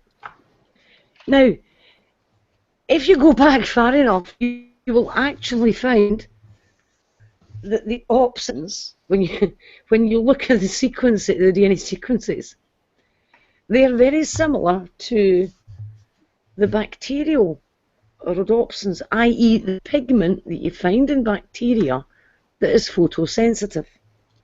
So that means that even the eye begins as a modification of an existing feature. Going all that way back. I don't give free passes. I don't give you a free pass on your common ancestor or anything else. Whatever Excuse you me, came from, I didn't ask. No, so, Tommy, sorry. What? you can't Tommy, explain the cell. You can't explain the cell Tommy. that turned into a light-sensitive cell, Fiona, by way of mutation. You're at zero. Tommy, you don't have anything. Tommy,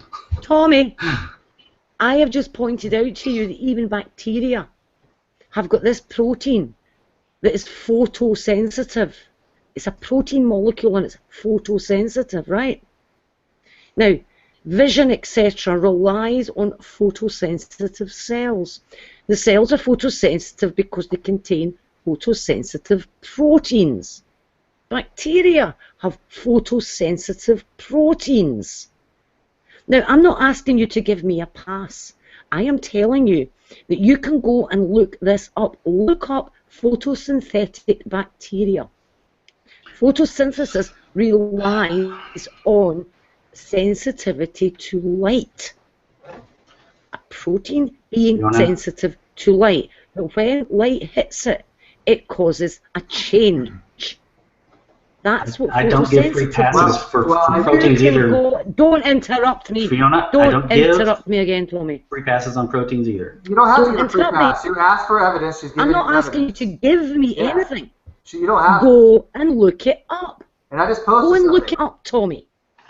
What I just posted Go and is look it up. Fiona, your claim is that these proteins had to come into existence somehow. Are you saying that they got here by mutation? If so, I'd love to see it. I just posted it to you, Tommy. Eye-spot assembly mutants in Chlamydomonas radian-hardy. It's a type Chlamydomonas. Chlamydomonas radian-hardy. How do you pronounce it? Chlamydomonas. Yeah. Fucking hate these words, people. Okay, chlamydia. We're talking about chlamydia. So Chlamydomonas is a single-celled green algae that phototaxis towards light by means of its light-sensitive organelle, the eye spot. And this paper describes it via mutation. Yes. Okay, hang on. And that's the point I'm trying to make here. That when you boil every single thing, when you boil it down, ends up as a modification of an existing feature. Yes. Not a brand new. So you're not talking about an eye springing into life. So why demand an example that gives an eye springing into life? So nobody's ever claimed that's how evolution works. So this is what you're not getting, Tommy. Let's take a little poll here. How many want Tommy to give us a specific example without begging the question or equivocating or anything else? And I mean the colloquial begging the question, not the formal. But just give us, without asking another question, give us a specific example of something you would expect to see as a new structure, completely new, novel structure. Okay, well, let's just say the ball and socket joint. That wasn't always around. Worms didn't have those. So at some point, a ball and socket joint. Worms aren't going to have them when they didn't have a skeleton. They don't have a skeletal system. Okay, well, there you go. There you go. Oh my goodness! So are you not saying that there was once let me do it, people. Once upon a time, Wait. there were Tommy worms wants a mutation and fish. that gives a worm a ball and socket joint. Seriously, Tommy, is that what you're asking for? Mutation that gives a worm a ball and socket What joint. came first, the ball or the socket? Just tell me. No, Tommy, no, don't deflect here. You said worms. No. Do you understand worms are fucking invertebrates? Yes, I do. I do. That's the point. So how do you... Sorry, listen. Tommy has just asked us to give an example of a mutation that forms a ball and socket joint in a worm. That's not true. What he means, obviously, what he means is he wants to know the very first organism before it had a ball and socket joint, before you could call it having a ball and socket joint. But of course, there'd be so many intermediate stages, just like the skull of a human changes over time. Show me. I'm just saying that ball and socket joints weren't always around. So yeah, if you go back to a fish or whatever stage you want to go to, they weren't there. But yeah, just like Rumpa was saying, at some point, these intermediate stages had to generate that ball and socket joint. So mutations would have had to have created this new. That's what you're asking for, Steve. I got interrupted, but no. Okay, ball and socket joint has to be.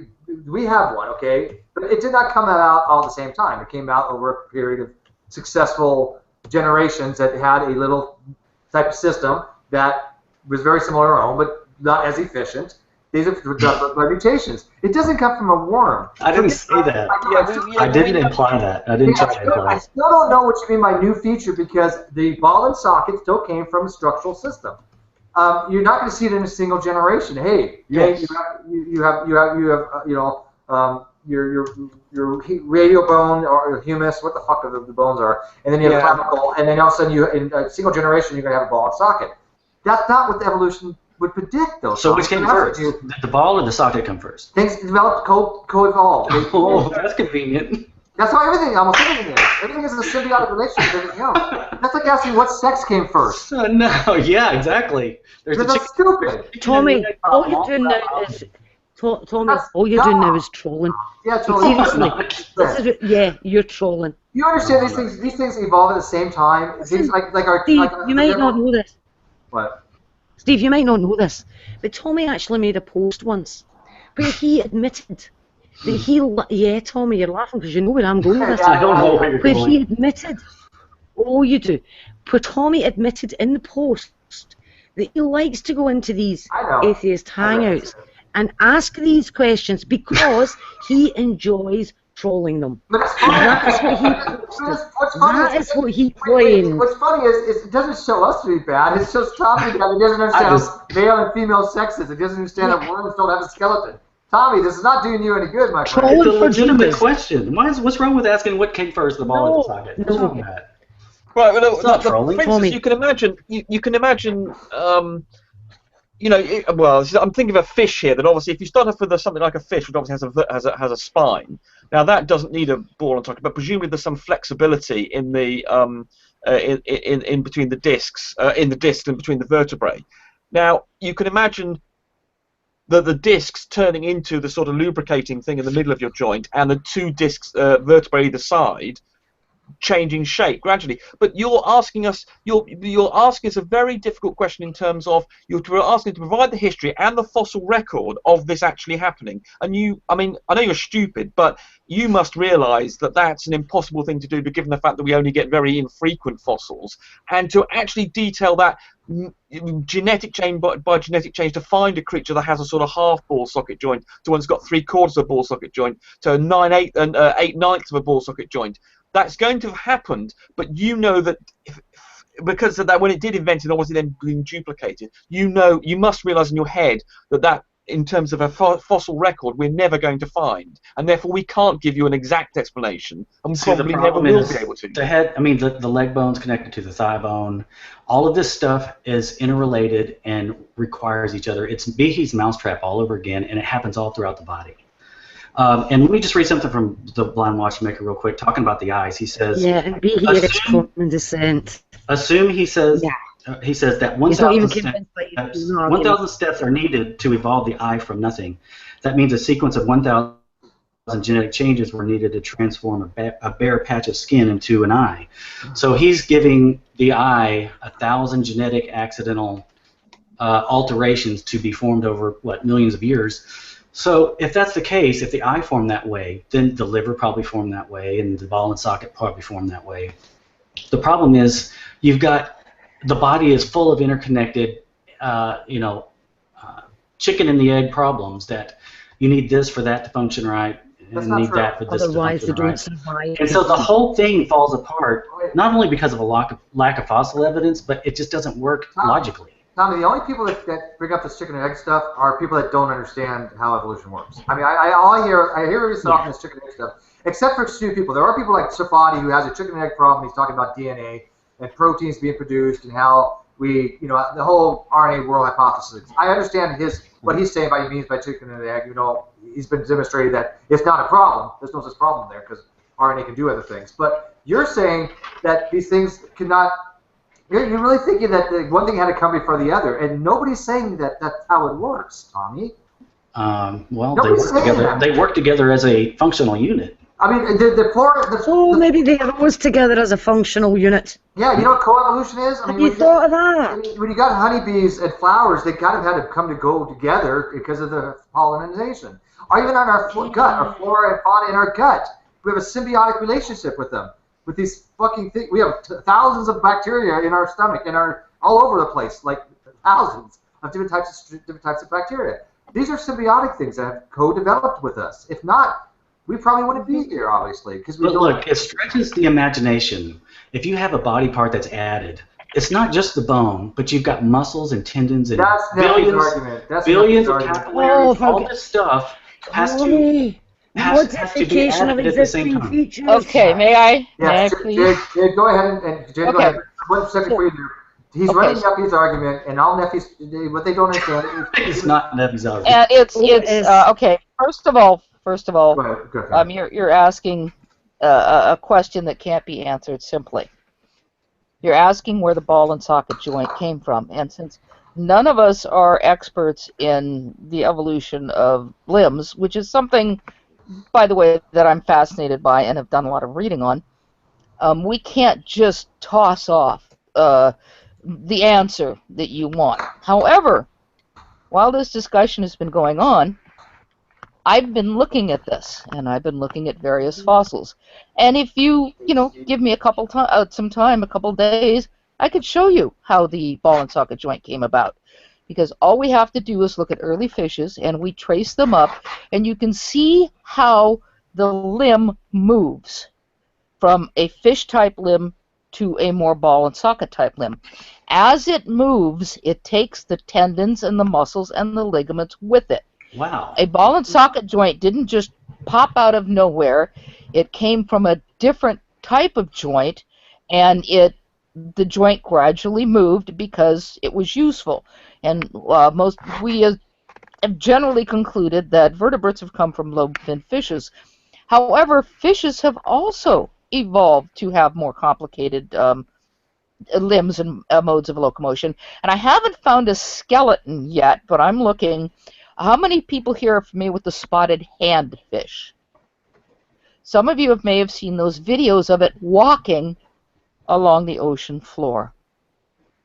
And it walks. Now, we're not talking about having, flippers that are just sort of trundling along.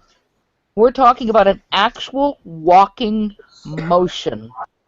And I cannot, with my connection, I cannot easily bring up a picture. But if someone could bring up a picture of the spotted handfish and show it to people, I think you'll see what I'm talking about. And there are videos on YouTube showing the locomotion of the spotted handfish. Now I'm going to look into the spotted handfish a little bit more, and I'm going to try to look at the skeleton and see what it looks like. But yeah, it's not that the ball came first and the socket came second or whatever, and it's not that the ligaments and muscles and tendons suddenly had to appear. No, a previous existing type of joint moved.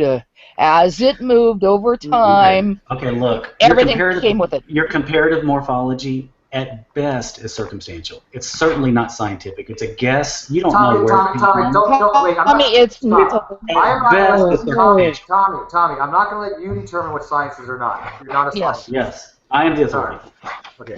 You guys can't be trusted. I want to change this up a little bit because he talked about common descent, and the other day I ran a little deductive reasoning to try to demonstrate common descent. If you guys want, can I do that now to try to maybe get your guys' opinion on it and to see if Tommy can find the problem here about common descent? Because you say you don't accept common descent, right, Tommy?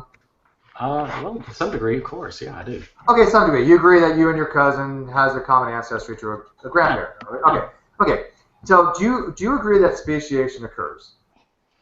Yeah, I'll go ahead and say that. Okay.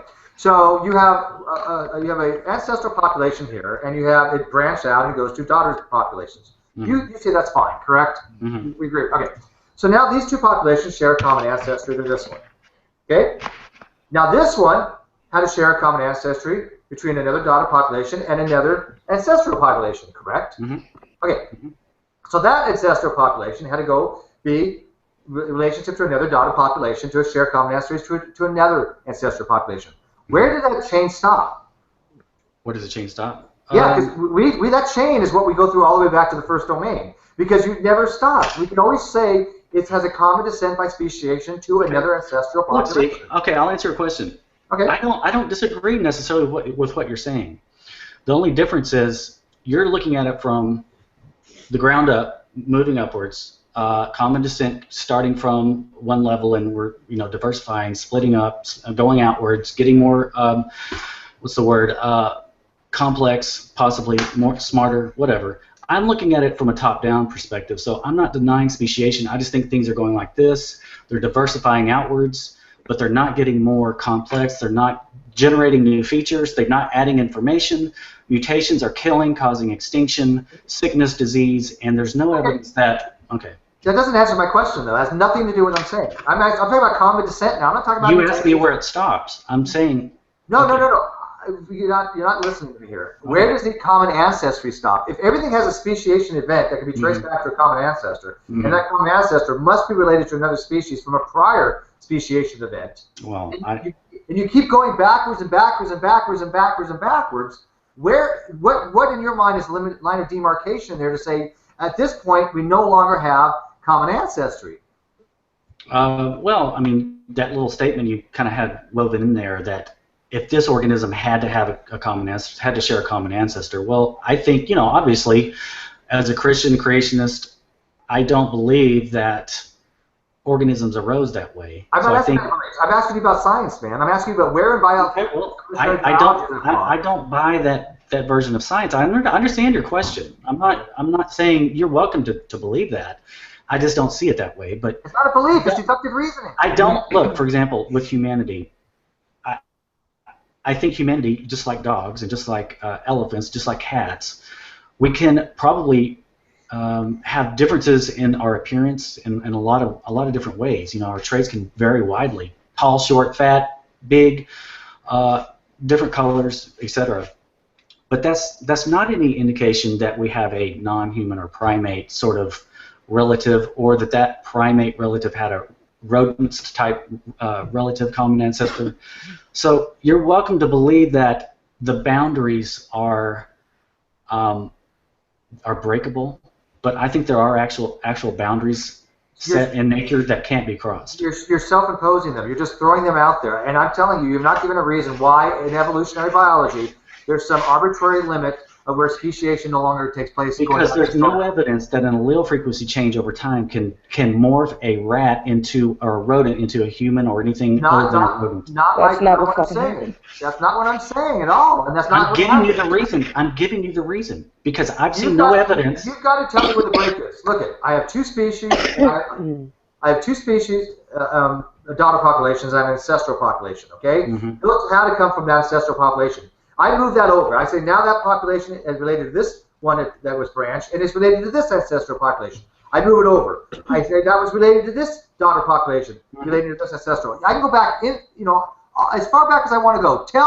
Give me a reason why there's a limit there. Not what you think, not what you believe, not what you profess. I just told you. I think it's a legitimate reason or explanation that organisms by type we are limited in our expression, in our gene expression, in our ability to change. I think that's not even terribly controversial. I think a lot of scientists are coming to that same conclusion.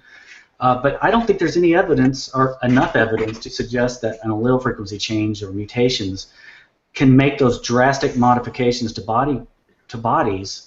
I know what you're saying. I know what you're saying. You're talking yes, about, yes, I do. You're talking about nothing that has to do with common descent that I'm relating to you. I'm relating to a deductive reasoning argument, and you're talking mutations and this and that. You're literally saying that at some point some speciation events couldn't take place. Mm-hmm. Okay, and you're not giving me a reason why speciation events could not take place. You're just saying mutations.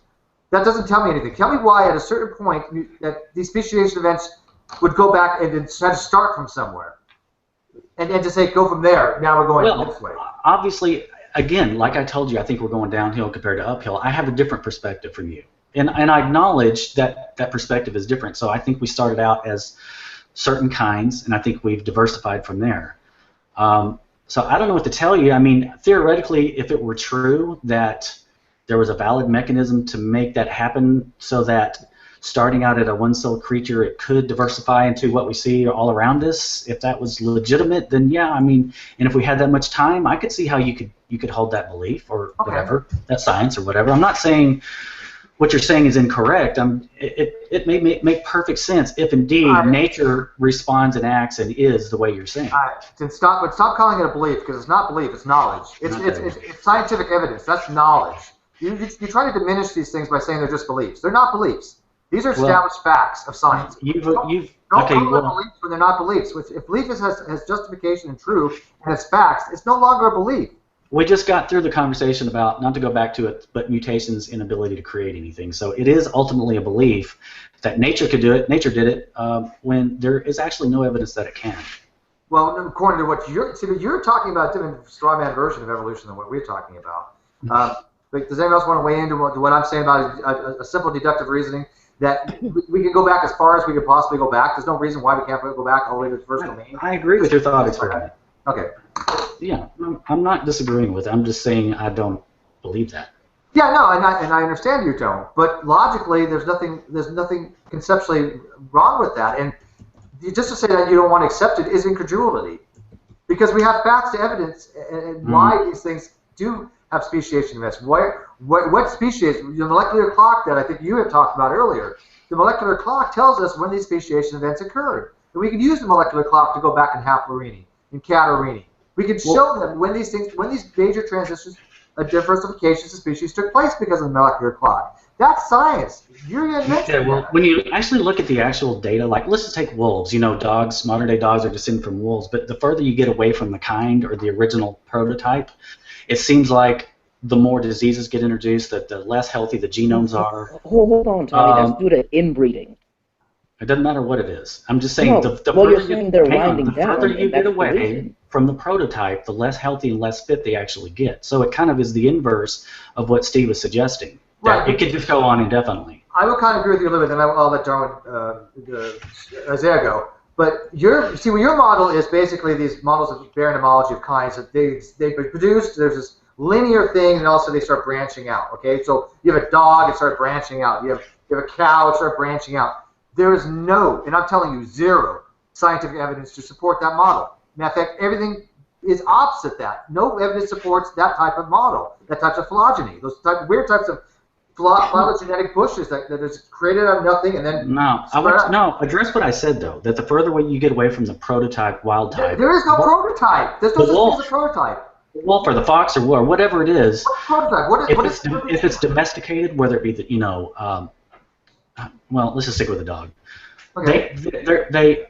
It's well known that they come up with more diseases. They have more diseases than the wolves. They have problems with backs and hips and various structures that don't operate like as healthy or as fit as the other. That's because the bred holes, they actually artificially selected those features, and they kept selecting them. So that eventually, for example, with the bulldog, they kept breeding for the broad chest and the short legs, and they've ended up with a bulldog that is useful for nothing and has all sorts of problems. And they bred the Alsatian. They bred the Alsatian for the low-held back end. And that comes with the positioning of the hip joints. And I'll say terrible hip problems. They artificially selected for this low-held back end. What does it matter? What they actually did was that they artificially selected for these features, which, when taken to the extremes they've been taken, have caused problems. And Tommy, you're familiar with Haldane's dilemma, right? I mean, I've heard of it, but I haven't studied it too closely. Yeah, Haldane, back in the 50s, this kind of goes to that too. When we're artificially selecting these traits, what Haldane's dilemma kind of relates to a little bit is that we cannot filter out all the other traits that might be negative as well that correspond to these things. There's gene linkage, there's other things going on. So when we do the selective breeding, that's what's causing a lot of the degradation of the genome and loss of diversity even. Because when we're breeding selective breeds, we have a lot less diversity, genetic diversity, and that's why a thing of like poodles would not be able to self-sustain probably for very long. I don't think they would have enough genetic diversity to continue. I think you've weeded out so much other genetic diversity to get that one feature that you're looking for. And also, with like she was talking with bulldogs, you have these other maybe not realize what traits are being bred into that end result you're going for as well. You don't know. You really just don't know. But that's not what we're talking about. And you're saying there's a perfect genome and everything is a genomic entropy from that perfect genome, and that's not how evolution would ever work that way. Okay, so we're talking about going to the extreme direction, such as a bulldog. I mean, that may be extreme, but it's no less extreme than assuming that a rodent sort of creature could go into the extreme direction of being more primate-like. I mean, you're dismissing the dysfunction of a bulldog, yet at the same time you think, oh, it's no problem for a rodent-type organism to ultimately, over time, transform into a primate or something else. So I'm just saying you're being you're being what's the word? Disingenuous? Yeah, well, you're not being fair. You're I don't know. I probably need to get off, talk to Wayne. I really like this. I'm not ignoring. I'm reading this 15 tweaks that made us human. Very interesting. I know you got to hang out with Wayne. I think he's starting at 5. We are going to join you on Wayne Fillmore's channel eventually after you talk to him for a while. But then Wayne Fillmore's hosting something. Is that already started? No. I don't. No. Okay. I didn't ever. As everybody knows, Wayne Fillmore is, I had a debate with Wayne Fillmore a couple months ago on macroevolution. He capitulated, recognized that macroevolution did exist. He had been talking to Han Solo for about a year or so and myself on evolutionary biology. He's renounced Young Earth Creationism. I guess you want to talk him back into it or something, Tommy? No, I'm just going to bounce stuff off of him. Okay. But yeah, you go ahead and chat with him then. He said he's going to open up the forum for us to come in and he's getting really good at going against Young Earth creation arguments. I got to give him props for somebody that not that long ago was espousing these viewpoints. He's gotten very good at shutting them down and learning that Young Earth creationism is complete crap. I mean, no offense. It's so based on misinformation to be unreal. But anyways, I'm going to have to end this soon. Yeah, I probably gotta go. Does anybody else want to add anything? I would like to say something though. To you, Steve. No, seriously, I do appreciate your fairness today. So this was a really good hangout, and I think it went really well, and I do appreciate just at least kind of keeping some semblance of fairness, and so yeah, kudos. I can do it. So let your friends know that I'll say, because I've had people tell me they're like, well, I don't want to go on your channel because you're just going to ridicule and yell, and no. If you have an open inquiry like Tommy or Wayne or who's the other kid that we're talking to, Wyatt Milkus. Come on in. I mean, that's not what we're here to do. We're not here to belliger you. So tell those people, don't be afraid of coming on here and engaging with Fiona and Han and myself and Jade. I mean, we're not going to frickin' like give them anal probes. So I mean, it's just not going to happen. So I'm going to end it on that, and then if anybody else wants to say anything, I appreciate everybody coming in and discussing these things. I finally got a computer that worked for a while. I'm limited on my time on it now, but I will get the new motherboard soon. So anybody got any closing remarks before I end this? Anyway? No, you look good. I mean, you have a better presentation when you're on video. I'll give you that. You know what? I gotta get new context because I think I look a lot better without glasses. But the glasses make me look intelligent. But I'm self-conscious. I look studious with the glasses. But this is how my normal appearance is when I have my contacts. This is actually real me. So I appreciate the compliments and everything. And guys, I'm gonna end this and adieu.